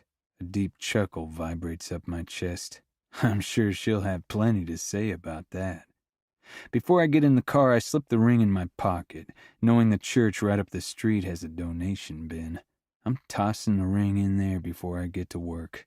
I need it gone and out of my life. There's no way I'd give this ring to my wife. All this ring represents is my past. It was meant for Suzanne. I never wanted her back. That ring was just a reminder of what I was going to end up with. I'll never settle. As that thought passes through my mind, I realize I should have thrown that damn thing away a long time ago. Chapter 19. Grace. Peeking at my phone again, I read the text from Charlie's sister, Allie. It was sent to all the women in the bridal party. Let's meet at 1 p.m. at Monique's bridal. There will be champagne. With a deep breath in, I stare out my car window and take in the view, namely Monique's bridal shop. It doesn't take long before I see a gaggle of girls come around the corner and spot Aliana in the middle of them. A mix of emotions are running through me, but I shove them down and get out of the car, crossing the street toward them with my keys jingling in my hands. Allie spots me nearly instantly, and I keep the smile plastered on my face. "Oh, it's Grace!" she calls out. "I'm so glad you came!" She hugs me, and it only eases the anxiousness of meeting new people and being in her bridal party, which still makes me feel like I'm crazy for agreeing to do it. She has to be the crazier one, though, right? How awful that I'm thinking that as I pull away and wave to the other women, who are obviously her friends and far closer to her than I will probably ever be. "Hi, guys." The greeting leaves me, and I swallow thickly, trying to shake off every nerve and just enjoy this trip, get to know Allie, and have a good time. I already feel guilty for being on this shopping trip, seeing as how I'm not really dating Charlie. No need to make it weird on top of that by being my, well, weird self. But they don't know that. "I can't tell you how happy I am that you made it."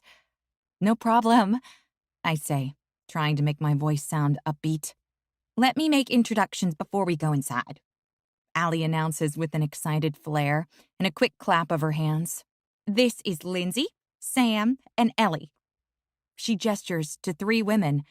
2 of them are petite and blonde like Allie herself, and they're dressed as preppy as J.Crew models.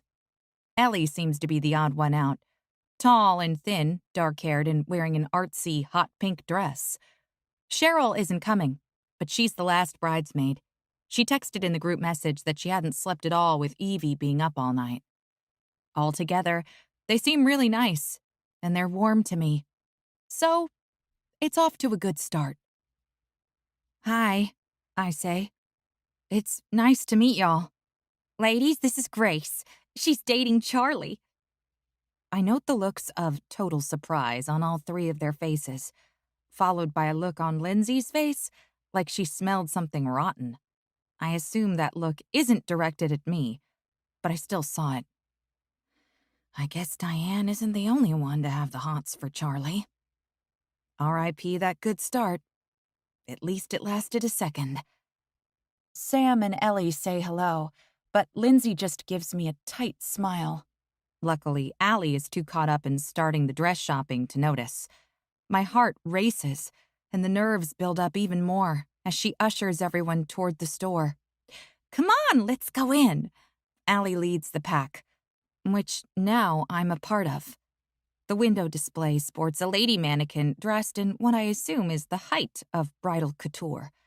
The dress is white satin, tightly fitted, and turned to the side to showcase the low-cut back.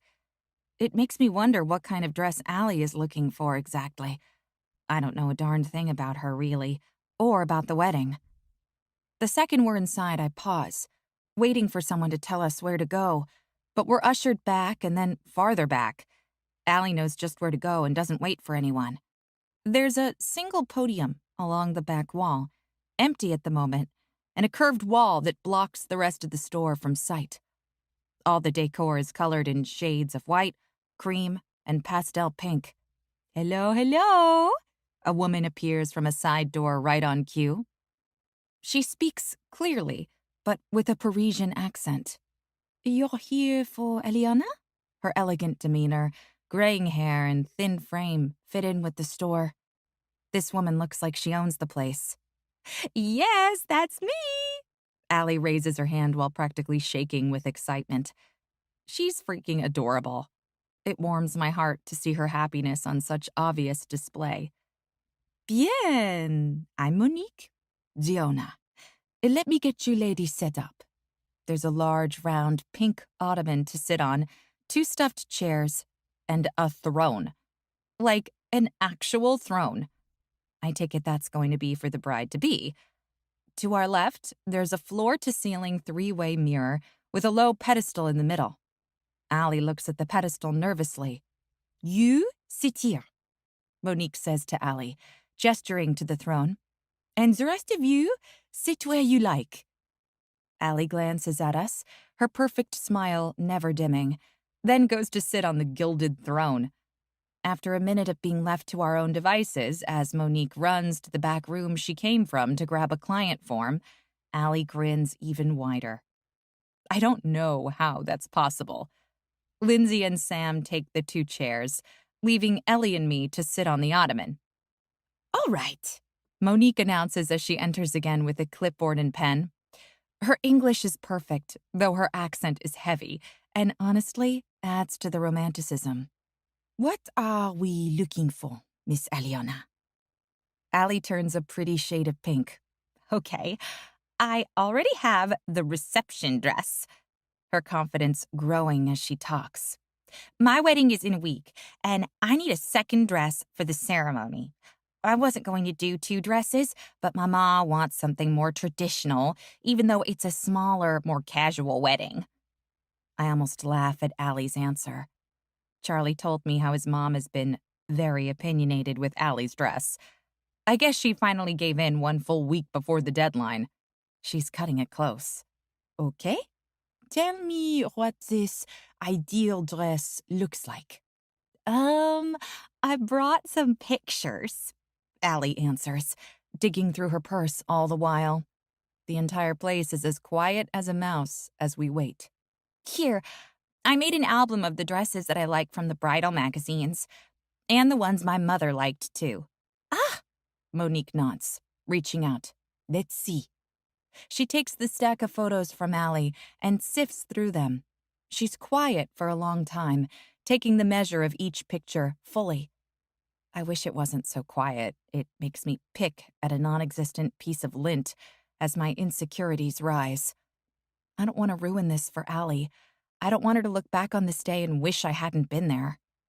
Do you think you'll be able to help us? Sam asks, fidgety. She waited until the last minute, she adds, giving Allie a face which only makes Allie give her a face back. Of course, Monique responds, very seriously. I have dresses on hand that will need to be altered, but I promise you, love. She turns her attention from the photos to Allie. You will fall in love with one of them, and so will your mother. The beam of a smile Allie returns, and glistening of her eyes forces a wide smile from me, too. Oh, Sam responds, with a clap, not unlike the one Allie had before introductions outside. Well, all right. Come, let us get you started, Monique says with a smile of her own. The fitting room is right here. Marcus will be in with some champagne shortly. I don't know who Marcus is, but I could use that champagne. So, at the moment, he is my hero in the making. Allie beams, following Monique to an area behind a heavy pink brocade curtain and leaving us alone. The second Allie's gone, I catch Lindsay looking at me. Then she rolls her eyes and leans over to whisper to Sam. My body temperature drops as I look at Ellie, who gives me a sympathetic smile. I don't know much about wedding dress shopping, I say, fumbling for something to break the ice. Oh, me neither. My sister came here for her wedding dress, though. Ellie talks to me easily. She runs her hand over her dark hair, which is up in a messy bun. It's nice. Monique is something else. Yes, this place is beautiful, I agree. A door opens on the far side of the room, and an older man comes in with a tray of glasses and a bottle of champagne. Oh, thank goodness. He doesn't say much other than polite necessities. He simply pours the champagne into flutes and passes them out. Thank you, I tell him, accepting the champagne gratefully. It's sweet, and the bubbles tickle my tongue. Ellie says. Thank God for alcohol.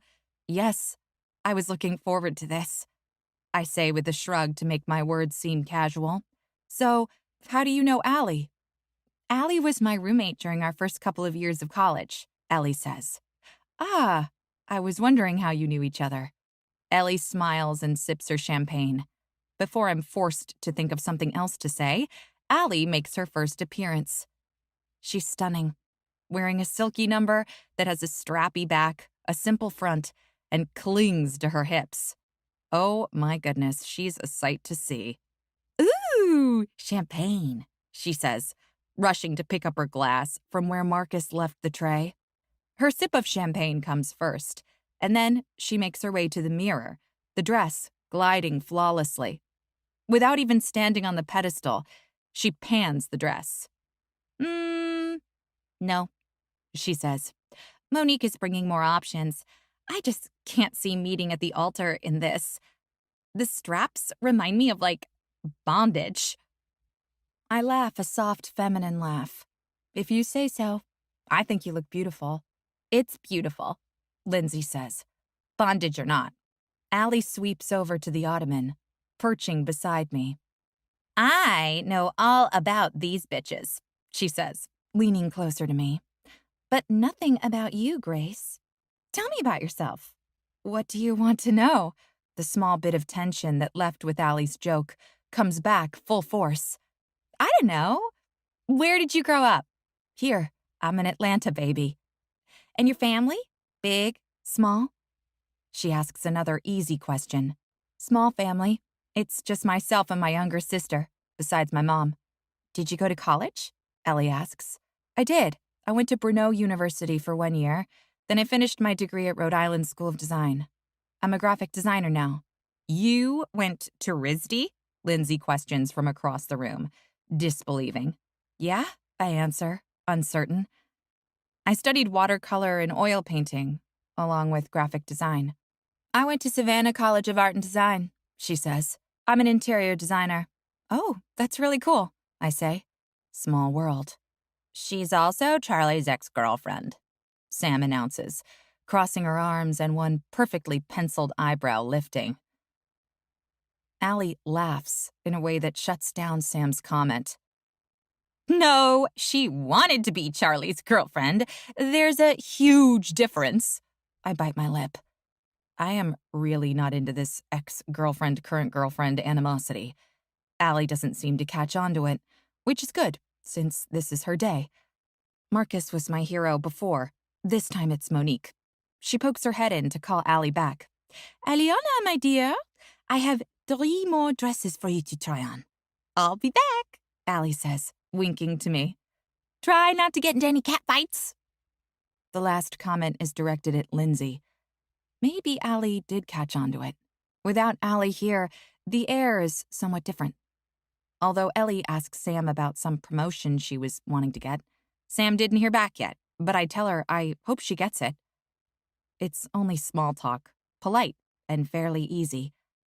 I don't make eye contact with Charlie's supposed ex, though.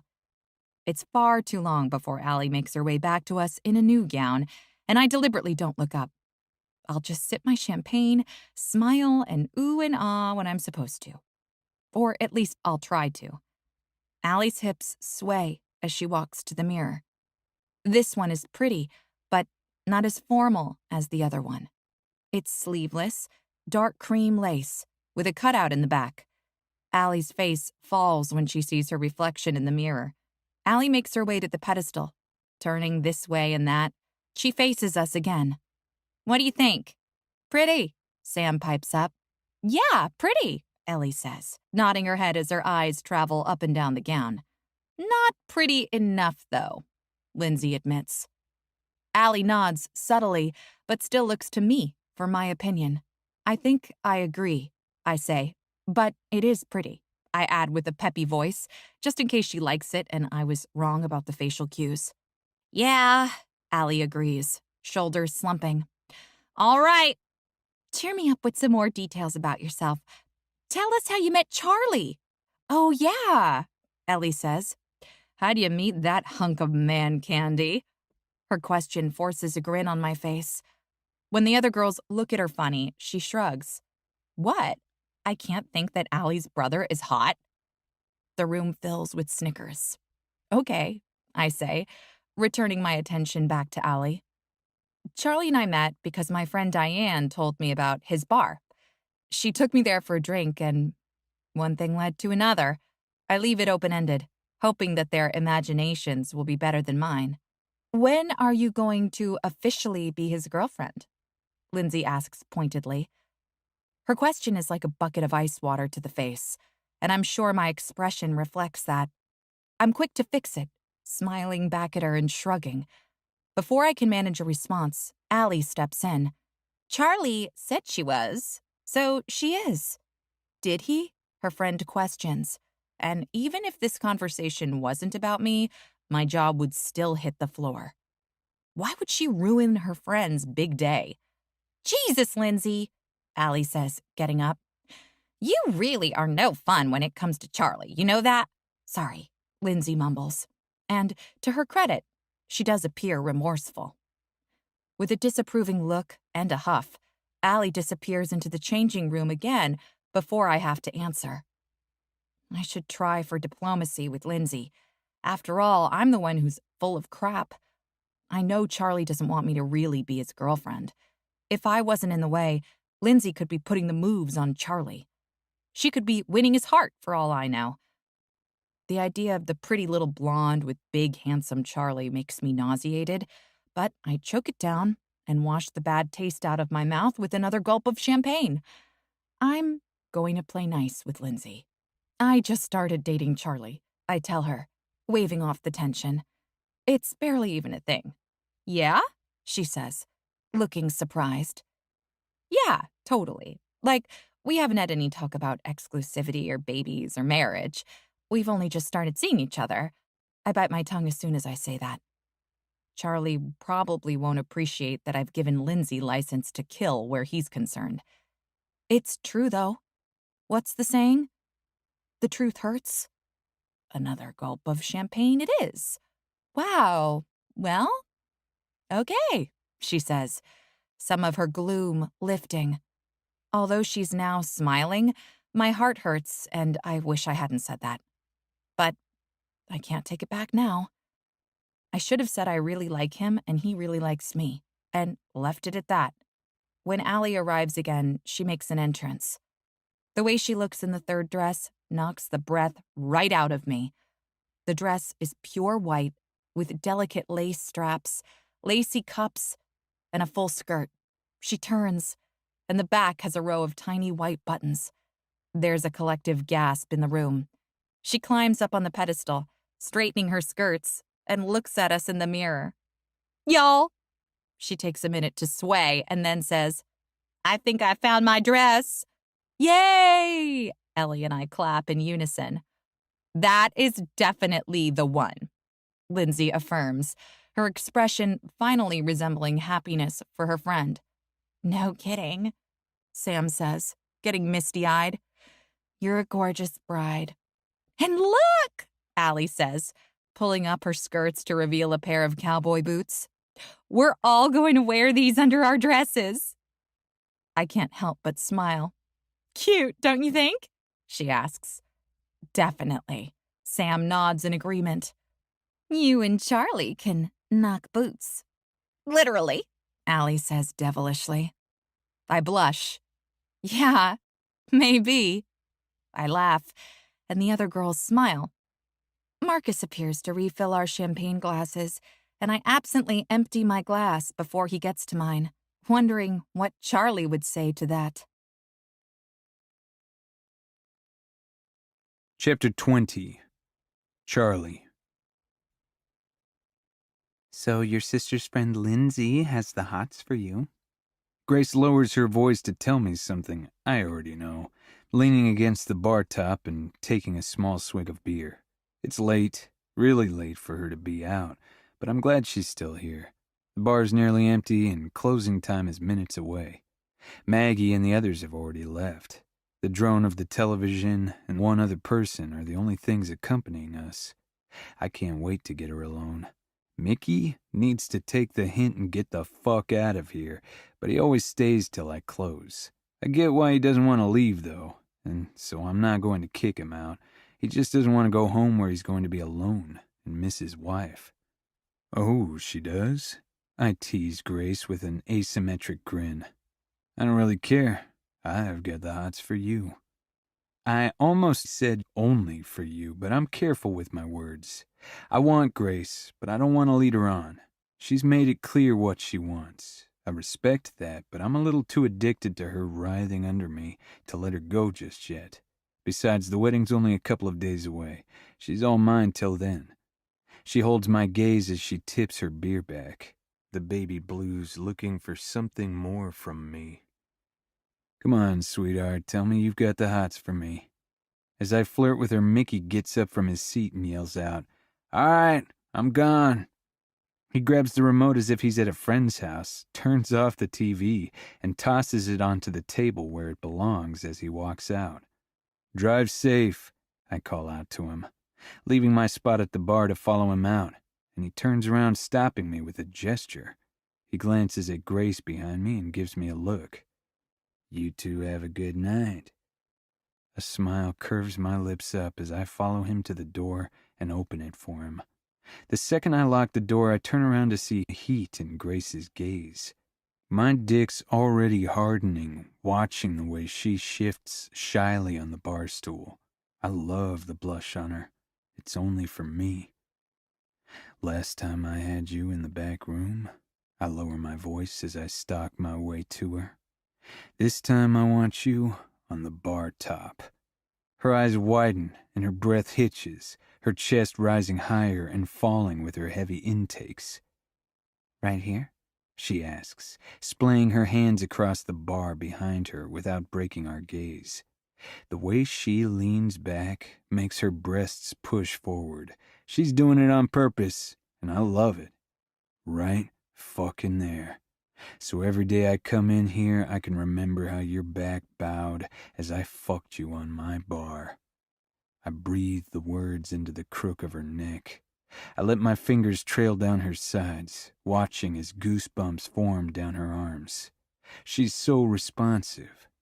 I leave an open-mouthed kiss just behind her ear, on that sensitive part of her neck, and she moans softly in response, almost a whimper. My fingers dig into the dip in her waist, and I wait for her to open her eyes. When she does, her baby blues shine with lust. "Get your ass up here and get naked for me." There isn't a second that she hesitates. She moves the second I give her the command. She turns her lush ass to me, crawling onto the bar top. The lighting is dim in the bar, and this far back no one will be able to see what we're doing from the front windows. But I'll know. I'll remember how I had her long after she's gone. I'm eager to pull my shirt off and get back to my view of Grace slipping the sleeves of her shirt down her shoulders and stripping out of her clothes as quickly as she can.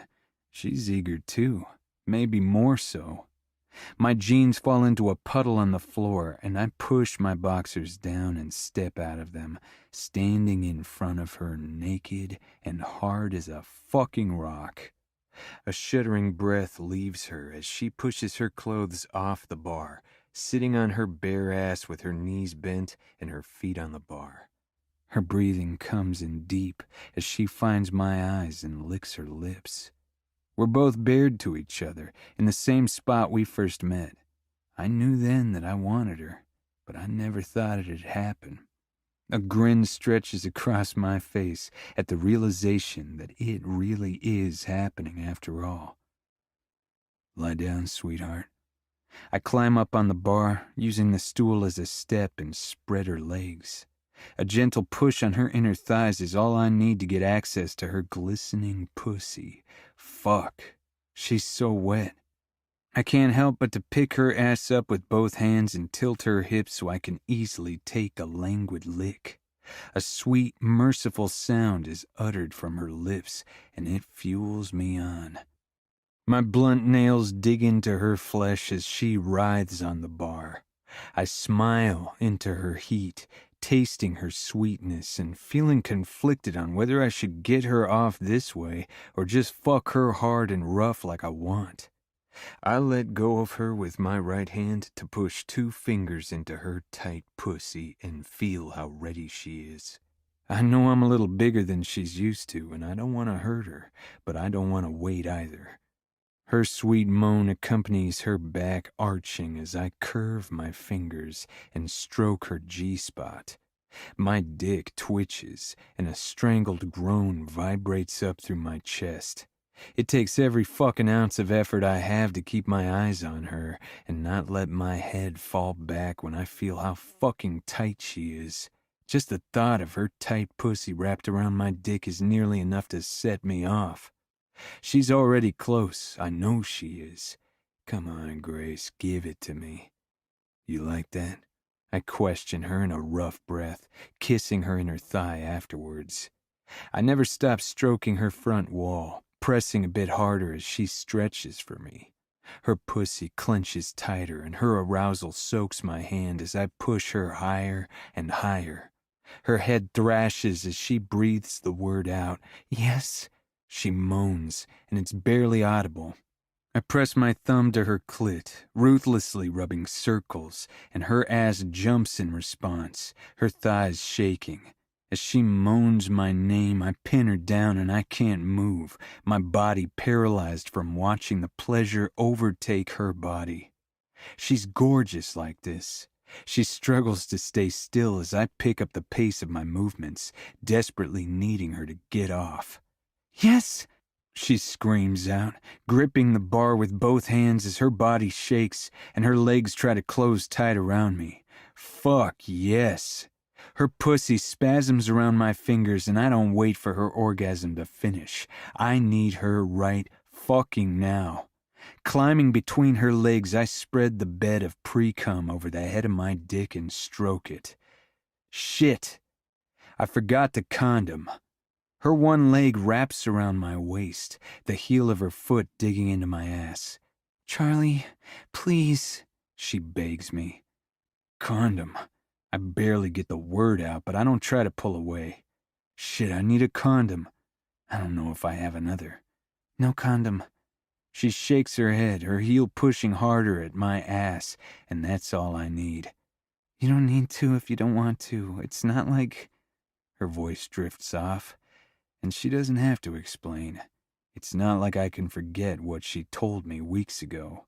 Before the sadness can creep any deeper into her heated gaze, I line my dick up between her hot, slick folds and push in gently at first, just enough so I can lean forward and brace my arms on either side of her head. Her body's so small beneath mine. Easing in gently, I tilt my hips and rock into her, slowly stretching her. I'm mesmerized by her face the entire time. Her lips part and her forehead pinches. I'm quick to reach down and put gentle pressure on her clit with slow circles. Her eyes roll back in her head and her soft moans fill the room. It gets her to relax, and I slide in deeper and easier, although there's still some resistance. I can barely breathe with how tight she is. She feels too fucking good. When her expression turns a little bit more to pain than I want, I wait a minute, kissing her neck and rubbing her throbbing nub before pushing my way back in. My lips travel up and down her neck, leaving kisses all along the way. As soon as I'm buried deep inside of her, I pull back to look her in the eyes. And in that moment, something switches for me. Something changes between us. I don't know what it is. A spark? A pull? Something raw and pure. Something that's scary as all hell that I don't want to face. I pull back quickly and slam into her, groaning and falling forward as a cold sweat breaks out along every inch of my skin. I wait, pushing my chest against hers to keep her pinned down as her pussy spasms around my dick. Her body tenses, and I give her a moment, and then do it again. She cries out, "Yes!" And I don't wait this time. She's hot, wet, and ready for me to fuck her pretty little pussy the way she deserves to be fucked. I angle my hips, so each time I thrust all the way to the hilt, my groin smacking against her clit.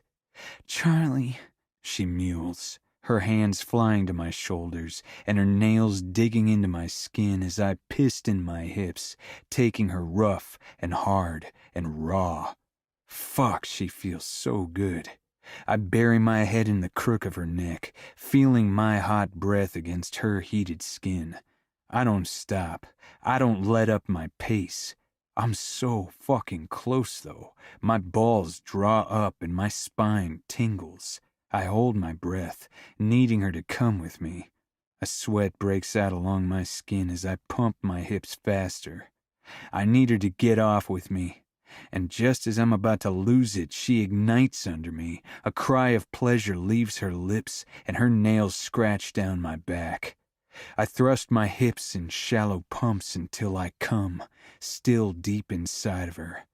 My release washes through me in waves, and I finally breathe, taking in her sweet scent as my dick pulses, and I empty myself inside of her. I finally lift my head up to look at her, and that spark, that pull, is even stronger. Her head lolls to the side as we both catch our breath. Swallowing thickly, I gently pull out of her. My heart races and it won't quit. Something happened. Something changed. But I ignore it as I climb down and reach for the paper towels under the bar.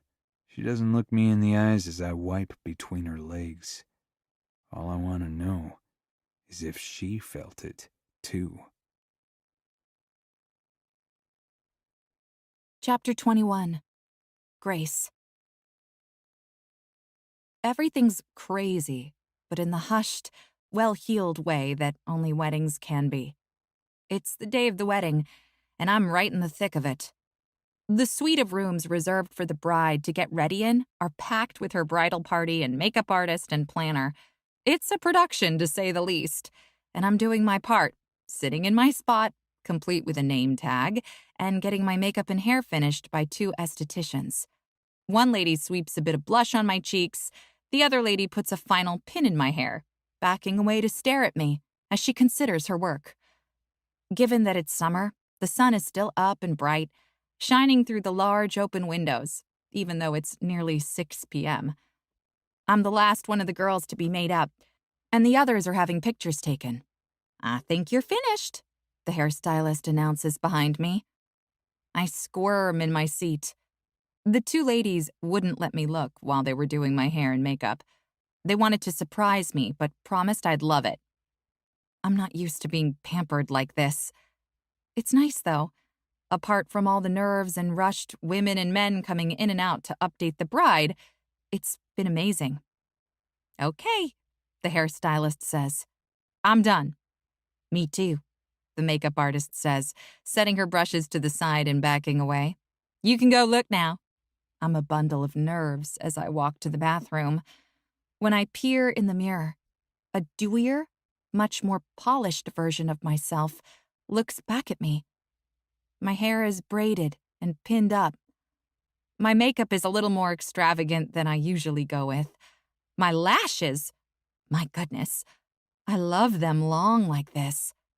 I wonder what Charlie will think. I run my fingers down the length of my dress, which is the ocean blue silk with triangular side cutouts I bought before I knew I'd be in the party. I twirl a bit, feeling giddy, and smile at the way the floor-length gown moves. "Grace!"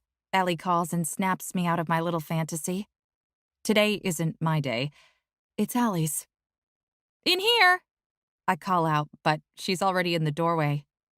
"You look so pretty," she comments with a smile that widens. I match it and tell her she looks gorgeous too. "Love your dress," I add. And with my comment, she does a half swirl with her skirt. "It's so funny how each of our dresses are different, but they go together. These pictures are going to be amazing," she emphasizes. I can only nod, not trusting myself to speak. Sleep evaded me last night, knowing that after today, Charlie and I are probably going to be done with. It's just for fun. That's all it ever was. The pictures are just a reminder that I lied to his sister and mother. I feel like a fraud taking part in this moment. As much as I feel bad for Allie, having some soon-to-be stranger in her photos, I feel more sickly knowing once tonight is done, the charade is over. I think Charlie would let it continue a while, but I can't keep doing this. Pretending like this is okay. It's not just fun for me. Not anymore. I'm falling for him. Hard. And I'm only going to end up hurt. The bridesmaids are all meeting downstairs for pre-wedding toasts. Oh, okay. Let me get my boots and I'll be right down. Don't wait for me. I don't want to hold anything up. Where the hell did I leave those boots? The suite is littered with purses and makeup bags and all sorts of wedding paraphernalia. Ellie gives me a quick, be fast, heading out of the room with the other girls. I make sure to thank the makeup artist and hairstylist, then hunt for my boots, which are our wedding gift from Allie. I check the shoe rack in the closet. They're the only pair left. I'm careful sitting down on the bed not to mess my dress up so I can pull the boots on. The leather is fresh. The boots still brand new. Who'd have guessed that the shine on my boots would last longer than my relationship with Charlie? Without sleep and all of these people around me who I've lied to, my insecurities are on full blast. Anyone with eyes could have seen that coming, I tell myself. My throat feels tight as I stand up and hightail it downstairs. Exiting the elevator, I pick up my dress to keep it from dragging as I search for the girls. Making my way to the hotel lobby, I pass the ballroom, where the reception will take place. It's gorgeous. Mostly white and cream with pops of blue hydrangeas and blue glassware.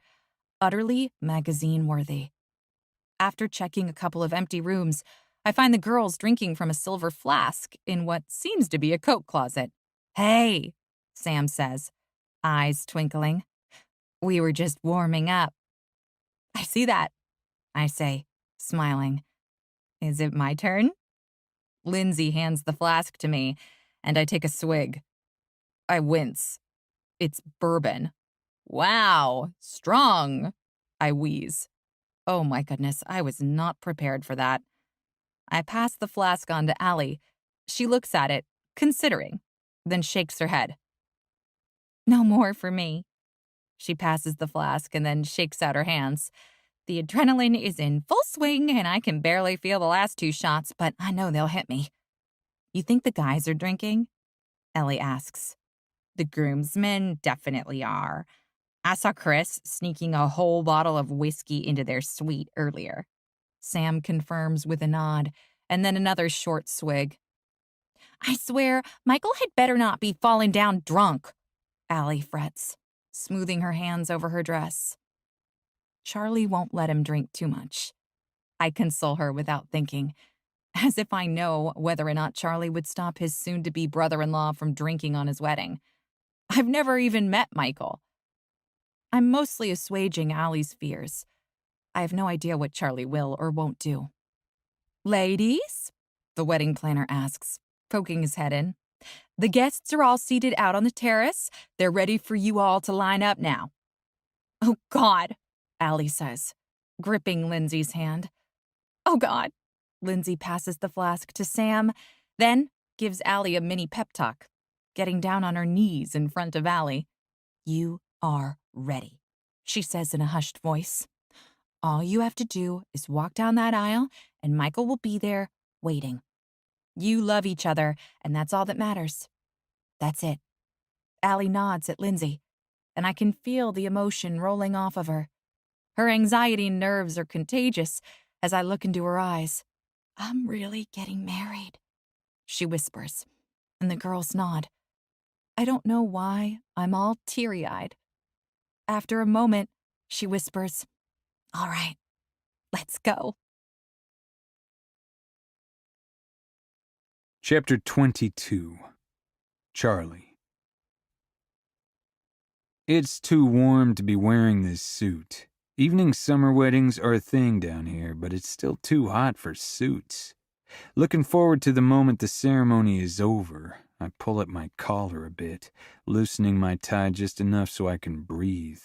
This jacket is getting ditched the second I can take it off.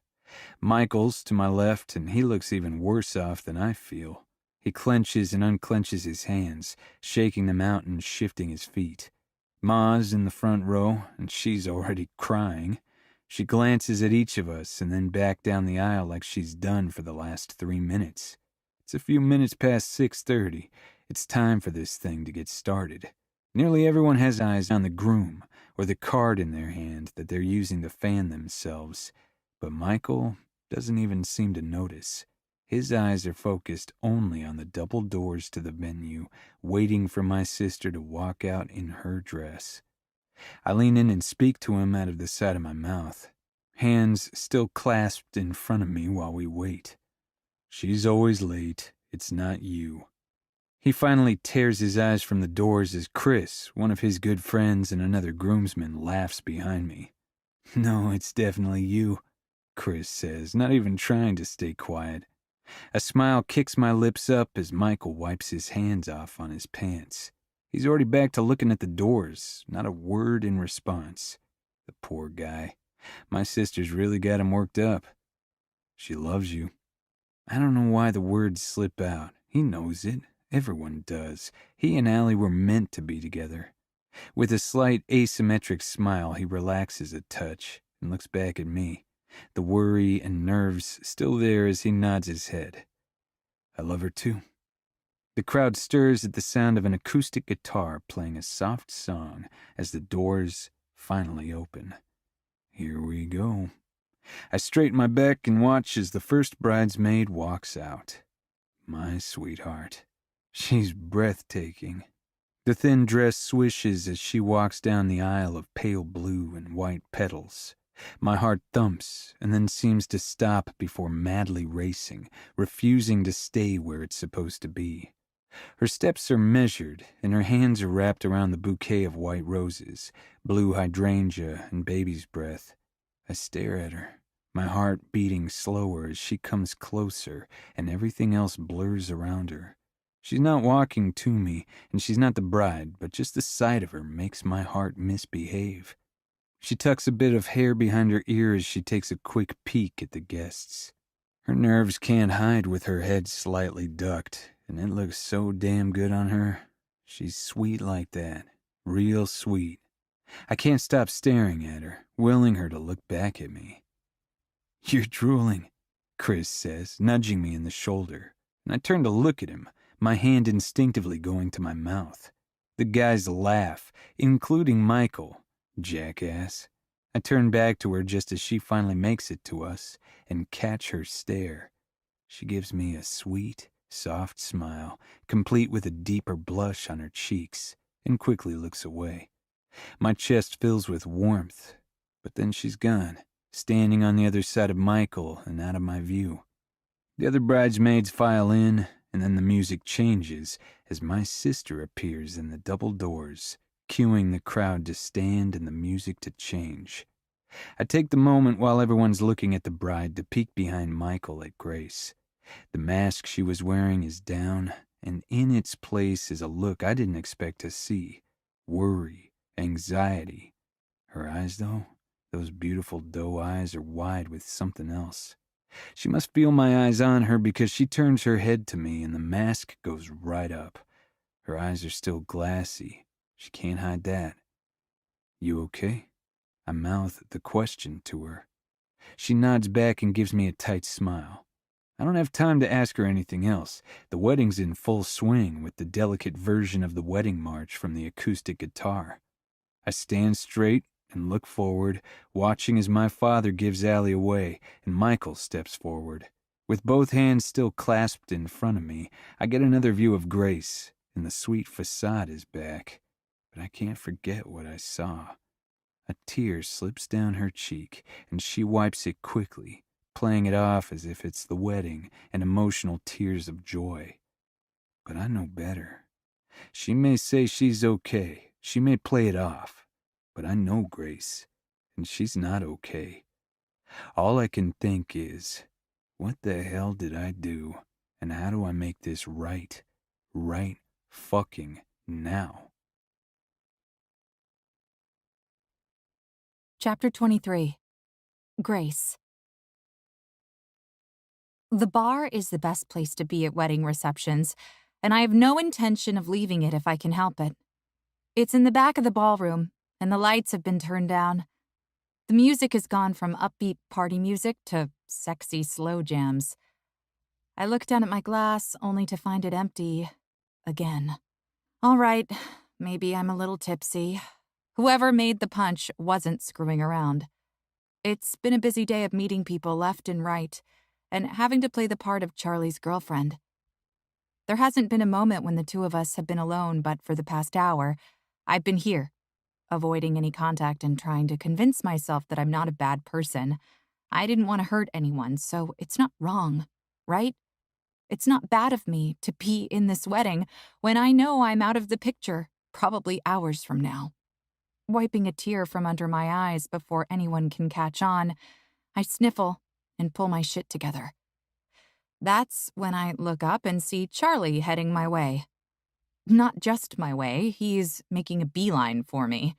I take a moment to soak in his large frame, the way his muscles bunch under his white dress shirt as he moves, and breathe in deep, calming myself. When he draws closer, I appreciate the clean line of his jaw, the intense green of his eyes. Dance with me. He doesn't mince words, giving me a charming smile. I give him half a smile back. You know I've got 2 left feet, right? The last thing I want to do right now is dance. Just come with me. My heart clenches as he puts his hand out, and I can't help but to slip my hand into his. How could I ever say no to him? He squeezes my hand, dragging me out to the dance floor. I hate myself for it, but a feeling of intense completion runs through me when his hand wraps around mine. A chill runs down my spine as he turns me and takes me in his arms, my breath hitching as my boot heels click on the dance floor. My heart is beating faster now. We start to move to the slow, sultry rhythm. He surprises me because he's light on his feet. My arms around his neck feel hot, and I wonder if he notices, or if it's just me. I didn't know you could dance, I say. There's a lot you don't know about me. He looks down at me, and I struggle not to drown in the moss green of his eyes. Yeah, I say, to distract myself. He murmurs. I lean into him a little, and I hate that I'm doing it, but it's a memory I get to keep. The heat of his body, his hard chest and masculine smell. I take it all in, closing my eyes and letting out a small sigh. Charlie, I whisper against his chest. Yeah? I feel the rumble of his answer against my cheek. Why are you still single? I ask, our bodies still swaying to the gentle music. I've seen the type of girls that hang on you. It doesn't make any sense that you haven't picked one of them to date by now. He's silent for a long time, long enough to make me open my eyes. I stare up at him, hoping I don't look as enraptured as I feel. This right here, this foolish feeling, is why I've been avoiding him all night. I feel like I need to hold on to him, but I know I can't. Are you going to answer? I ask. He smiles, but it's forced. Yeah, it's complicated, you know? So make it simple. Simple enough for me to understand, anyway. I had a few glasses of that punch. I try to lighten up the conversation, but his expression doesn't change. Well, I have an ex. A girl named Suzanne. Oh, my heart thuds in my chest. I don't want to think about him with someone else. She was my high school sweetheart. When I was 20, I gave her everything I had. I proposed to her with the biggest diamond I could get, which granted wasn't very large. I was 20 after all. Wait, you were married? I say, pulling back. No, engaged, he says, pulling me back into his arms. And not engaged for long. About a month later, I walked in on her with someone else. You didn't. I freeze where we're standing. My eyes large as the shock runs through me. Who the hell would cheat on him? She must have lost her damn mind. I did. He nods his head and moves me on the dance floor. willing me to keep dancing with him, and I relent. I won't deny him. My poor Charlie. Some dumb girl broke his heart and I hate her for it. I'm sorry, I say, squeezing him gently and trying to settle into his arms again. I can vaguely feel and hear everyone around us, but my thoughts are only on him. Well, it worked out. The next year, I got a job at a bar, saved up all my money, worked a ton, bought Max the second he tried to sell it. And the fiancée? Haven't seen her since. She moved out of town not long after. I lay my head against his chest for a minute, thinking about how he must have felt. No wonder he doesn't want commitment. My voice cracks, and I have to clear my throat to tell him, you know, not all women are like that. Not every woman will break your heart. He shrugs, his shirt moving gently against my nose as I stay pinned to his chest. Sure isn't really the kind of answer. I stop my comment. I don't know how to make this better, but I want to. He looks down at me, perhaps sensing my earnestness. His eyes trail down to my lips, showing just what's on his mind.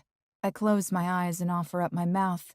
Charlie kisses me, tender at first, but then with more passion, making my heart race. I break off the kiss as I become more fully aware that we're surrounded by other people. Charlie, we don't need to talk about my past, sweetheart, he whispers, cupping my jaw with a hand. He kisses me again. I can feel people looking at us. Charlie's family is getting a hell of a show. Still, when he touches me, I feel alive, vibrant. I feel loved, and it's not fair. It's not fair because now, more than ever, I don't think Charlie will ever give his heart away. Not to me, but he has mine, and it hurts for us. I groan quietly when Charlie breaks away to kiss my neck. Lightning bolts shoot through my body at the touch of his lips against my skin. Then he leans down to whisper in my ear, "Come with me." He takes my hand and leads me from the dance floor. Chapter 24. Charlie. Subtle doesn't suit me, but I try to be as subtle as possible as I weave through the family and friends in the ballroom, dragging Grace behind me. She's holding onto my hand with both of hers, just trying to keep up. I smile at my aunt sitting at a table close to the dance floor and give her a small wave, pretending not to see her gesture me over to talk to her.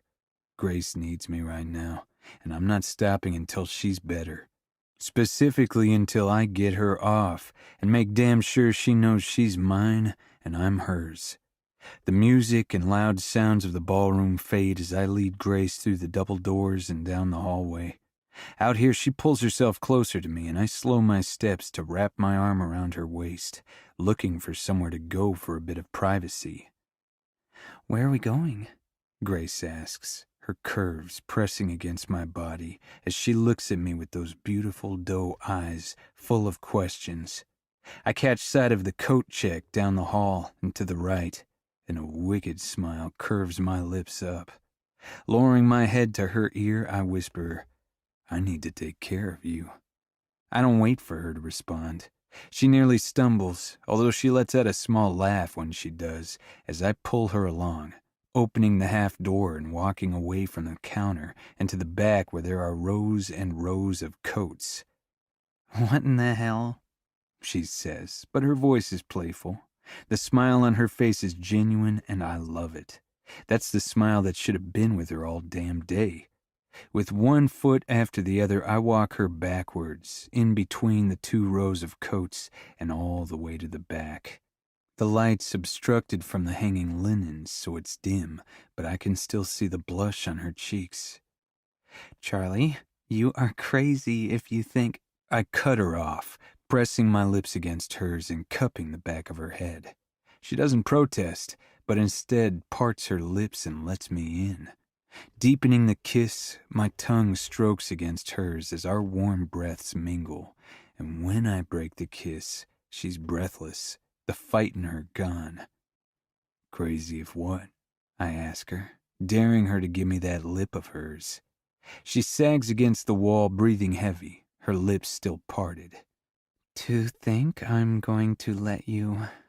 She trails off and licks her lips. Let me what? I lean closer to her, resting my forehead on hers and staring into her eyes. Let me get you off? Her eyes spark, and she doesn't answer. I crouch down, grabbing the hem of her dress, and then slowly stand, pulling it up. She holds my gaze as I hitch it around her hips. You wet right now? I murmur the question.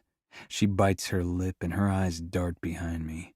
If my hand wasn't inches away from her, I bet she'd lie to me. My fingertips gently touch the seams to her panties. I don't feel enough of her heat, so I push them aside, holding those blue eyes to mine and gently pushing my fingers into her hot entrance. She's soaking wet.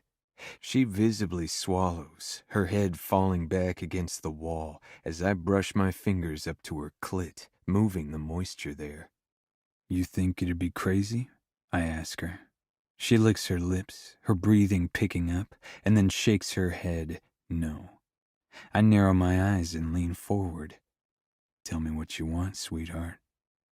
Even without much light, I catch sight of her blush, and then she looks away. I wait for her, letting her choose this, letting her choose me. My fingers trail back down to her entrance and back up to her clit, a shudder running through her body. Please, she moans into the air, her back bowing as she tries to grind her pussy into my hand. I smile down at her. Please what? Please? She hesitates to answer as her eyes dart behind me again. I look over my shoulder, but no one's there. I'm not going to let anyone see, I tell her firmly. If that's what she's scared about, we'll be all right. We're far enough away that no one's going to catch us, and if they come back here, I'll be blocking their view. Her blue eyes flick to mine. Please, get me off. My dick turns to stone at her asking me that. I can feel my zipper against my dick, and I'm desperate to readjust it, but I can't move my hand away from her pussy. Anything for you, I tell her in an even, sincere tone. How it's not strained, I don't know. She moans softly, closing her eyes as I push my fingers deep inside of her. I push them in and out, loving her warmth and the way she greedily rocks her hips, wanting more. I turn to look over my shoulder once more just to make sure we're alone. When I look back at her, her eyes are on me, her head lazily resting against the wall.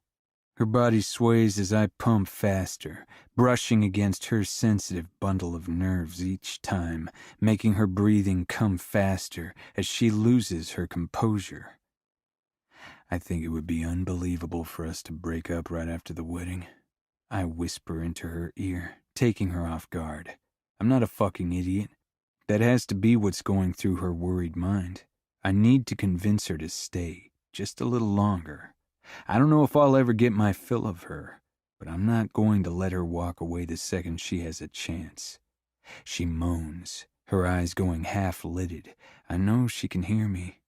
I grind the palm of my hand against her clit. You should stay with me a little longer. Her breathing comes in frantically as I pick up the pace. She's close, so close. I'm not letting her get off until she agrees, though. Her neck lolls to the side, her cheek pressed against the cold wall as I slip my fingers into her hot pussy and stroke that bundle of nerves. Her eyes pop open, and she covers her mouth with her hand. Tell me you'll come by the bar and keep up appearances. I don't know how I get the words out as I work her pussy. Her head whips back and slams against the wall.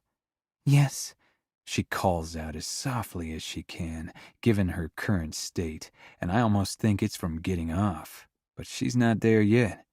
I pause my movements, and she turns her head to look at me, her hands moving to my wrist with a desperate look on her face. Yes, what? I ask her. She swallows thickly and answers in a whisper. I'll stay with you. I cut her off with a demanding kiss before she says anything else and pump my fingers into her pussy. My palm goes flat against her clit, still over her panties that are pushed to the side. I'm ruthless and rough as she clings to me. She looks paralyzed as her mouth opens and closes, and she desperately tries not to cry out. The moment she comes, her body goes still, tensing as her pussy tightens and her breath hitches. I kiss her neck, still stroking my fingers against her front wall to make her pleasure last. It's only when her body finally sags against the wall that I pull my fingers out of her. I let her dress fall around her trembling thighs, but I'm not done with her. I didn't intend to fuck her just yet, but the sight of her coming undone from my touch is making me go crazy. I need her just as much as she needs me. I'm gonna fuck you, and you're gonna be quiet. I stare into her eyes, willing her to agree. Her eyes dart to the entrance behind us as she licks her lips and her legs scissor. I know this turns her on just as much as it does me. She holds my gaze and then nods, her lips turning up into a devilish smile. A quickie? She asks, and it makes me laugh, low and rough. If that's what you want to call it, I tell her, reaching for my back pocket out of instinct. It's only then that I realize I don't have a condom. For a split second, the idea of knocking her up comes to mind, pretending it's an accident. She says she can't get pregnant, but fuck that, I can at least try my damnedest.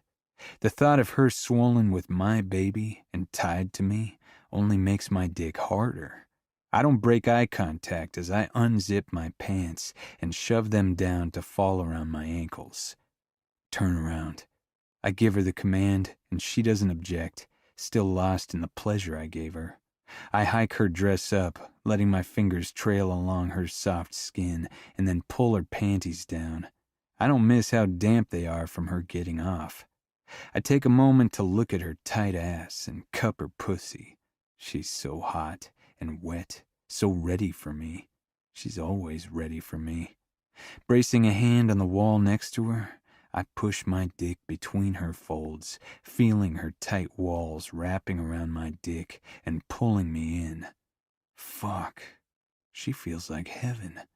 As I let my forehead fall to the back of her neck, groaning from how good she feels, her hand splays on top of mine and then grips me.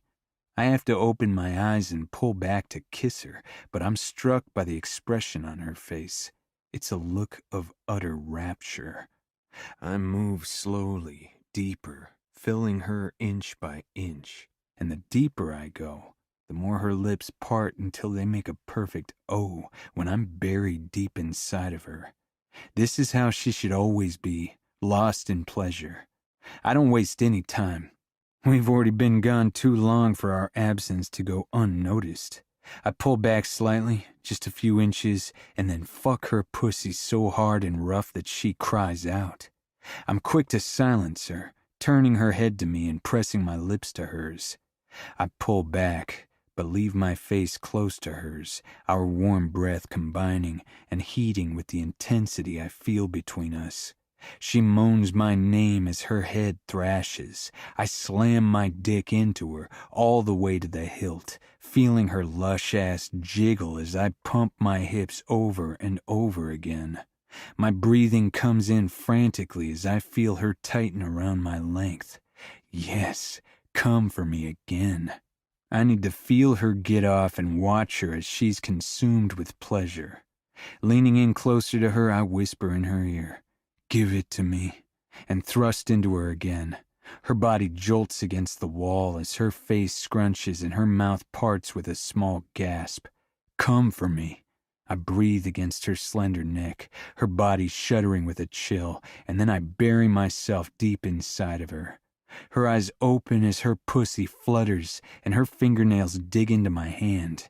She lets out a silent scream, her head falling back against my shoulder as her orgasm rips through her. It's all I needed. I race for my own release, pistoning my hips and riding through her pleasure.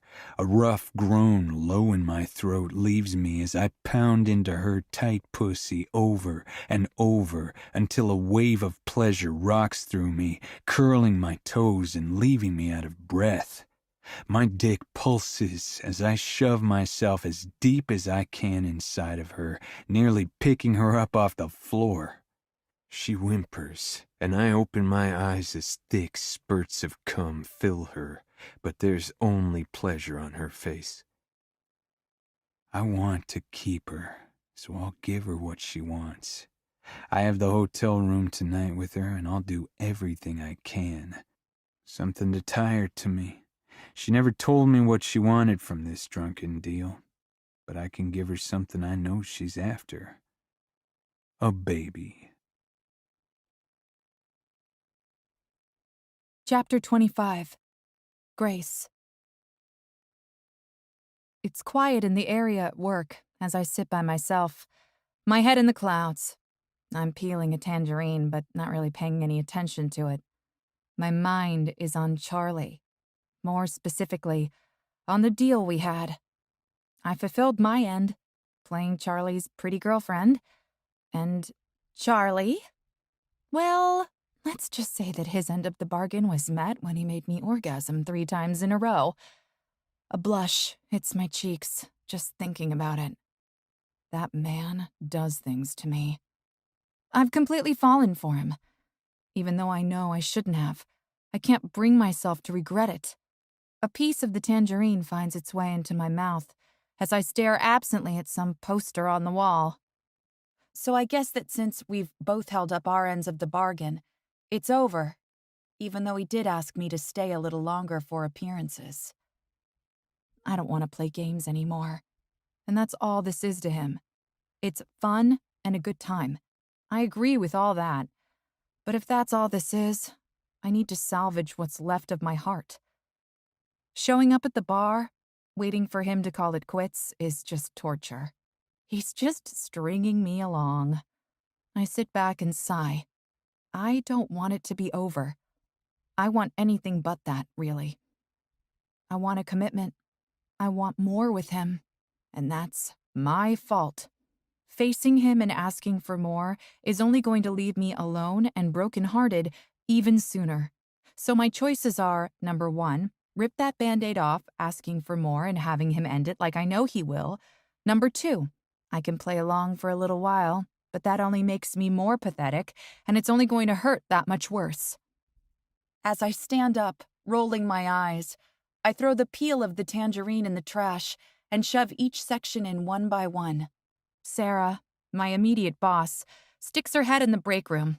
She's redheaded like me and big-boned, but she always dresses like she's on an Italian runway. In short, she's gorgeous. Today she's wearing a black boat-neck dress that looks like it cost $1 million from the way it flatters her frame. Hey, Grace. She's cheery as always as she steps into the room. Hey, I greet her with a forced smile. I shouldn't feel bad for my afternoon break. Everyone takes them. Still, I feel the need to defend myself. I'm just on my way back to work. Do you have a minute? Jack and I would like to talk to you in his office. I stare at her. Jack Holt is one of the partners at our firm. I've literally only talked to him at Christmas when he's handing out holiday bonus checks. My heartbeat picks up with anxiety at the thought of having a meeting with him. I rack my brain to figure out what he could possibly want to talk to me about. A new project? But no, he isn't usually involved on that level. This is looking really, really bad. I swallow the lump in my throat, searching Sarah's face for a clue. But there's nothing there. Sure. My forced smile falls, but I do my best to keep it in place. It's nothing bad. Stop looking like I'm taking you to see the Grim Reaper. Sarah jokes, and I laugh in return, but only because it's obligatory. Come on. Does being fired count as bad? I wonder, trying to calm down. The last of my tangerine gets tossed in the trash, and I follow Sarah across the main room where everybody works. Unlike me, most of the employees don't put their heads down while they work, so a few eyes follow me across the room. I glimpse Diane trying to make eye contact with me, but I avoid it. I haven't talked to her since the wedding, which she didn't attend. Sarah leads me to a corner office, where she pauses to knock on the door. I fidget, wiping my hands off on my shirt and trying to stay calm. Sarah wouldn't lie to me. "Come in," Jack calls through the door, and we enter, my legs feeling like jello. Sarah shuts the door behind me, increasing my paranoia that I'm about to be fired. "Grace, hi," Jack says, standing up from behind his large espresso desk that's littered with paperwork. He's in his 50s, well-dressed, and tanned as a nut from long days on his yacht. "Please sit." He gestures to one of 2 chairs in front of his desk. I glance at Sarah and pick a chair. Sarah sits in the other one, crossing her legs and smiling. Jack settles himself back behind his desk, looking serious. My heart thumps wildly. I've never been fired before. My hands are clammy, and I try to think of something to say, but I don't trust my voice. "So, Grace, I asked Sarah to recommend someone to run the project desk, keep the designers on task, and make sure what they produce is in line with the client's branding. She recommended you." Blinking several times, all of them a little too fast, I stare at my boss for a second, processing his words, then look at Sarah. "She did?" "Apparently let's see here," he says, picking up a piece of paper off his desk. He starts to read. Quote, "She works 10 times harder than anyone else. If everyone was as dedicated to customer satisfaction and producing great artwork, we would be far more successful. You seem to have an eye for branding, not just design." The paper falls with a flutter as he adds, "There's a critical difference, and not everyone has it." I don't know what to say, I manage, my throat feeling dry but in a good way. I manage to answer Jack, although my throat feels tight. "Thank you for noticing." "Don't thank me, thank Sarah," Jack says. "Now the promotion comes with a big bump in pay, but 10 people working directly below you. You'll be overseeing campaigns and critiquing. You also get final say and can modify and mold designs how you see fit. Can you handle that?" Yes, I say, nodding vigorously. "Absolutely I can." Oh my gosh, I didn't even consider a promotion. A bonus, yes. A raise in pay, heck yes, I'll take that any day. "All right. Well, Sarah will see that the contract is on your desk by Monday to sign. Thank you for your hard work," Jack says, standing and offering me a handshake.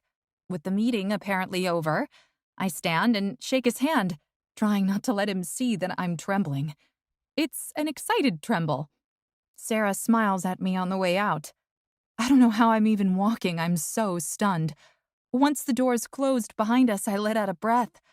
"I can't say thank you enough," I confess to Sarah. She laughs. "I told you it was nothing bad."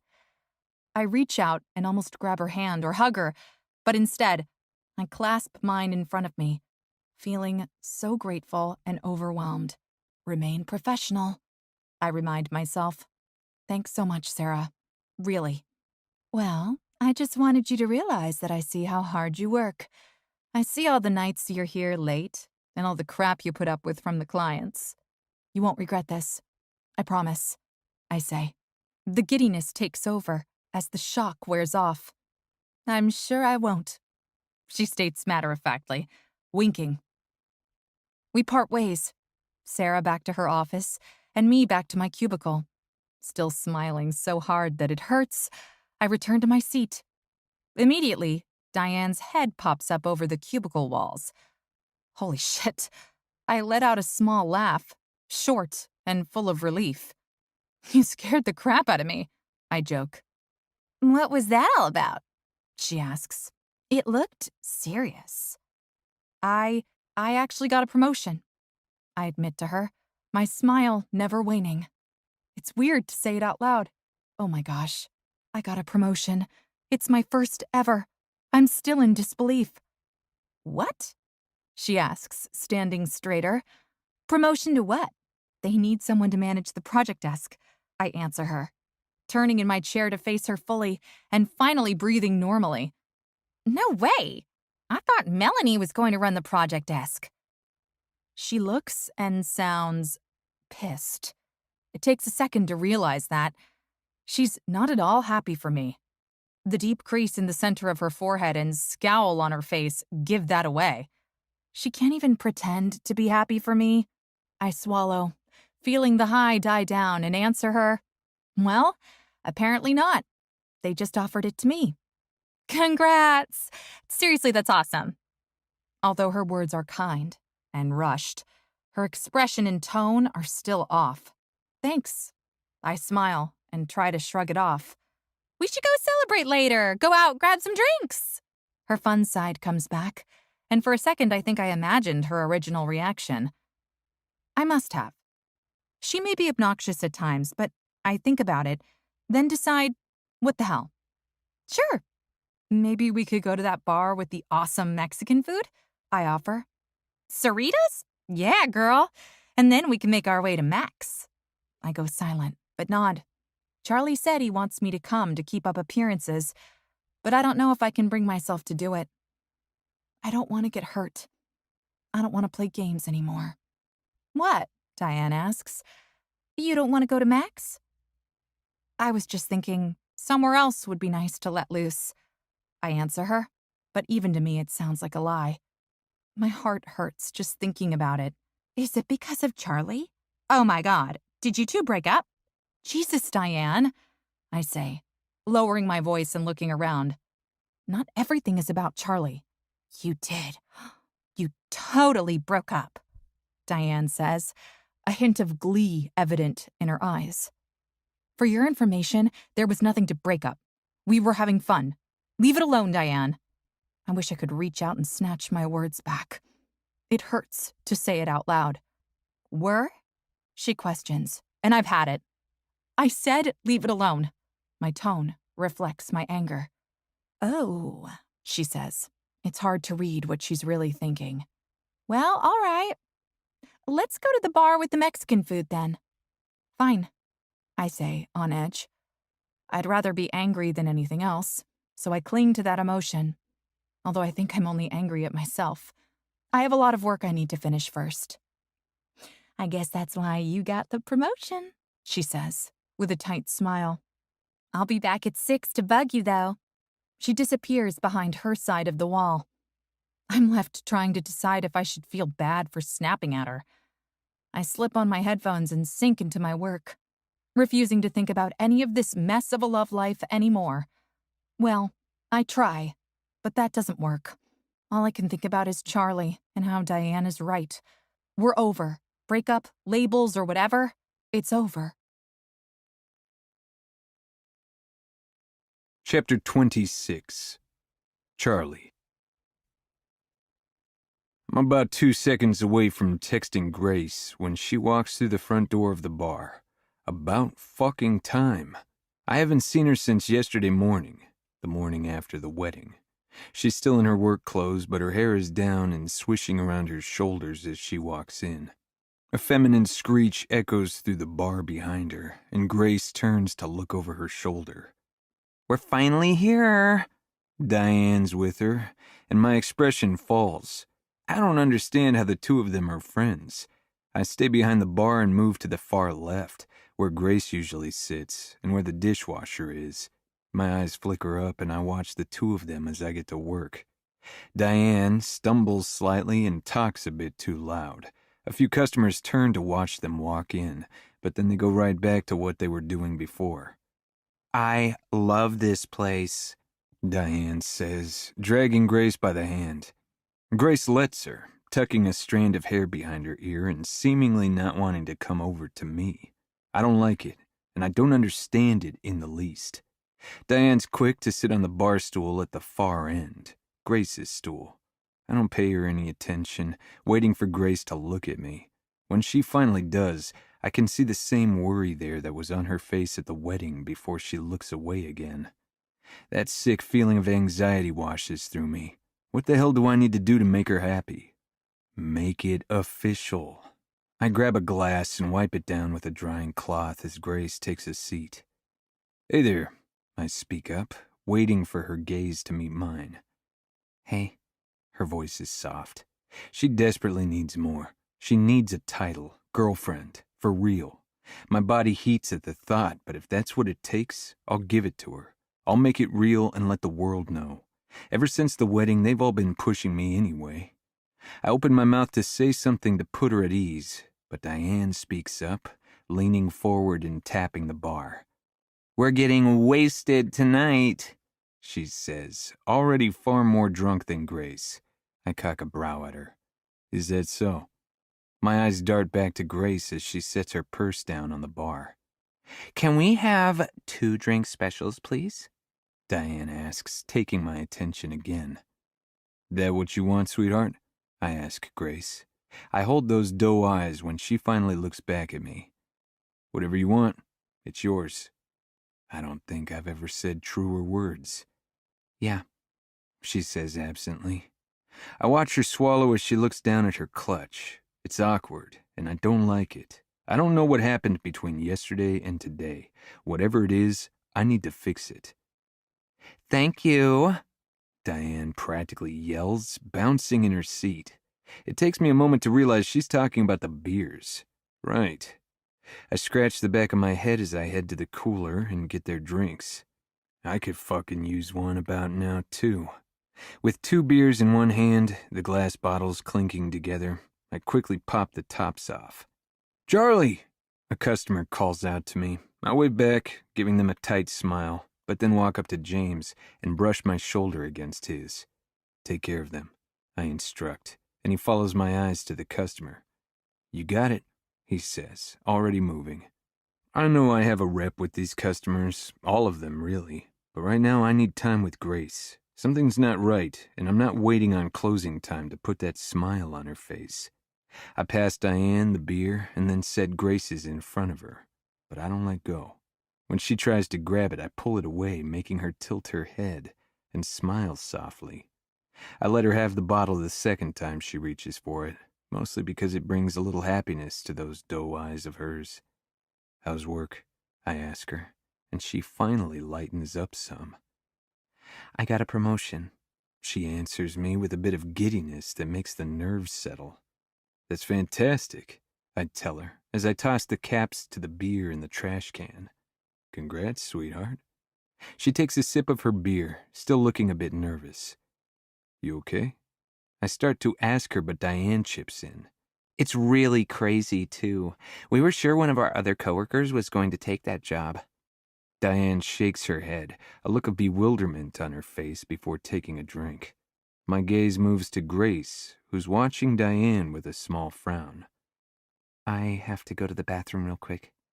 Grace doesn't look me in the eyes as she slips off the stool. The air between us is thick, and it makes my stomach stir with unease. I don't know what's wrong with her, but I'll find out tonight once everyone leaves. Whatever it is, I'll make it better for her. A sick feeling in my gut is telling me that it's me, us. But I ignore it. We're going to be fine. I pick up one of the tumblers from the rack and wipe it down before setting it in the clean section and moving to the next glass as Diane switches seats, moving to the stool Grace was just in. My eyes flick up to her, and I give her a tight smile. I think about asking her if everything's all right with Grace, but I keep my mouth shut, just listening to the sounds of the busy bar. "So, what are you doing tonight?" Diane asks, twirling her hair around her fingers. She gives me a seductive smile, and I'm not sure where it's coming from. She knows I'm with Grace. My brows pinch as I think about what to tell her. Grace. My intentions are to be doing Grace tonight, all night long if I have any say in the matter. "Just going home," I answer her tightly. I decide to stay neutral, and I assume it's because Diane's drunk that she's acting like this. "You need company?" she asks. I have Grace for that. I bite out the response, although I try to keep my voice even and make a move to leave, not liking that I'm in this position at all, but she grabs my hand. "Not anymore," she says, and her answer makes my heart pound. I turn to look at her, not saying a damn thing or changing my expression. I mean, she told me it was all fake, and she was never really into you like that. It was just for fun. Diane says in a low voice, her hand at the neck of the bottle, tilting it on the bar top. She whispers, leaning in closer. I get it. You got what you needed from her, and she went slumming for a minute. She pulls back to take a swig of her beer. My heart feels like a knife's gone through it, slowly twisting and then being pulled out. She was never into me. That's all I keep thinking. No fucking way. Of course she was into me. She wouldn't lie to me. Would she? I move slowly, grabbing a rag from under the bar and wiping down the lacquered wood mindlessly. So, I was thinking, if you're looking for something tonight... I'm good. My words come out hard, and maybe harsh. I don't care, though. Diane says something else, but I can't hear anything over the sound of the blood rushing in my ears as I walk away, right to the back of the bar. My heart's hammering. My blood's boiling. I feel tense and ready to break. It was fake, just like my last relationship. I'm a fucking fool. Chapter 27. Grace. I slip onto the bar stool next to Diane, deciding to woman up. I want Charlie, and at the very least I can put my heart on the line. Diane looks at me as I right myself, giving me a half smile. Hey, I say. I should thank her for convincing me to come, although I'm sure she really does just want to get wasted.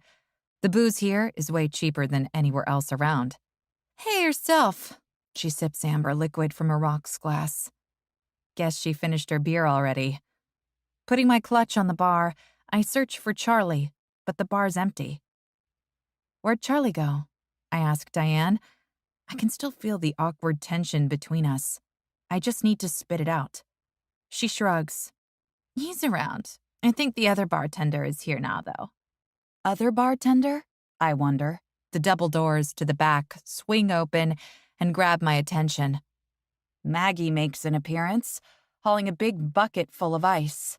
She dumps it in the well behind the bar, then hides the bucket. Oh, the other girl. I get what Diane's saying now. You want something to drink? Maggie asks. Charlie's finishing up some stuff in the back. I glance down to where my beer was when I left, and then over to the 2 empty bottles in front of Diane. A glass of White Zinfandel, pretty please.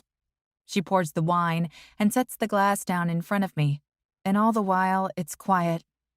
My eyes keep flickering back up to the doors.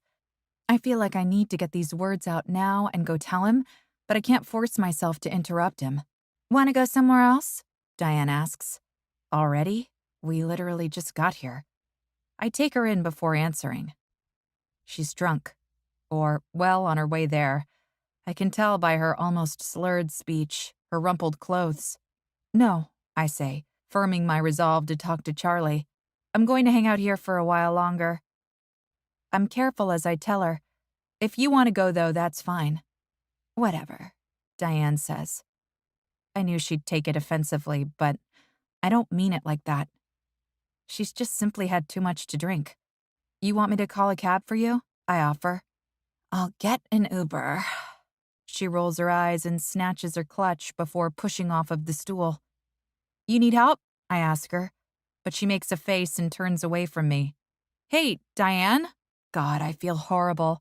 I turn in my seat, but she yells out, I'm fine, and keeps moving. I try to shake off the feeling that I should go help Diane. I really don't want to. She's a grown woman, and kind of a bitch. The last thought makes me relax some as I sip my wine. My anxiety comes back every time I eye the double doors.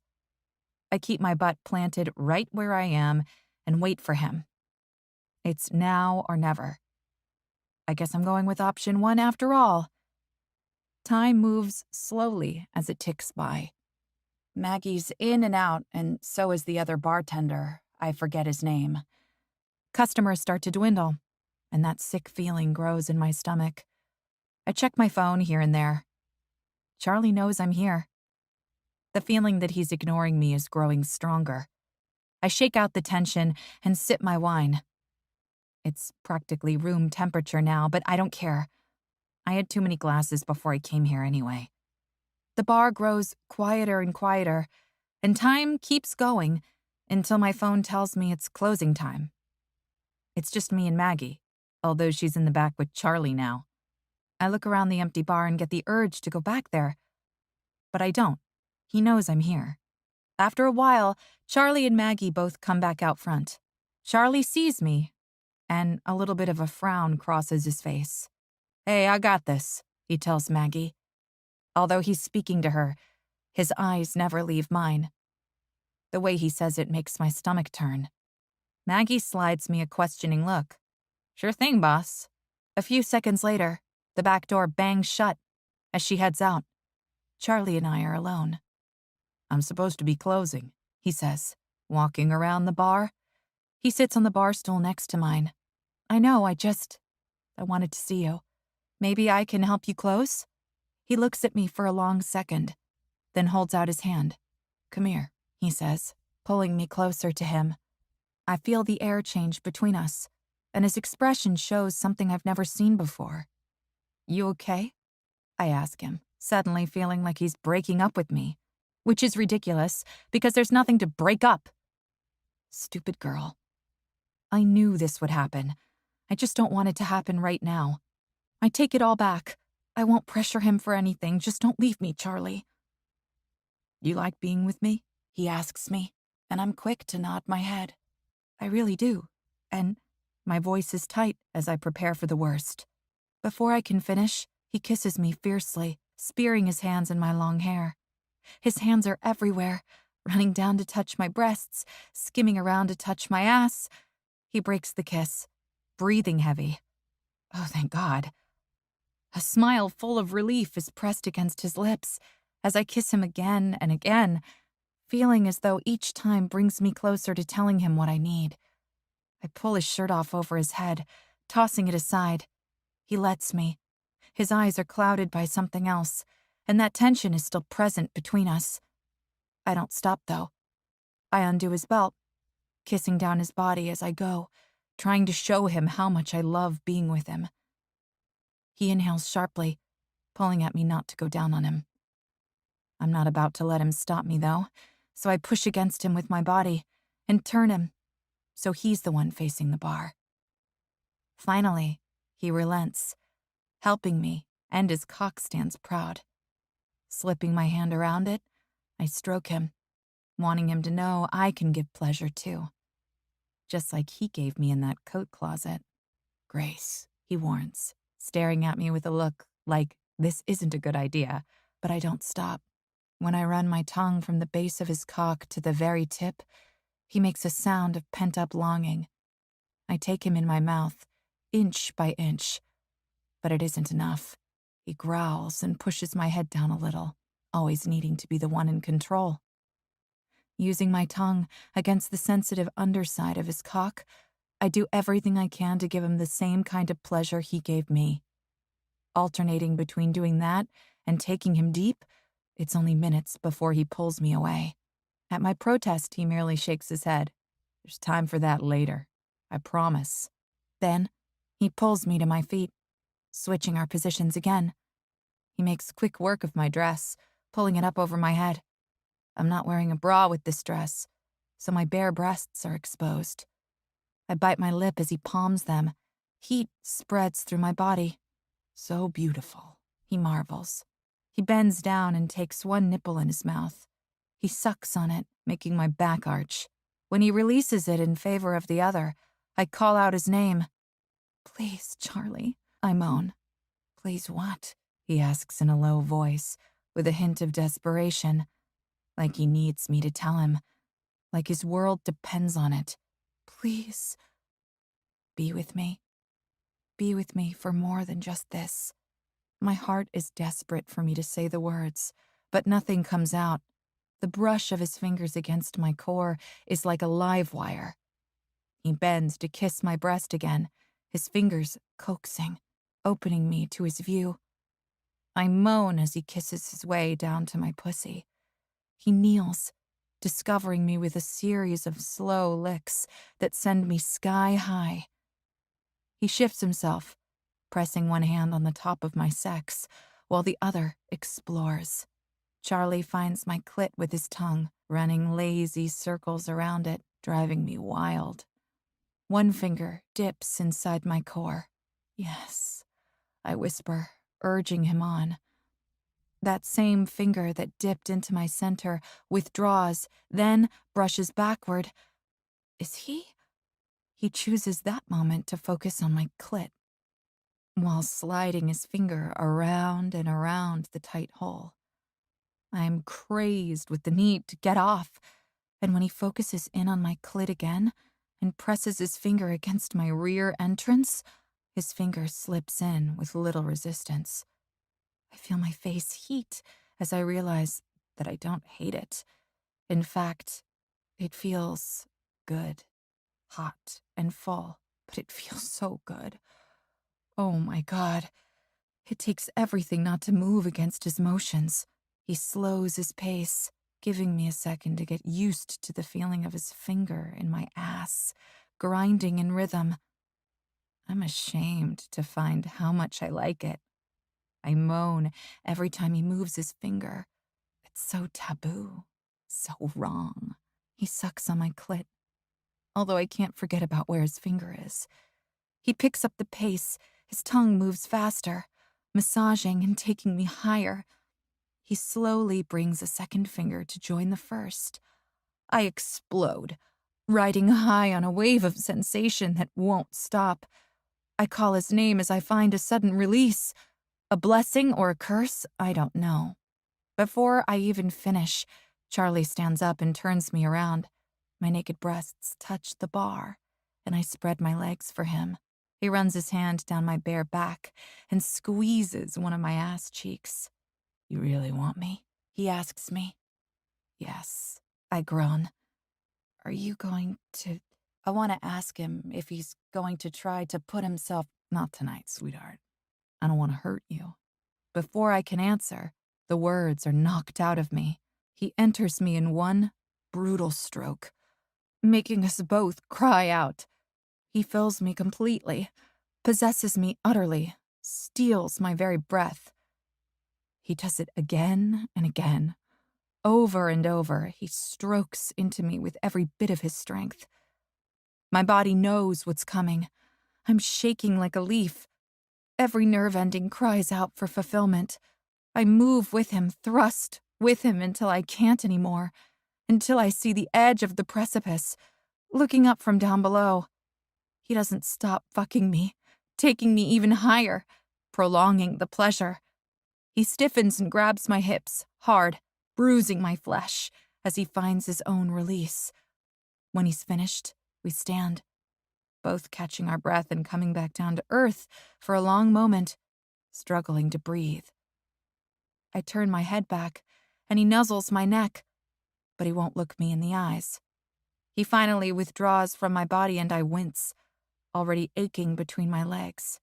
"Wait here," he says, pulling up his pants. I turn around, picking my dress up from the floor. He returns as I'm putting the dress on. He has a clean, wet rag. "Here," he says, reaching low to wipe the stickiness from between my legs. I balance myself by gripping onto his shoulder as I feel the warm rag wipe me clean. "Thanks," I say awkwardly. The tension is still there. It's suffocating. As soon as he's done, I finish getting dressed, pulling my panties on and watching Charlie, but he never looks at me the whole time. I'm trying to be what he wants, but I can feel him already slipping away. He tosses the rag aside and catches me by the waist. Finally, his green eyes stare back at me, and my heart flips. His mouth kicks up, half a smile on his face. He kisses me, slow and tender. When I break away, his smile falters and he lets me go. I still have to close. It's going to be a while. An hour at least. He scratches the back of his head, looking away. "Oh," I respond, but so many questions linger at the back of my throat. "I think I'll go. I have to work in the morning." "Right," he says with a frown. Right, of course. I'll just walk you to the door then. No need, I assure him. I think I can make it a whole 100 feet alone. He looks like he's going to argue with me, but then he swallows it back. Sure. I'll see you later then? He asks. Yeah, sure. I answer him as I slip on my heels, only then remembering I never told him anything I wanted to say. It hurts way too much to not be a breakup. Okay, text me when you get home. Let me know you got there safe. I give him a half smile that I don't mean, feeling the split between us. What the hell is wrong with me? I open my mouth to tell him, but I can't. He has to work, and I need to get home. If I say anything right now, I know I'm going to cry. I'm going to be that clingy girl he didn't want. Instead, I let myself out and cry alone in the car, on my way home alone. Chapter 28. Charlie. Little Evie is upright in Joseph's lap, staring back at me with wide eyes as I shove peas into my mouth. I don't taste a damn thing. It's been 5 days. 5 fucking days since that night at the bar. I should have ended it that night at the bar, or at least told her I knew what she told Diane. I should have told her no, but I just wanted to feel her one last time. 5 days, and she hasn't said a word to me, hasn't come by. She never wanted a relationship with me. I'm so fucking pathetic, wrapped up in a woman who doesn't want me, who never wanted me. I remember how she tried to get out of it. I should have let her. I'm so fucking stupid. My fork clinks on the ceramic plate as I lower my head, feeling like shit. How long is their trip? Cheryl asks Ma. It's just Cheryl, Joseph, Ma, and Pops, while Allie and Michael are on their honeymoon. Without Allie here, it's quieter than usual. Or maybe I just think it is. A full week, Ma answers, taking a sip of her Diet Pepsi and shifting in her seat. Oh, wow, Cheryl says, absently kissing the top of Evie's head, although the little girl still stares back at me. That's a long honeymoon. We can go on another. Joseph pipes up, then shovels another bite in his mouth. Cheryl scoffs, leaning back in her seat and yawning before she says, Like when the kids are in college. Joseph starts to answer, but Ma cuts in. Kids? Her eyes flicker to Cheryl's stomach. Oh, don't get ahead of yourself, Ma. Cheryl stretches one arm over her head, another yawn taking over as she does. Just checking, Ma says with a smile. Pops chuckles at the end of the table. He's been quiet all night, but keeps looking at me. He thinks I don't notice, but I do. They're all looking at me, and I'm just waiting for the questions to start. As if reading my mind, Ma asks, When are you going to bring Grace to dinner, Charlie? She picks up a bun from the basket, all the while looking at me, waiting on my answer. I lean back in my seat, taking in a heavy breath. If I call her, I think she'd answer. If I ask her to come by, I think she would. She's busy with the promotion, and I've got work too. I want to give in and just get lost in her touch, but it's turning into something else for me. I never should have asked her to come around after the wedding. I'm ashamed to say how much it hurts to end it with her. I don't want to, but I can't forget what Diane told me, and it just makes sense. I'm not the man she wants her happily ever after with. We both knew that from the beginning. I don't want to believe Diane, but she knew it was fake. She said that word, fake. That had to have come from Grace. There's no other way Diane could have known it was some stupid drunken deal and we were pretending. She's real busy, I say before taking a drink of my water. She got a promotion. Oh, that's wonderful, Ma answers, but her tone is flat, and I keep my head down to avoid looking at her. Just where'd you two run off to during the reception? Joseph asks me, and when I look up, I see his cocky smile as he picks off a piece of his chicken and pops it into his mouth. Nowhere, I answer him as Cheryl shoves her elbows into his side. She gives him a look, and little Evie finally looks away from me and up to her mom. She's only a few months old, but she's holding her head up just fine and staring at the world around her with wonder. I'm not fucking settling, and not on a woman who doesn't want me. For the first time since it happened, I regret thinking about knocking Grace up. My heart clenches in my chest, and I take another gulp of my water. I don't know what got into me with her, but I know it needs to end. I made a mistake, and not for the first time, but I'm damn sure not going to let history repeat itself. Son, help me with something? Ma's request is odd, especially coming in the middle of dinner, just like her calling me son is throwing me off. Of course, I answer her, setting my napkin to the side and following her to the kitchen. She keeps walking out to the back door and to the patio. What do you need help with out here? My ma's a bit shorter than me, and when she takes a seat on the floral tuft cushion, she's even shorter. Taking my cue, I have a seat on the chair opposite her. I need you to tell me what's wrong. Nothing's wrong. I do my best to appease her and whatever hints she has that I'm off. That's not true. Mickey told me Grace hasn't been in. Maggie said she thinks you two got in a fight. What in the ever-loving hell? My eyes must speak my thought for me. Don't look at me like that, my mother scolds me. They're worried for you. She stresses, and my mom's voice shakes. She doesn't want to be with me, I explain, getting right to the point, and looking at my mother and saying those words makes the truth hurt even more. Bull, my mother bites out, her eyes getting glassy. I saw the way she looks at you, and the way you look at her. My mom's hands clasp in her lap, almost like she's praying. You tell me what happened, and I'll tell you how to fix it. I don't need you getting us back together. I'll settle down and find a nice girl one day. My throat gets tight, and I can't finish my thoughts, mostly about how my mother doesn't have to worry like she is. Didn't I love you enough to know what it feels like? She asks me, a tear escaping, and I lean forward, reaching for my mother's hand. She shakes it away from me and wipes her eyes. You love her, and she loves you, and this isn't okay. I know Suzanne hurt you, but you deserve love, and I don't know why you don't fight for it. She doesn't want me, I emphasize as kindly as I can to my emotional mother. Son, if you think I didn't pick up on the fact that you were only friends before, you must think I'm a fool. That first day I met her, I knew you two lied. Ma, Hush, boy. She cuts me off. I let it go because I could tell she wanted you. She had her eyes set on you like I did your father. If you were blind to that, I can forgive it, but I can't forgive you thinking she doesn't love you.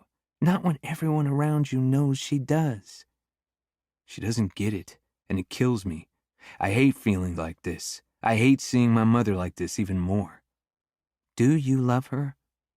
I hesitate only a second before answering. Yes. Did you tell her? Swallowing the lump in my throat, I answer my mother. No. Just promise me this. You'll tell her how you feel. How you really feel. She nods slowly as if agreeing to whatever she's thinking. What it is, I don't know. Promise me, Charlie. I promise I'll tell her. When I answer my mom, I don't think much of it. But the more I think about it, the more I know I don't have anything to lose. She's already gone. It can only bring her back to me. Chapter 29. Grace. You're pregnant. The doctor's voice echoes in my head. Congratulations, Grace. I grip the steering wheel as I drive home, willing myself not to cry. It's a mix of happiness, wonder, and profound sadness. Charlie gave me a baby. 4 days past the supposed day I was supposed to get my period, aka yesterday, I peed on a stick and then cried. I told Anne, whose immediate response was, "You have to tell him." I almost told my mother, but it's so soon. So, to the doctor's I went, who surprisingly also only had me pee on a stick. Take it easy and be happy. Those were the good doctor's only words of advice. I have to tell him. Anne's right. But how? It's been a week. He messaged yesterday that we had to talk. Everyone knows what those words mean, and then I took the test. How can I look a man in the eyes and tell him I'm pregnant when the words out of his mouth are that he doesn't want to see me anymore? With a right turn onto my street, I come around the corner, and I'm surprised to find Charlie. Fate is cruel. I couldn't have had one more day before I have to face this. Just one day of looking up cribs and searching for 3-bedroom houses, making plans and checklists and searching baby names and their meanings. Deep breath in. He's sitting on the steps to my building. Deep breath out, and he sees me as I pull into my designated parking spot. There isn't a pep talk in the world that will prepare me, so all I do is grab my purse and get the hell out to face him. I imagine what I'll blurt out. I really liked you and even fell for you, and you hurt me. I miss you, and if I hurt you, I'm sorry. Also, I'm pregnant, and I swear I wasn't lying when I told you I didn't think it was possible. Shit. Shit. I can't say that to him. What if he really does think I'm a liar? What if he thinks I used him? Oh my God, I just can't take this. You didn't answer my calls or texts, Charlie explains before I'm even 6 feet from him. He's already standing right in the center of the path. I stare at him for a long moment, at his downcast expression and his regretful posture. He usually takes up all the space around him, but now he's meek. Sweeping my hand out, which causes my purse to fall off my shoulder, I gesture toward the doorway. Do you want to come in? My heart is frantic, although outwardly I'm trying not to show it. It feels like it's all just too little too late. Too many days passed, too many truths weren't shared. This is where it all implodes. I have something I wanted to tell you, I admit to him, and it takes all the air in my lungs to do it.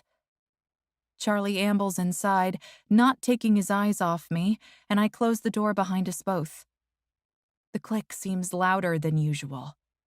I put my keys down in the bowl and hang up my purse, then walk over to where Charlie has seated himself on the edge of the couch. I look at him for a second, then sit on the bed, my butt pushing back my pillows. Talk to me, he says. About what? Nervousness pricks at the back of my neck. Does he already know?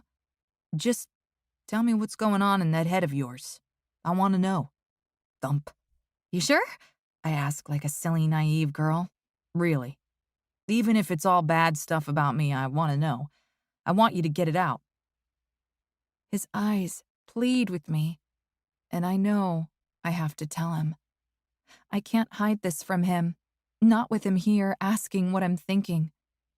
I need to be strong and tell him what happened. I look down at the comforter, swallowing thickly and picking at the threads. I feel like you broke up with me even though we weren't together. The words slip out before I can catch them. We were together, and I don't want to break up. I meant, I start to say, but he cuts me off. You mean more to me than I told you. You do. You mean a lot to me. Why did you... I can't even place what he did or what happened that made me feel that way. Maybe I just got in my head. Or, no, I'm sorry, Grace. He holds my gaze, and I feel it. I feel his sincerity. I pushed you away, and I'm sorry. I meant something to you too, right? You did want me. He questions like he doesn't know the answer. Of course I did. I still do. I don't think I could ever not want you. Surprise catches me in its grip, watching the relief roll through his shoulders. It's quiet for a long time, the sound of my heart beating faster and faster, filling my ears. Tell him about the pregnancy. You told Diane it was fake. Diane! Her name comes out like a curse from my mouth as my ass pops off the bed. What the hell did she tell you? It doesn't matter! I could kill her right now. What right did she have to come between Charlie and me? Charlie doesn't have patience for my reaction. Listen to me, Grace. Just listen to me. With his pleading words, I carefully sit back down, the bed creaking in the silence, and I make a mental note to never speak to Diane again unless it has to do with work. She's not my friend. There needs to be a boundary between her and I'm the one who has to set it. Gesturing for Charlie to continue, I wait for what he has to say before I tell him the whole truth. It doesn't really matter because I shouldn't have listened to her. I should have asked you. I thought it was over. And I'm sorry. But I want you. And I care for you. His words are genuine and sincere. Wait. I stop him and try to remember every thought I had last night. How he doesn't have to be with me because I'm pregnant. How he can be in the baby's life or not. I want to tell you something first. I have to suck in a deep breath and stare at the ceiling to tell him. I'm pregnant, I say. Even though I thought I cried all the tears earlier, my eyes well up. Charlie blinks a few times. What? I swear I didn't think I could. I can't breathe as Charlie stands. His brow knit, and he comes around the sofa closer to my bed. My heart pounds. When did you find out? He questions. And in the million ways I imagined telling him, that was never a question he asked. Yesterday. I promise I didn't know that it would happen when I said no condom. I swear. I practically stutter as Charlie gets closer, his gaze intense, and the air around him seeming to bend everything else, blurring it. I just came from the doctor and it's obviously early, and I don't know what to say when he looks at me like that, with that sharp, piercing gaze. Do you love me? He questions me, now only inches away. The heat from his body wraps around me.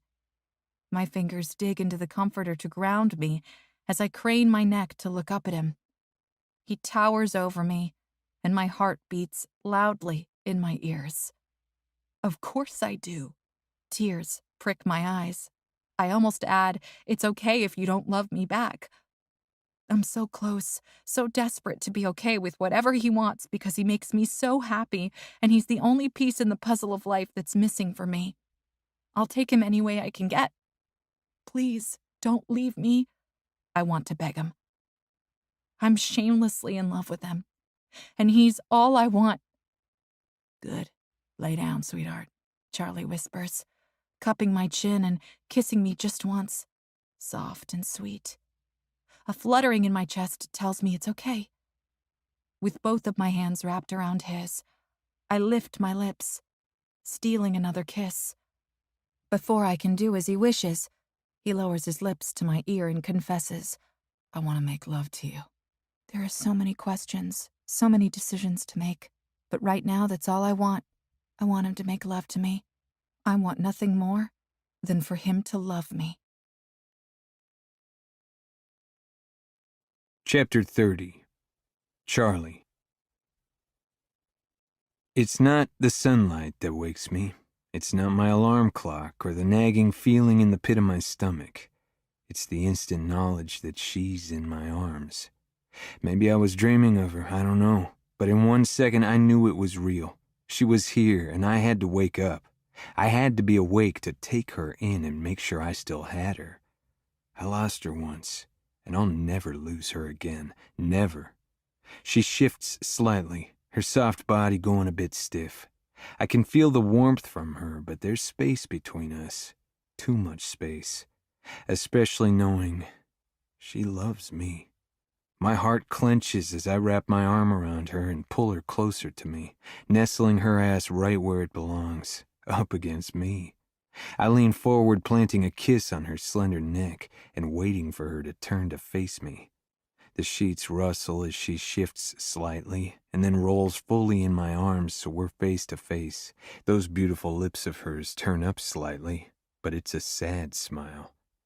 Charlie, she starts, her eyes falling to the pillow as she pushes her messy hair out of her face. Whatever you want to hear, I'll say it. My voice is flat and hard, leaving no room for negotiation. Her eyes dart up to mine with a flash of something that's gone before I can recognize it. What? Her eyes search mine as she takes in a slow breath. I try to steady my own breathing, wanting nothing more than to take her right here and now, but her eyes are holding me in place. They see through me, willing me to give her more. I want you. I breathe my answer. I've never wanted someone or something so damn much. Nothing more than I want her right here, right now. For what? There's a vulnerability in her eyes as she swallows thickly and adds, Why? Not because you feel obligated. "Stop. No, that's not why. Don't ever think that," I answer quickly, not wanting her to ever get that idea in her head. You don't understand. Her voice wavers and she shakes her head slightly, the wind brushing the hair from her face. You want this. Just what we have right now. She says the words like it's a bad thing. Of course I do. I want you any way I can have you. Like this, with a baby, with no baby. I'm so willing to... I don't know how to explain it, but it doesn't... I don't want to force you into something or be with someone who... I cup her head with the back of my hand, waiting for her to look at me. Grace, I can't tell you what I will want a year from now. Shit, I don't even know what I'll want a month from now, but I want you in my life. I want you. I want you, but I want a family too. I just wish it hadn't happened like this. And the last time I saw you... Her voice carries the same no bullshit attitude as mine, and she holds my gaze. My heart beats loud in my chest, and I swallow thickly, still holding her gaze. I lick my lips, feeling my pulse race as I splay my hand on her lower back and pull her close to me. I was a fool, and I'm sorry, but I'm here now. I'm not leaving, and I don't want you to walk away from me. I don't want to walk away. Grace huffs a sad laugh, shaking her head. But you know me, and I know you. She swallows, her voice cracking. And if it's not what you want, then we can work something else out and I'll survive. Tears form in her eyes and I shush her, rubbing her back and kissing her forehead. She doesn't stop. She lets it all out. I love you, and if this stays the way it is, I know I'll let it be whatever you want it to be. I'll let time go by. I'll let you never commit to me. I'll be sacrificing something I may never be able to have, and I'll regret it. And Charlie, I want this baby. I'm so damn sorry, but I want a family too. She wipes her nose with the back of her hand, and then under her eyes with her fingers, all the while shaking her head. I love you, but I want a family. I want a loving family. I don't want to trap you or... I pull her back some by her shoulders so she can look at me as I say, I want a wife. I want a baby. I want to fill my house with pictures of my kids and clutter from all those little toys. She's still wiping away tears as I add, come move in with me. Let's try this for real. It's not fucking around, or a game, or pretend, or a stupid drunken deal. I want to put my all into this, for her, and for our future. Not for any other reason than to see if we can make this work? She asks me. Right then and right there, I know how the rest of my life is going to be. She's going to be right by my side if I can help it. I know with everything in me that we will make it work, because she wants this, and so do I. It's easy between us. It always was. I was the reason we were apart. If I give her this, it's over. I'm done for. She'll have me wrapped around her finger and knocking her up again in no time. I search her eyes and all I see there is love. It's what I feel for her too. I already know we work, Grace. You're my sweetheart. I answer her with the only truth I know. I want to be with you, and that's the only answer there is. I love you, Grace. Chapter 31. Grace. Unwrapping a stack of plates, I move from the living room into the open-concept kitchen. The theme of this room must be gray, because the appliances, the countertops, and even the cabinets are gray and smooth. I set the plates down and open all the cabinets, searching for the place where the plates belong. I find them in the last cabinet I open, far away from Charlie's stove and refrigerator. Picking up my plates, I sigh as I move them into the cupboard. This is the third area of Charlie's house I found to be disorganized while in the process of moving my stuff in. Thankfully, he's fine with me moving everything around. Like actually good with it. He didn't just say it to appease me, which is what I was afraid of. Most of the house was empty. With all of my things in here now, well, it's still a bit bare. We'll make this house a home, though. Charlie tells me that every night. With a pleasant warmth running through me, I shut the cabinet door softly and count the days again. It's been almost a month. I'm exhausted, which is apparently normal for the first trimester. But more than that, I'm still in awe that this is really my life. I got the Prince Charming I longed for. My hand slips to my lower belly. Together, we'll have a family. Sooner or later, I'm going to break down and reorganize the kitchen, the bathroom, and the laundry room. I would do it now, but I don't want to freak Charlie out. Although Anne says when I start nesting, I won't have much of a choice. Back to the living room, I pick up the now empty box that previously held the plates. Breaking it down, I fold it flat, so it will be easier to take out to the recycling later. My phone buzzes in the back pocket of my jeans, and I pull it out to check the message. It's a text from Charlie, saying he'll be home soon, and that I better not be lifting anything heavy. The last part makes me laugh. I might be tired, but it's not like I'm suddenly frail and can't lift a couple of dishes. My phone vibrates in my hand. I check it again, and then grin. It's a picture of Eric, Charlie's new bar manager, standing on his hands on top of the bar. Eric is supposed to manage the bar in Charlie's stead, but Charlie's having a hard time letting go. I guess it's safe to leave Max in this guy's hands, right? He texts. I'm pretty sure. You wouldn't have hired him otherwise. I respond. Okay. On my way home. I check the time and realize it's midnight, long past my bedtime. I got wrapped up with unpacking, but I'll still be expected at work in the morning. At my new position, in my new office. Oh, and a Diane-free office at that. She got fired. When Sarah informed me, I didn't even bother asking why. I just told her I'd divide her assignments accordingly. Good riddance. Anne agrees. When I told Anne what happened at Max that night, she flipped on Diane. I drift into Charlie's bedroom, shaking off the negativity. Our bedroom, I suppose I should call it. Only good vibes from here on out, for both Charlie and me. Taking a seat on the edge of the bed and feeling a yawn come over me, I look down at my grubby t-shirt and cotton shorts. It'll only take a moment to change out of these and into a button-down of Charlie's to greet him in when he comes home. It only takes a moment, and I'm glad I did. The cotton smells just like him. It's been a hell of a month. I moved all my things into Charlie's 2-story McMansion. It's out in the rural area, and I absolutely love it. Charlie and some of his guy friends helped move all the big stuff, so it only took one day. I'm surprised there weren't raised eyebrows and red alarm bells from his family and friends.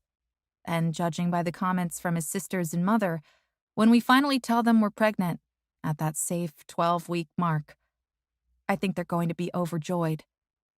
I love my mother, but a big family is different.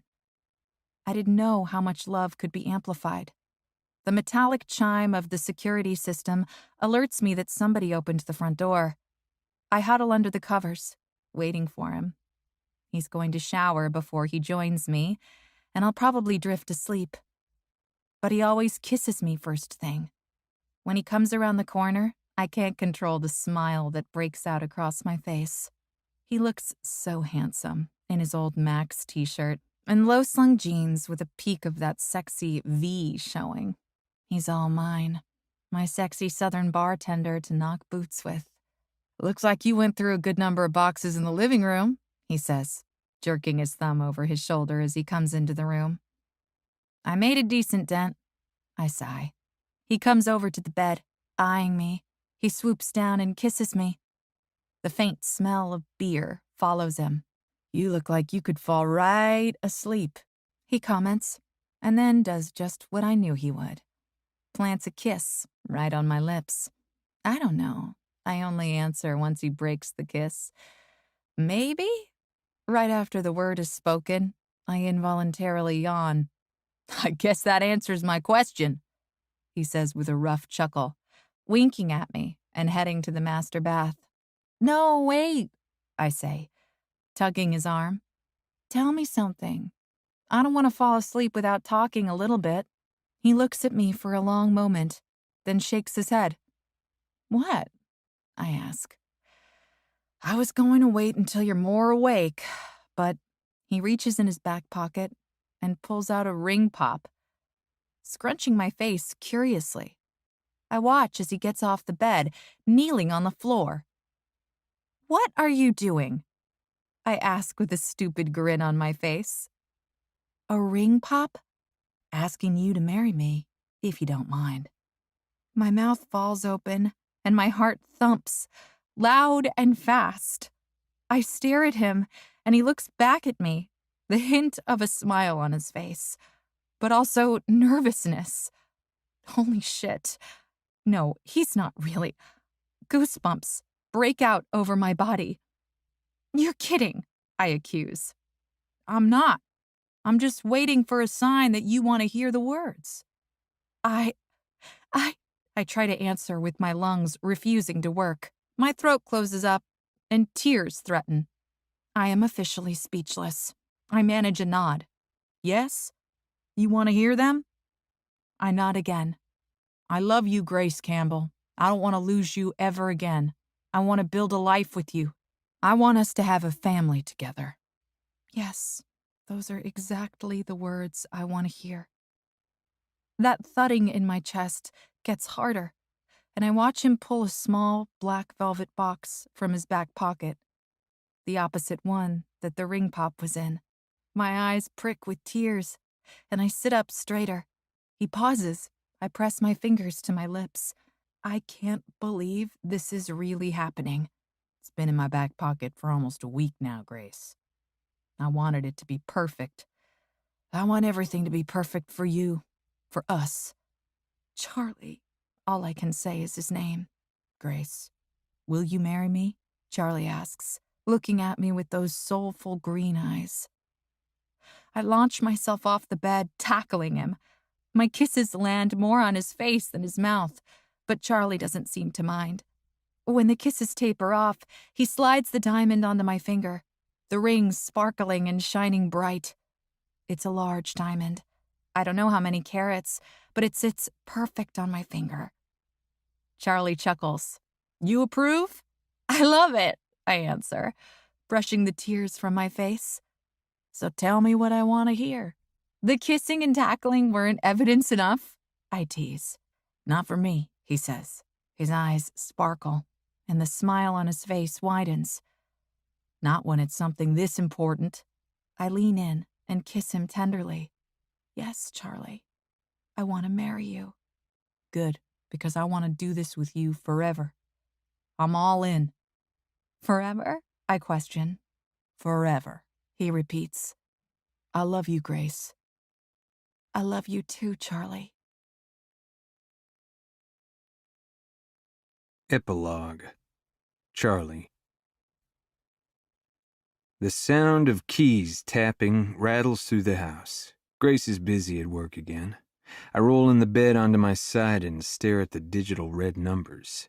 4:33 a.m. The bed groans as I shift my weight and crawl out of bed. My sweetheart's been getting into this habit lately.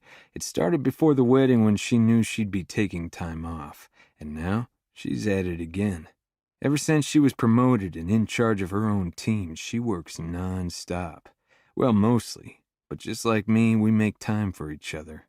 My wedding band clinks on the doorknob as I open the bedroom door wider and follow the soft clicks of her laptop in the office. I lean against the doorframe, resting my head there and watching her for a moment. She's made my house a home. Leaving work is now enjoyable, knowing that I'm coming home to her beautiful smile. The faint light from her computer bathes her in a glow. My lips creep up into a smile. No, that glow is from something else. As my eyes travel to her swollen belly, the tapping of her laptop stops. Her gorgeous blue eyes stare back at me as she asks, "Did I wake you?" A wrinkle sets in the middle of her forehead as she frowns and gets up to come over to me. Her belly almost pushes against the desk, but she turns in time. She's only now getting used to the weight of our little boy. 6 months pregnant, a little over a month after marriage, almost a year since I first laid eyes on her, and I couldn't love her more. Our baby boy is healthy, and the doctors don't expect any complications. It's funny how she was so nervous and anxious, but the moment she got pregnant, she relaxed, and I became the one who was worrying about everything. I open my arms as she slowly walks to me, the lack of sleep seeming to hit her as she reaches me. Her soft body molds to mine as I hold her and kiss her hair. The smell of her shampoo tickles my nose as I smile. I missed you, I think. My words reflect my sleepy state. I can't sleep when you're not in bed. She lifts her head to look at me. I just wanted to get this one done before the baby comes. My smile only widens at her response. We have 3 more months, sweetheart. She pouts in response, and it only makes me want to kiss her that much more. Her lips part to give some excuse, but I don't let her say a word. I crush my lips to hers, spearing my fingers through her hair and deepening it when she melts into me. A year since I set eyes on her, and I don't know how I ever lived without her. When I pull away from her, Grace's hands travel toward her belly, and I know why. I can feel our little boy kicking her. She looks up at me in wonder, as if it's the first time she's felt him. A chuckle escapes me as I push her hair out of her face and plant a chaste kiss on her lips. She grabs my hand and places it on her belly, and our baby kicks my hand just then. It's hard enough that I would have pulled back had Grace's hand not still been on top of mine. Is he why you can't sleep? I ask her playfully, my hands traveling over her swollen bump. No, the lavender pillow spray works really well to put me out.